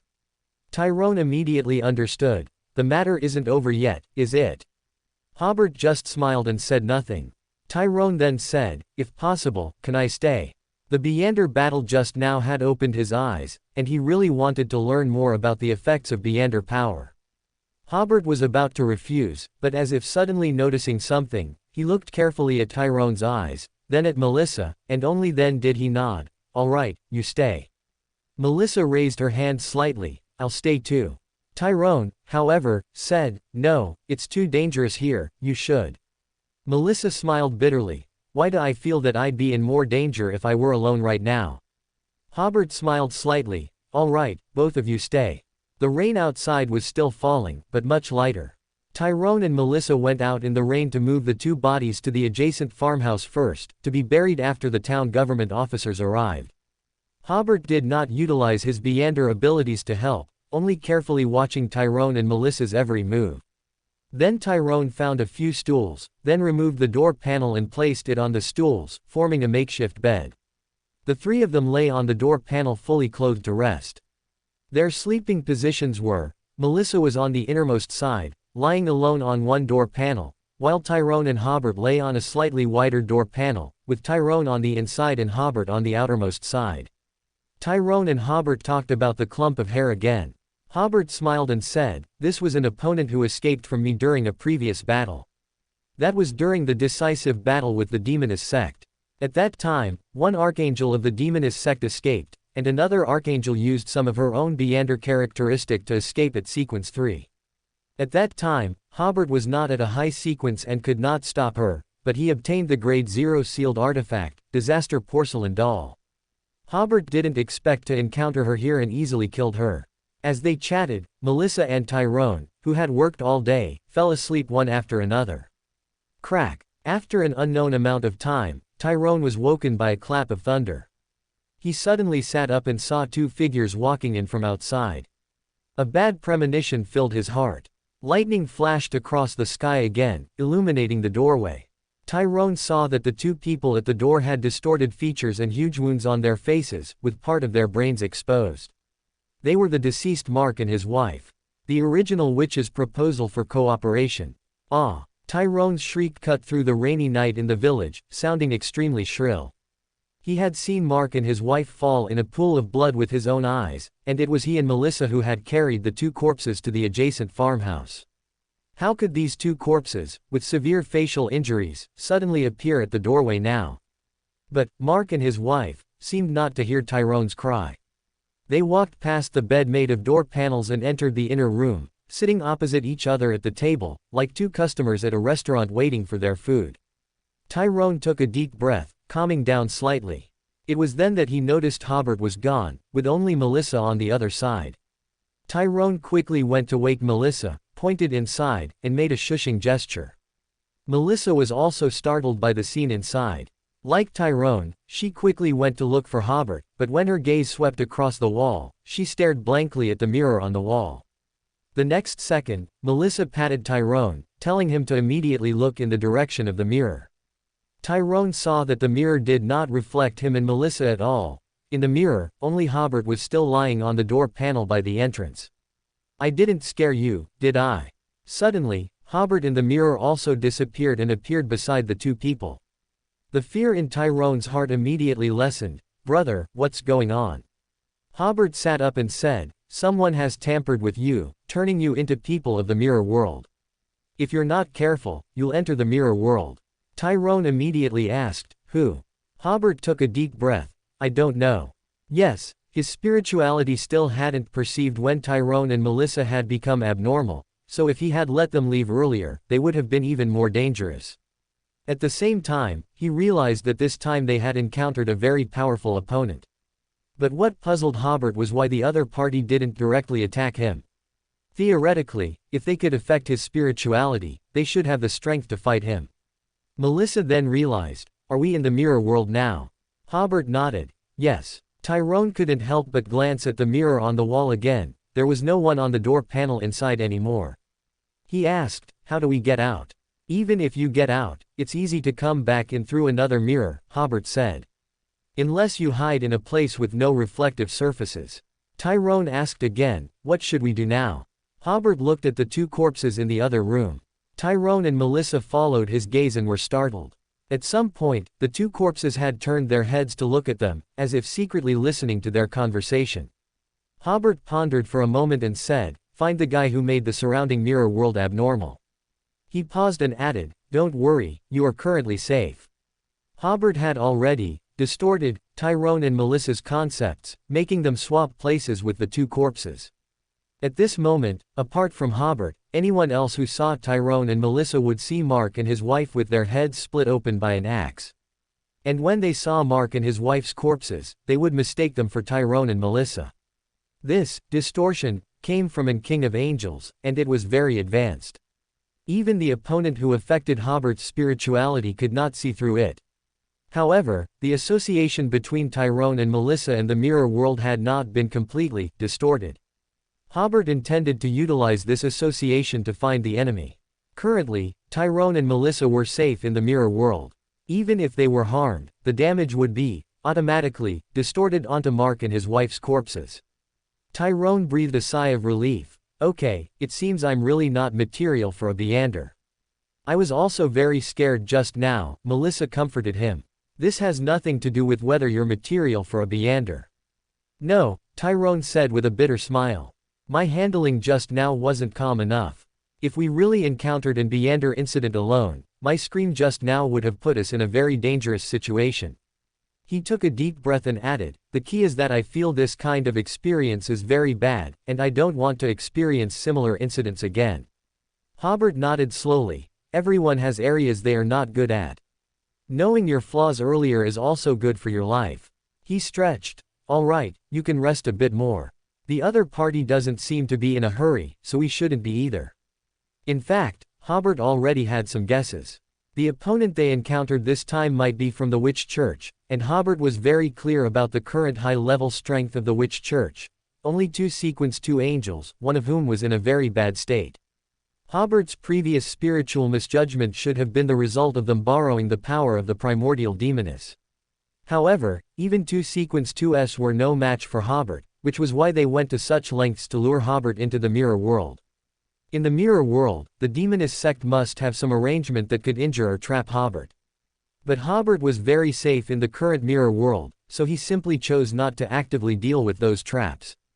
With this approach, it would be the demoness sect's people who would become anxious.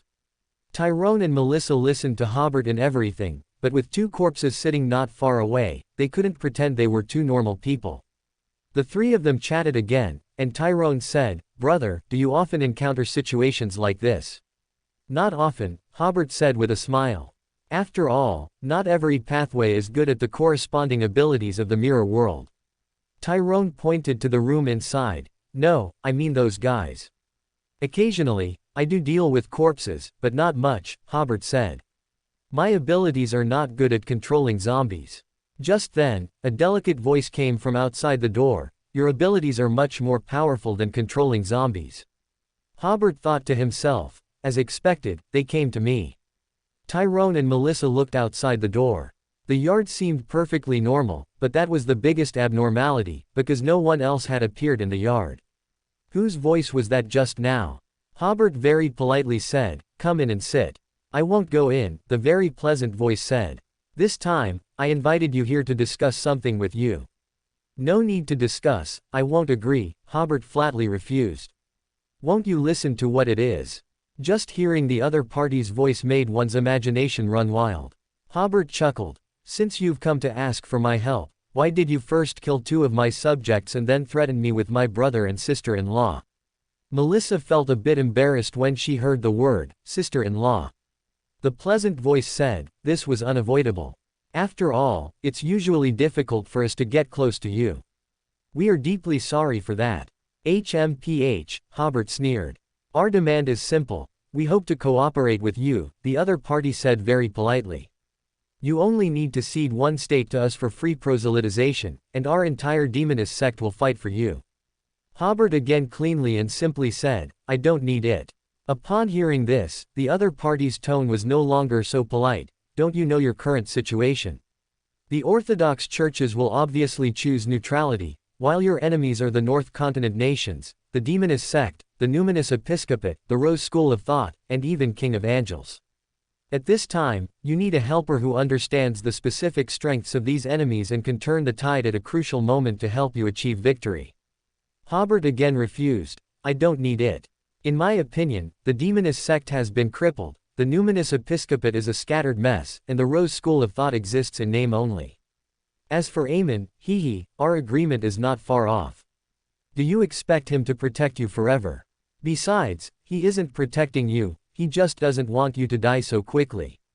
And, just as he was saying this, Hobert suddenly smiled. "I found you." He had been associating with the other party, and now he finally knew the other party's exact location. Hobert reached out, and suddenly a very beautiful woman, seemingly conforming to everyone's aesthetic, appeared with a panicked expression and flew towards Hobert. It was Shirley, an angel of the demonist sect. Shirley flew over with her neck outstretched, caught by Hobert's hand. It looked very much like she had offered her own neck to Hobert's hand. Hobert squeezed the other party's tender neck and smiled. "If you hadn't used such coercive methods to talk to me, I might have considered cooperating with you." During this process, Shirley had used abilities like Mirror Doppelganger and Scepter Doppelganger several times, but Hobert had distorted the concept of the true body and the doppelganger, so what remained in Hobert's hand was still Shirley's true body. This peerless beauty struggled and said, "Admit it, you need our help. Otherwise, you have no chance of winning. The Earth Mother will not descend to help you unify the South Continent, she will only appear when you are in danger. But what if your subjects, your subordinates, encounter danger? Will she continuously descend to help them? If the kingdom of Atlantis is eventually left with only you, you will probably hide because you no longer have enough anchors." Hobert chuckled. "It seems the conspiracy you are brewing is not small, huh? But why do you think I've been patiently waiting for your conspiracy to succeed?" Shirley's eyes narrowed. "You haven't been recently, haven't been." Hobert tightened his grip. "Do I need to personally make a plan to deal with you scumbags?" He forcefully twisted Shirley's neck, throwing this demoness of catastrophe to the ground, then once again conjured the Twilight Scepter, forming an exaggerated twilight-colored greatsword that stabbed into Shirley's chest and abdomen. Shirley struggled for a while with her neck twisted, then lay there motionless. Immediately after, the other party's resurrection process began. Hobert immediately used his ability of chaos, causing the other party's passive ability of resurrection to become chaotic. The corpse lying on the ground suddenly struggled again, like a drowning person. Just as Hobert was about to utilize his Beander ability to end the other party's resurrection process, a cold force suddenly came from outside, tearing open the chaos and snatching away Shirley's spirit body. Hobert did not resist. He suddenly realized why Shirley was so fearless, because the primordial demoness was nearby in the mirror world. He also finally understood why Shirley insisted on luring him into the mirror world, because the primordial demoness could maintain her state here for a certain period. In the real world, her state would deteriorate quickly after not long. Moreover, that would definitely be detected by the Orthodox gods, and before he could even make a move, he might be besieged by the Orthodox gods. At this moment, Shirley's voice came from outside again. It seems a small punishment is needed to make you recognize the facts. Tyrone glanced at Shirley's corpse, still lying on the ground. He didn't understand what had happened, but he felt it was incredibly magical. In fact, if not for Hobert's spiritual protection, Tyrone and Melissa would have long been affected, either going out to find Shirley, wanting to be intimate with her, or embracing each other in intimacy. As soon as Shirley's voice fell, in the inner room, Mark's wife's corpse was as if lifted by some force and violently slammed against the wall.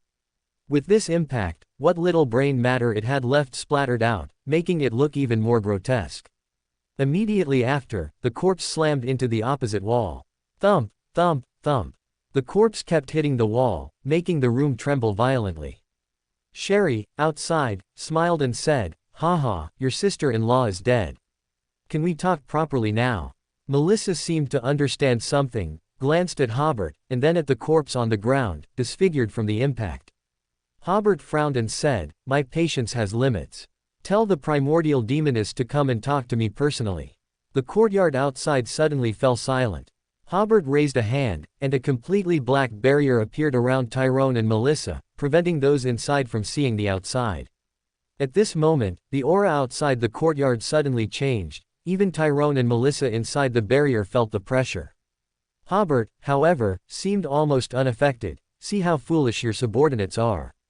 When have I ever shown a side of bullying the weak and fearing the strong? Why must you threaten me if you want to cooperate?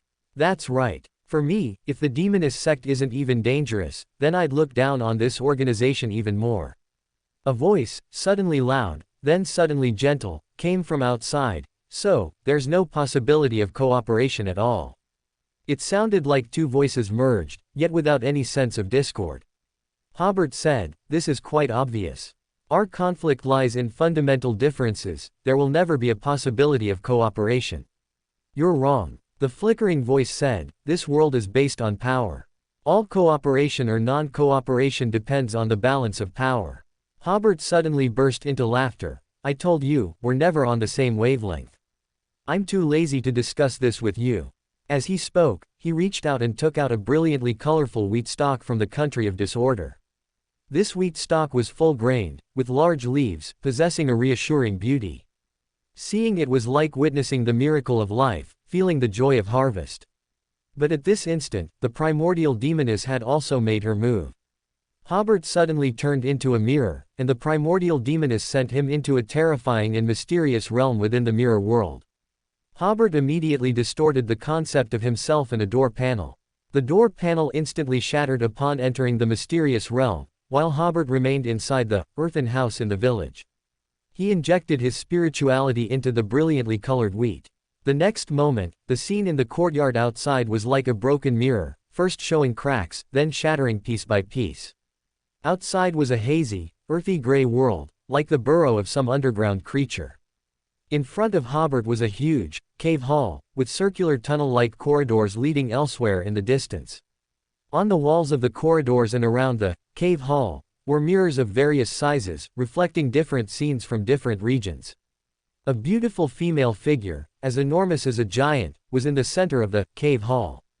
Her beauty was beyond description, so stunning that it made one overlook her thick strands of hair. Each strand of her hair was like a venomous snake, with an eye at the tip, either open or closed. Everything they saw would instantly turn into grayish-white stone.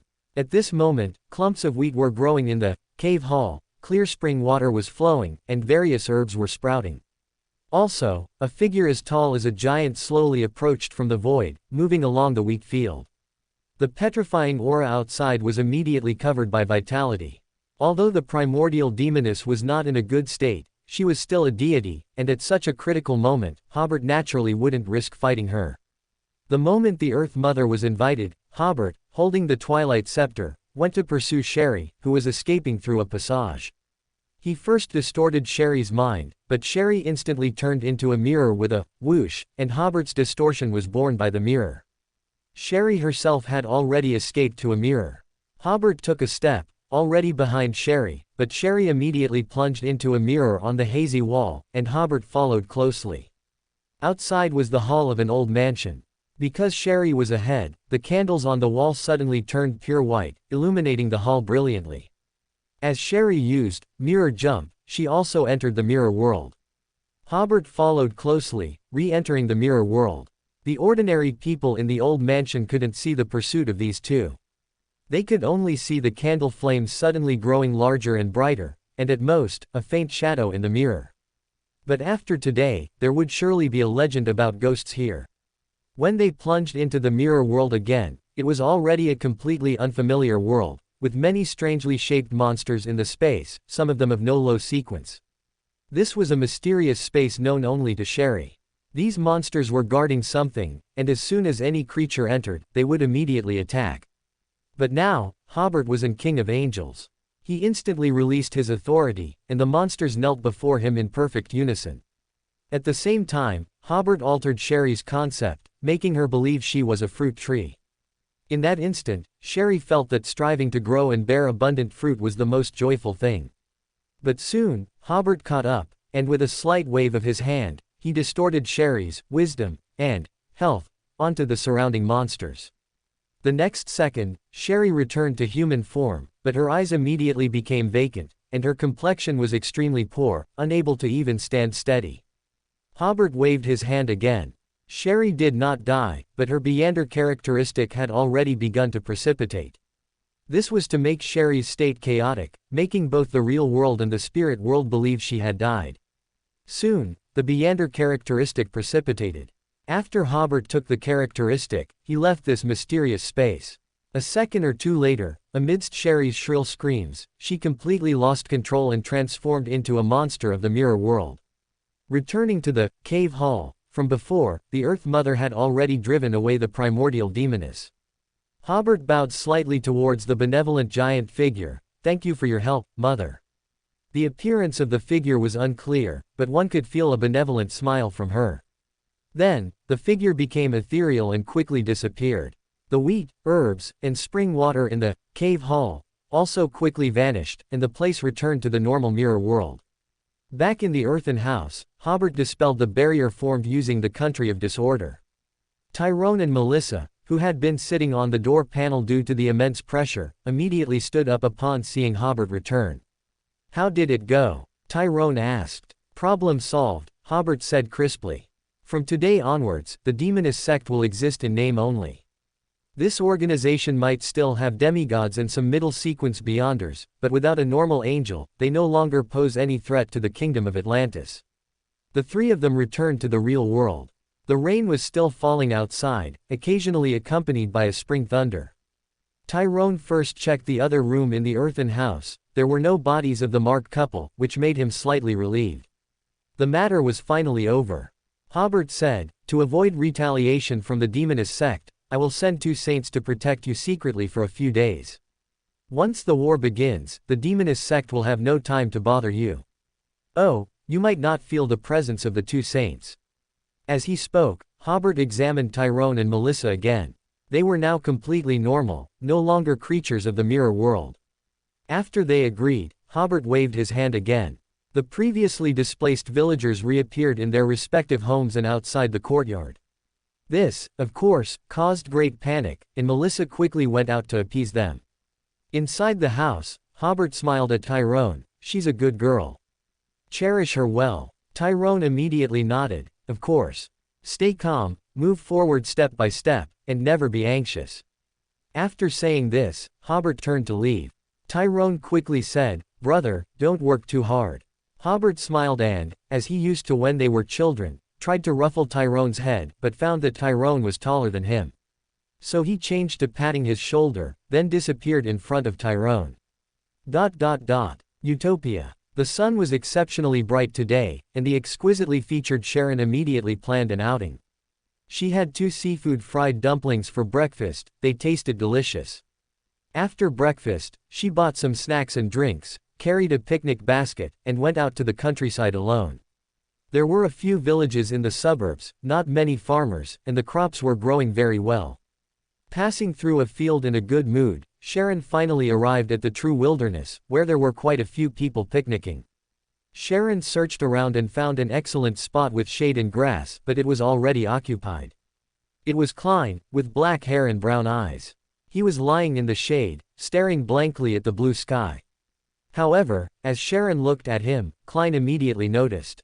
He looked up and said, "Miss Sharon, are you also here for a picnic? Please come over here. I'll leave after sitting for a bit longer." Sharon walked silently into the shade, spread out a large picnic blanket on the grass, and then, imitating Klein, lay on the ground and looked at the sky. The two were very quiet, neither spoke. Klein asked in a casual tone, "How's Marich doing?" "He's fine," Sharon replied simply. "Where is he now?" "Serving in the Beander army."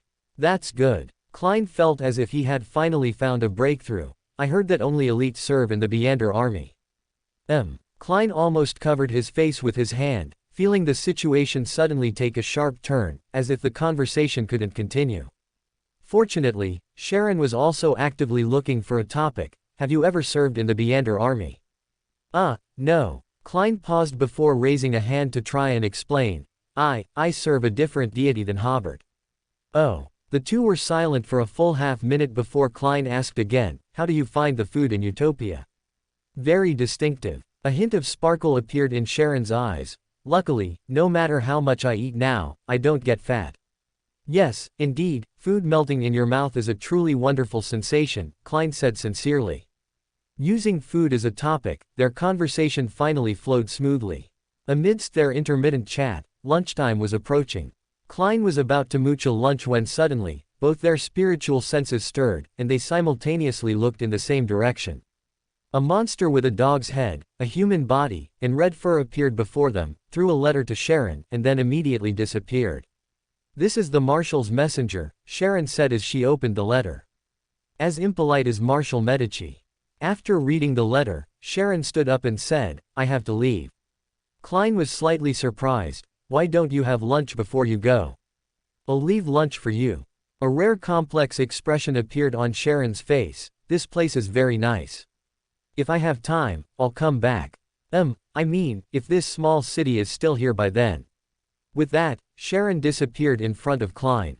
Klein looked at the spot where Sharon had left, feeling a sense of loss for a while, then lay down again, looking at the sky and saying, "And so, the war begins."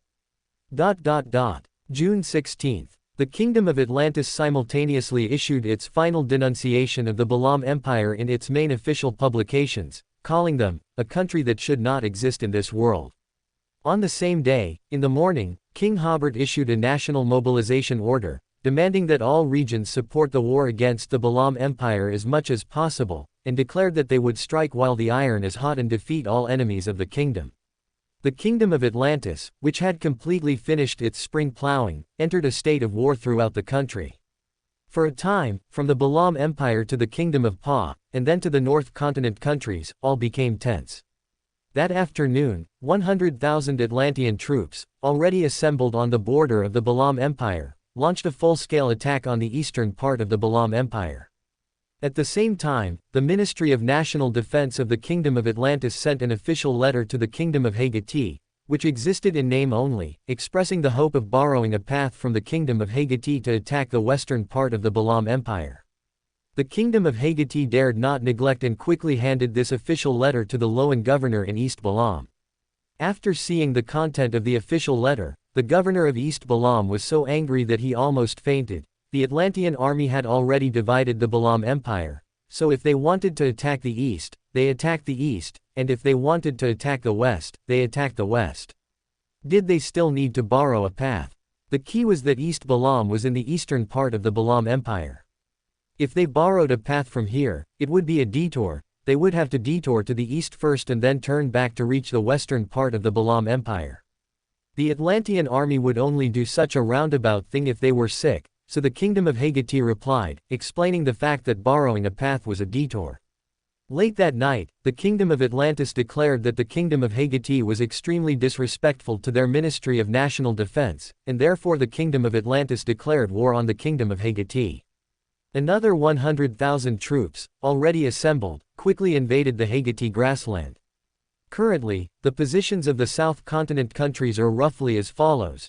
The Kingdom of Pa is to the northwest of the Kingdom of Atlantis, the Balam Empire is roughly to the north, and the Kingdom of Hagati is to the northeast. Because the Kingdom of Atlantis had always publicly condemned the Kingdom of Pa and the Balam Empire in official publications, the military support from all countries was directed towards the Kingdom of Pa.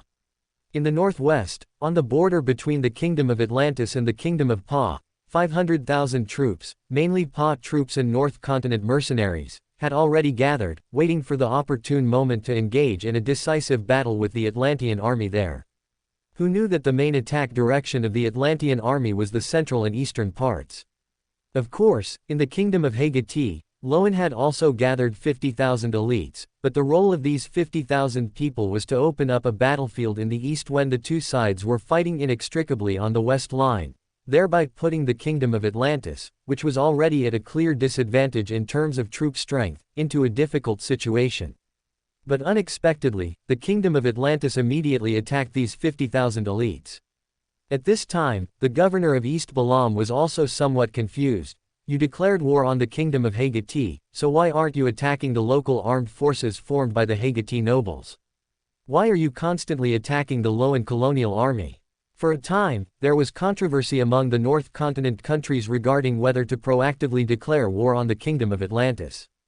The Fasak Empire and the Kingdom of Pa advocated immediate war because the Kingdom of Atlantis's tactics were already very clear: to eliminate the weak Balam Empire and the unstable factors embedded in East Balam at the beginning of the war. After solving these two hidden dangers, the Kingdom of Atlantis would be able to concentrate all its forces and engage in a decisive battle with the Kingdom of Pa. Currently, facing the 500,000 allied forces, there are only about 100,000 Atlantean troops. If the confrontation of angel-level powers is not considered, it would be easy to break through the enemy's defense line from here. However, the Intis Republic and the Kingdom of LotM believed that it was not appropriate to start a war at this time, because the Kingdom of Atlantis had not yet declared war on any North Continent country. If they took the initiative to attack at this time, it would be a very unreasonable act when negotiating in the future. It can be said that at the beginning of the war, the disagreements among the various countries were exposed. The Kingdom of Pa and the Fasak Empire both believed that they should utilize all their strength to defeat the active forces of the Kingdom of Atlantis, so that this rising country would not dare to expand northward, thereby stopping their development momentum. However, the Intis Republic, which had been badly hurt in the previous World War, and the Kingdom of LotM, which had just lost an archangel, were not very willing to engage in a decisive battle so quickly. They were very clear that due to the Earth Mother Church's protection of the Kingdom of Atlantis, they could not launch a deep attack on the Kingdom of Atlantis. They hoped to utilize the Balam Empire's last strike to put enough pressure on the Kingdom of Atlantis, and then negotiate with the Kingdom of Atlantis.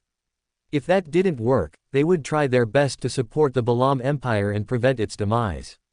After a year or so of war, the Kingdom of Atlantis would eventually be willing to negotiate. This was a disagreement that existed among the four allied nations from the very beginning. They discussed several times before basically reaching a consensus that now was not the best time to send troops. Because once they invaded the territory of the Kingdom of Atlantis, it would trigger angel-level battles, and then the situation in the South Continent would be completely irreversible. The Allied forces believed that the Atlantean army could not actively attack the Pa Empire either, because the King of Angels Amun, out of his own interests, had once threatened Hobert not to attack the Kingdom of Pa. After Adam became a god, the six Orthodox gods clearly relaxed many restrictions on Adam and Amun, the brothers. In this war where the Orthodox god churches did not help either side, the threat of an King of Angels, especially the God of Pranks, carried a lot of weight.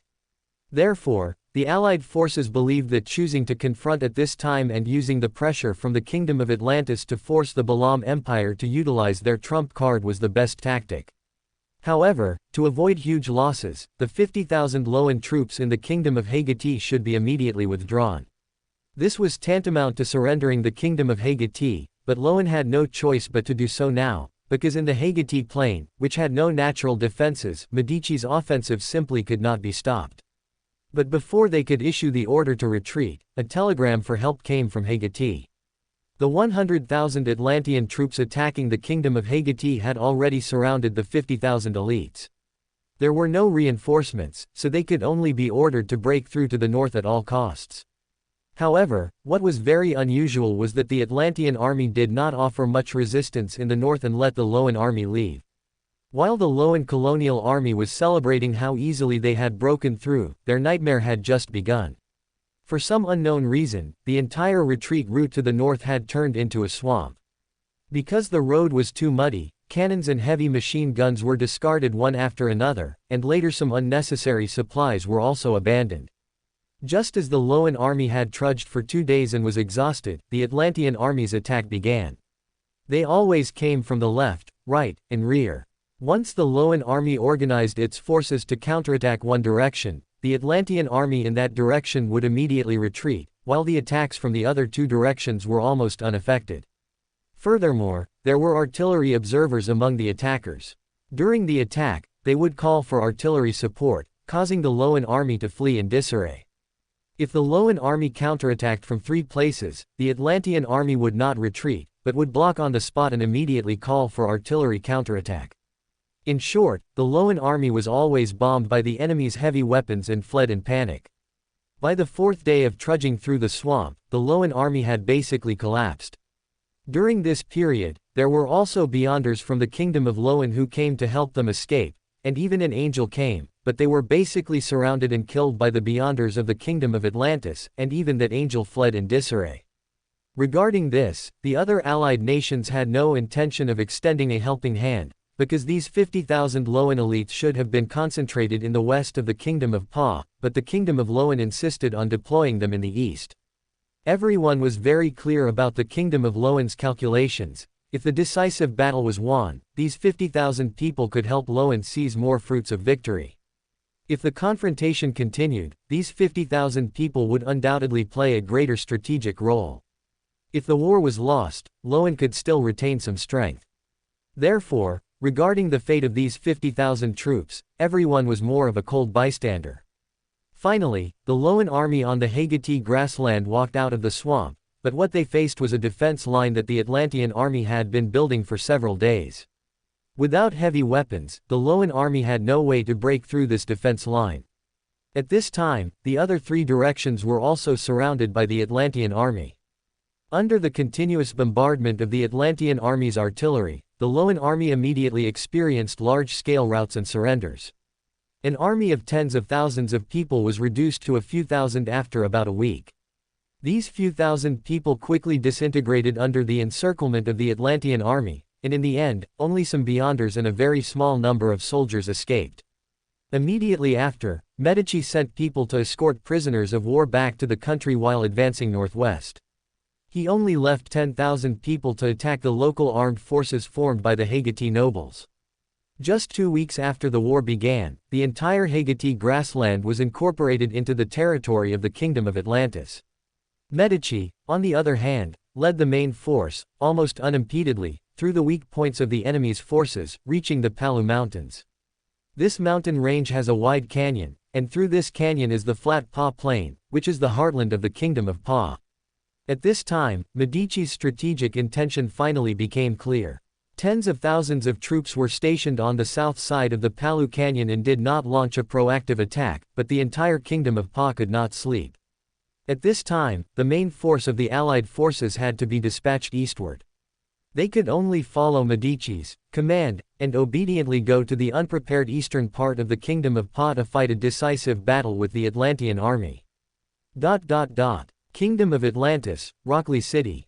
Hobert, with a changed appearance, strolled through a market in the city, listening to the hawkers' cries, and observing the surrounding goods and transactions. For Rockley City, which was considered the rear, the residents, apart from working 2 hours unpaid every day to process military supplies, were hardly affected by the war in other aspects. Hobert walked slowly forward, looking around leisurely, as if he was just strolling through the market here. Suddenly, he looked towards the city gate, and a slight curve of his lips revealed a smile. "I caught you." In an instant, the entire Rockley City was enveloped by the power of chaos, and no one could escape from here. The next second, Hobert had already appeared at the city gate and grabbed a person's shoulder. This person was wearing Atlantean-style clothing and appeared to have obvious South Continent blood, but the crystal monocle on his right eye exposed his identity. This was a clone of Aemon. Immediately, Hobert ended his ability to theft prematurely, and the face that Amon's clone had stolen disappeared, revealing his original appearance of black curly hair and a broad forehead. Hobert smiled and said, "If you hadn't run, I might not have caught you so quickly." "Nonsense, you came to catch me, how could I not run?" Amon's clone said somewhat helplessly. Hobert hummed, "You certainly have the awareness of a thief." Joining forces to beat Amon's body. In a few breaths, Hobert arrived at the giant court, which was always in twilight. The buildings here were magnificent yet dilapidated, filled with the vicissitudes of history. He looked around, then, still gripping the Aemon clone by the neck, arrived before the tall stone gate of the giant king residence. As long as Hobert held the Aemon clone by the neck, this clone couldn't escape. Through the enormous stone gate, the two entered the side of the forsaken land of the gods. As far as the eye could see was an endless darkness. The only light here was the streaks of lightning flashing across the sky, giving a tremendous sense of oppression, as if the depths of this place were the end of the world. "I understand," the Aemon clone suddenly said, "you want to utilize me to find my true body." Hobert smiled, "That's right." "Why?" The clone was very confused. "I mean, are you planning to convert to my true body? Do you think that's possible?" "Hehehe," the Aemon clone smiled, "I just felt the atmosphere was a bit oppressive, and wanted to liven things up." "Hurry up and tell me, why do you want to find my true body? Perhaps I can give you some ideas." Hobert glanced at the Aemon clone. This guy didn't seem to be joking. So, while escorting the Aemon clone through the hall of the giant king residence, he said, "Your true body once threatened me, telling me not to destroy the palace kingdom. But now I want to unify the South Continent, so I must first get rid of your true body. This way, I can launch a war of annihilation without any worries." When Hobert said this, he wasn't truly hoping for any bad ideas from the clone, he was purely bored and wanted to chat. Of course, he also knew that in the forsaken land of the gods, where no true god was willing to visit, it was almost impossible to kill Amon's true body. Saying this had a bit of a blustering feel to it. The Aemon clone said, "I like your personality very much. It's a pity you're an enemy." Hobert said, "I don't really like your personality. Fortunately, we are enemies." At this moment, Hobert had already led the Aemon clone out of the main hall and arrived at the main entrance of the giant king residence. Hobert took a deep breath, the air is filled with the smell of decay and dampness. "Haha, let's begin." The Aemon clone then said, "I think you might have overestimated your abilities. Even if you are in King of Angels, with your ability, you still shouldn't expect to find the true body using a clone. Also, I need to remind you that my true body's authority is loophole. Do not utilize any common sense or rational thinking to deal with him." Hobert smiled, "Of course I know. To make this counterattack more ritualistic, I will explain to you the steps I will take to find your true body. First, I will pray to Fool. Fool who does not belong to this era." As he spoke, he truly prayed to Fool. After sensing Fool's gaze, Hobert continued, "I am well aware that Aemon has 100 ways to sever the connection with a clone, so I need to utilize the Worm of Time." The Aemon clone reached out and pinched his monocle. "I understand. You want to utilize the Beyander characteristic within the Worm of Time in me, and its characteristic of returning to the main body." Hobert smiled, "That's right. Aemon can prevent this, but he cannot sever his connection with the Worm of Time at the moment of your death. Also, you don't need to pinch your monocle anymore. After I caught you, this lens has been in a state of distortion, so your true body won't receive any signals you send." The Aemon clone sighed, "It seems you've been planning for a long time." "Yes," Hobert said seriously, "I hate being threatened the most. Everyone who has threatened me has met a bad end, and I don't think Aemon will be an exception." To be precise, when Hobert was carrying Anju's city back, he was already plotting how to beat Aemon. Hobert finally smiled, "Get ready, I'm going to kill you." "To be honest, I truly appreciate your personality," the Aemon clone sighed, "It would have been great if we had met earlier, perhaps we could have become friends." But in the next second, this Aemon clone turned into dust under Hobert's ability. Hobert was left with only 3 Worm of Times in his hand. He slightly raised the worm of times, and used the amplify ability, making the return of the meander characteristic within the worm of times easier to detect. At the same time, the image of Fool suddenly appeared above him, placing a mass of gray mist on Hobert's hand.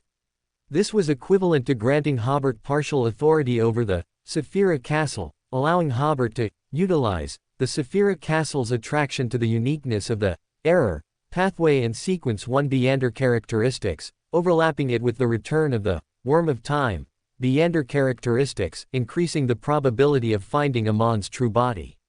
It was like installing a signal amplifier on these 3 worm of times.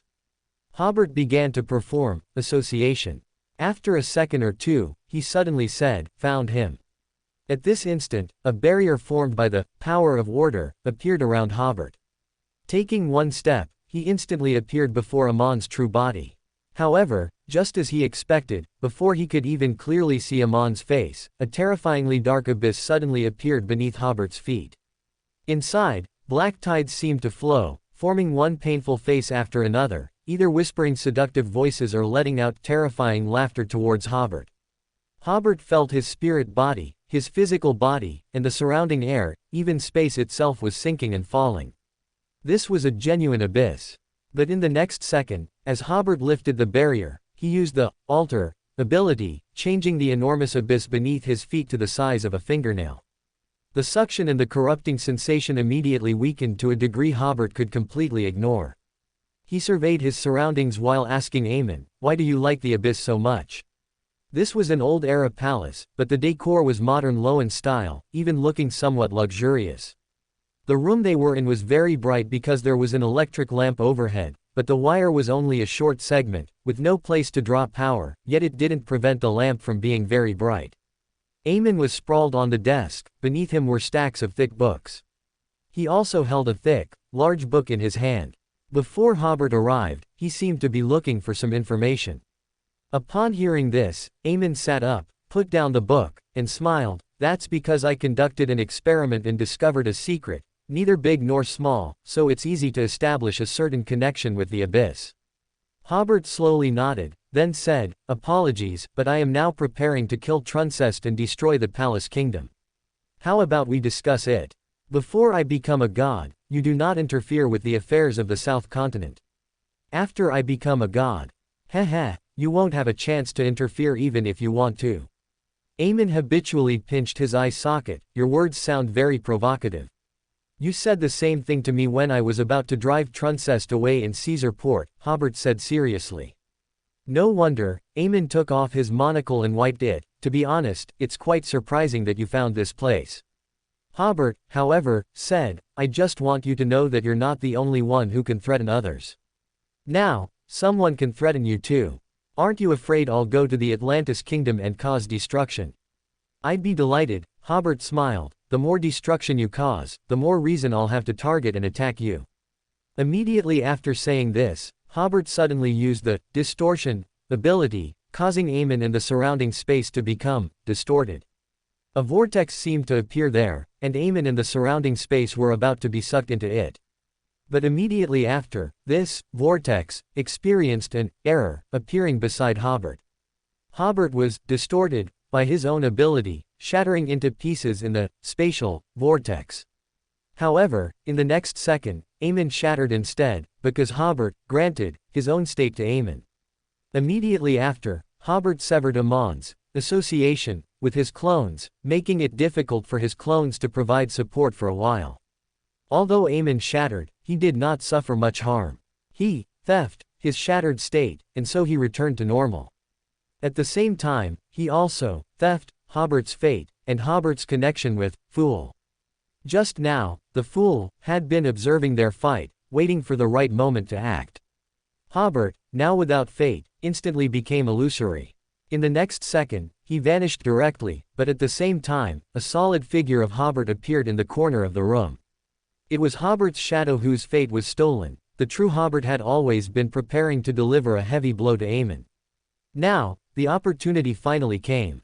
Hobert snapped his fingers, and the space around Amon immediately darkened. It was a barrier formed by the power of the country of disorder. This barrier, when used by Hobert, was the best defense but also a very high-level seal. Aemon pinched his monocle, and the unadorned, blasphemy slate, appeared before him. Aemon waved his hand, and the blasphemy slate crashed into the barrier, creating a large hole. However, Aemon found that he was unable to exit this barrier. It turned out that the fool had re-established the connection through Hobert's stars. He had grafting Aemon and the barrier created by the power of order together. This barrier seemed to have become a part of Amon's body, and he had to carry it wherever he went. Even if Aemon had the blasphemy slate, the power of the country of disorder was still a form of pollution for him. If he remained with the barrier for too long, he would definitely be affected by the country of disorder.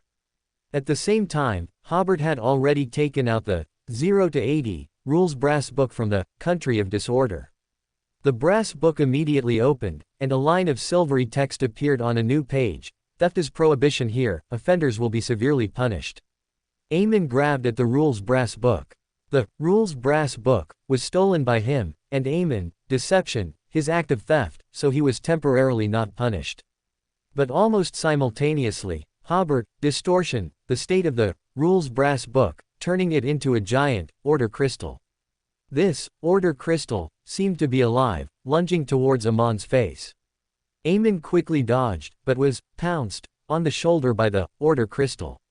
Half of his body was covered by the order crystal. But at this moment, Hobert suddenly felt as if he were in a turbulent ocean of all colors, and the colored seawater completely enveloped Hobert. These seawaters had no rules for Hobert to utilize.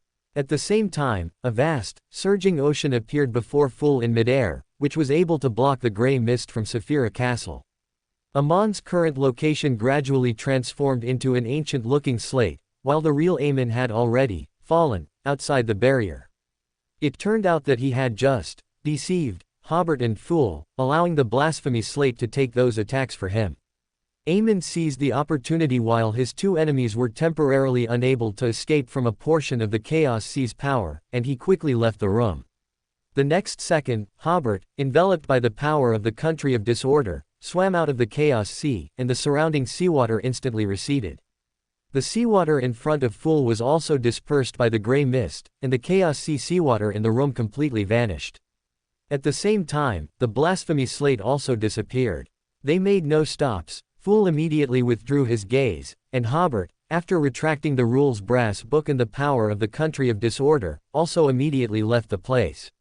At the same time, he also used his distortion ability to take Amon's room with him. This should be one of Amon's strongholds, and Hobert intended to take it back for study. Meanwhile, Aemon, who had escaped, was now on a dim mountaintop. He glanced in the direction he had fled from, took a deep breath, and seemed to say to the air, "Haven't you found him yet?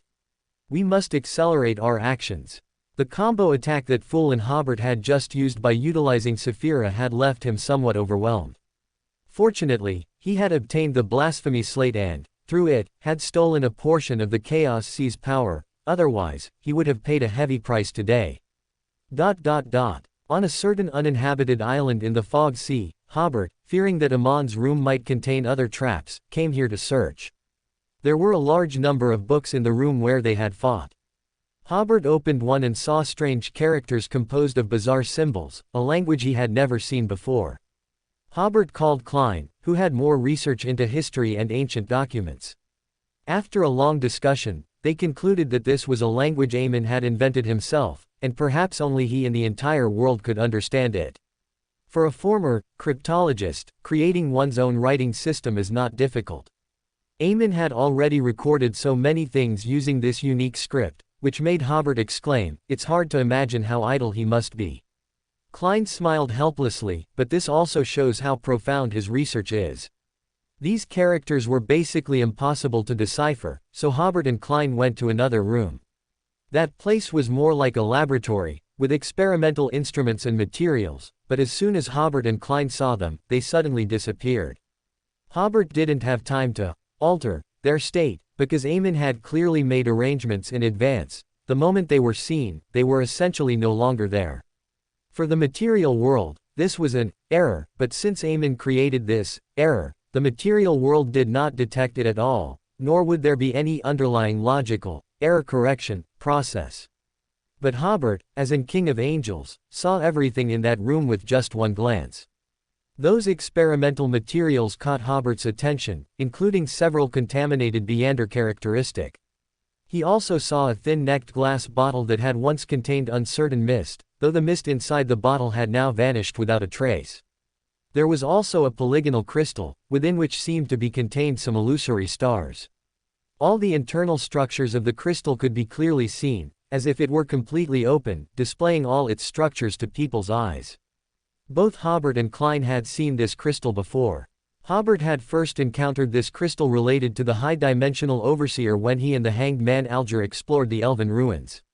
This made Hobert realize that the research Eamon was conducting was very likely related to the old days.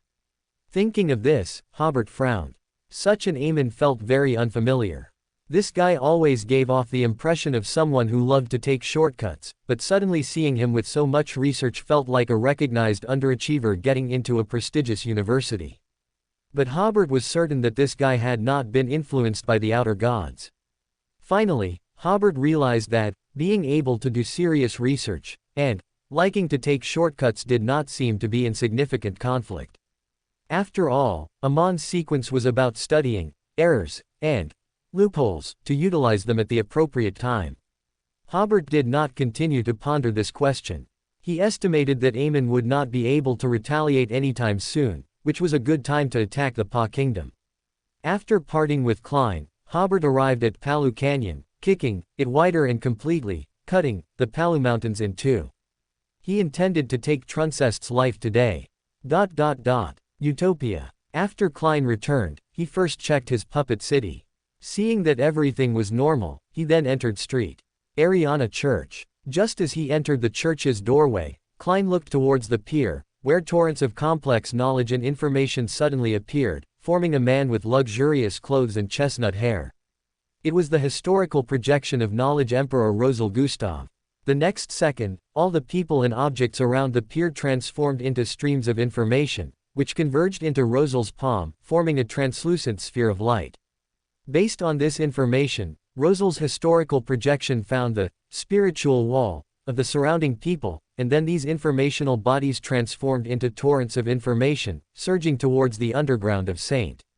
Ariana Church. At the same time, Zeratul, wearing a black robe and hood, appeared directly above the church, accompanied by the historical projections of the emotionless Pale Empress and the hideous Abomination, two archangels. Klein had already used the time the opponent took to find him to inject spirituality into the order crystal Hobert had given him, sending a signal to Hobert. At the same time, Klein leapt into the historical mist. However, just as he entered the historical void, a vortex made of countless transparent worms appeared before him, and the vortex extended slimy tentacles covered with strange patterns. Because Klein was now also an angel, the extraordinary characteristic aggregation law had become very obvious. The intuitive feeling was that the vortex emitted a huge suction force, causing Klein's figure to involuntarily rush towards the center of the vortex. Hobert sat on a rock in the Palu Mountains for a long time, but Truncest did not show up at all. He was about to issue the command for a general assault to Medici when he suddenly felt the signal Klein sent him. Hobert was slightly stunned, seeming to realize that today's attack might make Eamon unable to hold his temper. He did not immediately go to Utopia but returned to Anjou, stacking himself with the spiritual wall and the order crystal, and then entered the country of disorder. He planned to appear in Utopia in the form of the Creator, just as he did when he explored the unnamed island with Bernadette before, with the real Hobert hiding in the Creator's shadow. Currently, he was already in King of Angels, and being in the country of disorder no longer helped much in elevating his level. However, appearing as the Creator was, first, safer for him, and second, allowed him to utilize the order clock at any time. When he appeared above Utopia in the form of the Creator, he saw Klein caught by a slimy tentacle in the historical void. But in the next instant, Klein turned into a paper figure. At this moment, the three historical projections summoned by Zeratul all looked towards the sky. In their eyes, a majestic figure in black armor with a handsome black cloak behind him gazed down upon everything, radiating divine light. Upon seeing this majestic figure, the three historical projections immediately changed, no longer willing to obey Zeratl's commands for a short time. What made Zeratl helpless was that he couldn't even dispel the summons. It was as if the creator's first move had restricted Zeratl, the attendant of mysteries' most troublesome ability. Zeratl turned to run, but found he couldn't, because his summons of the historical projections seemed to have mutated. The three historical projections were like three power vortices, dragging Zeratl back. And Zeratl felt himself becoming illusory, while the three historical projections were gradually solidifying. If this continued, Zeratl would become a historical projection. To be precise, this was the creator strengthening Zeratl's association with the historical projections he summoned, which was equivalent to three sequence ones grabbing Zeratl at once. Immediately after, the creator distorted the concept of Zeratl and the historical projections, making Zeratl a semi-physical, semi-historical projection state, a state from which he could go nowhere. At this time, a black javelin appeared in the creator's hand. It was the javelin form of the order-slaying sword. The creator raised his hand, and the javelin, like an arrow released from a bowstring, struck Zeratl directly in the heart. Puff! Zeratl instantly turned into a paper figure, but in the next second, the javelin, defying common sense, still pierced the illusory Zeratl. Hobert caused the surrounding rules to undergo a certain degree of chaos. As long as the substitute was pierced, it was equivalent to piercing the main body. Zeratl was now somewhat panicked, because the support promised by his allies had not appeared yet. Just then, Klein, who was watching the commotion with his arms crossed on top of St. Ariana Church, suddenly felt a little uneasy. Puff! An ancient-looking wooden cross stake pierced through the position of Klein's heart from behind. A figure then outlined itself behind him. It was Gehrman Sparrow, wearing a silk top hat and a black trench coat. Klein's pupils constricted. And Gehrman Sparrow then spoke, "Adam gave me humanity." For more thrilling fanfiction stories like this, check out my channel Fanfic Audiobook. Dive into epic adventures, mysterious realms, and legendary journeys brought to life through immersive storytelling. Don't forget to like, share, and subscribe for more amazing audiobooks.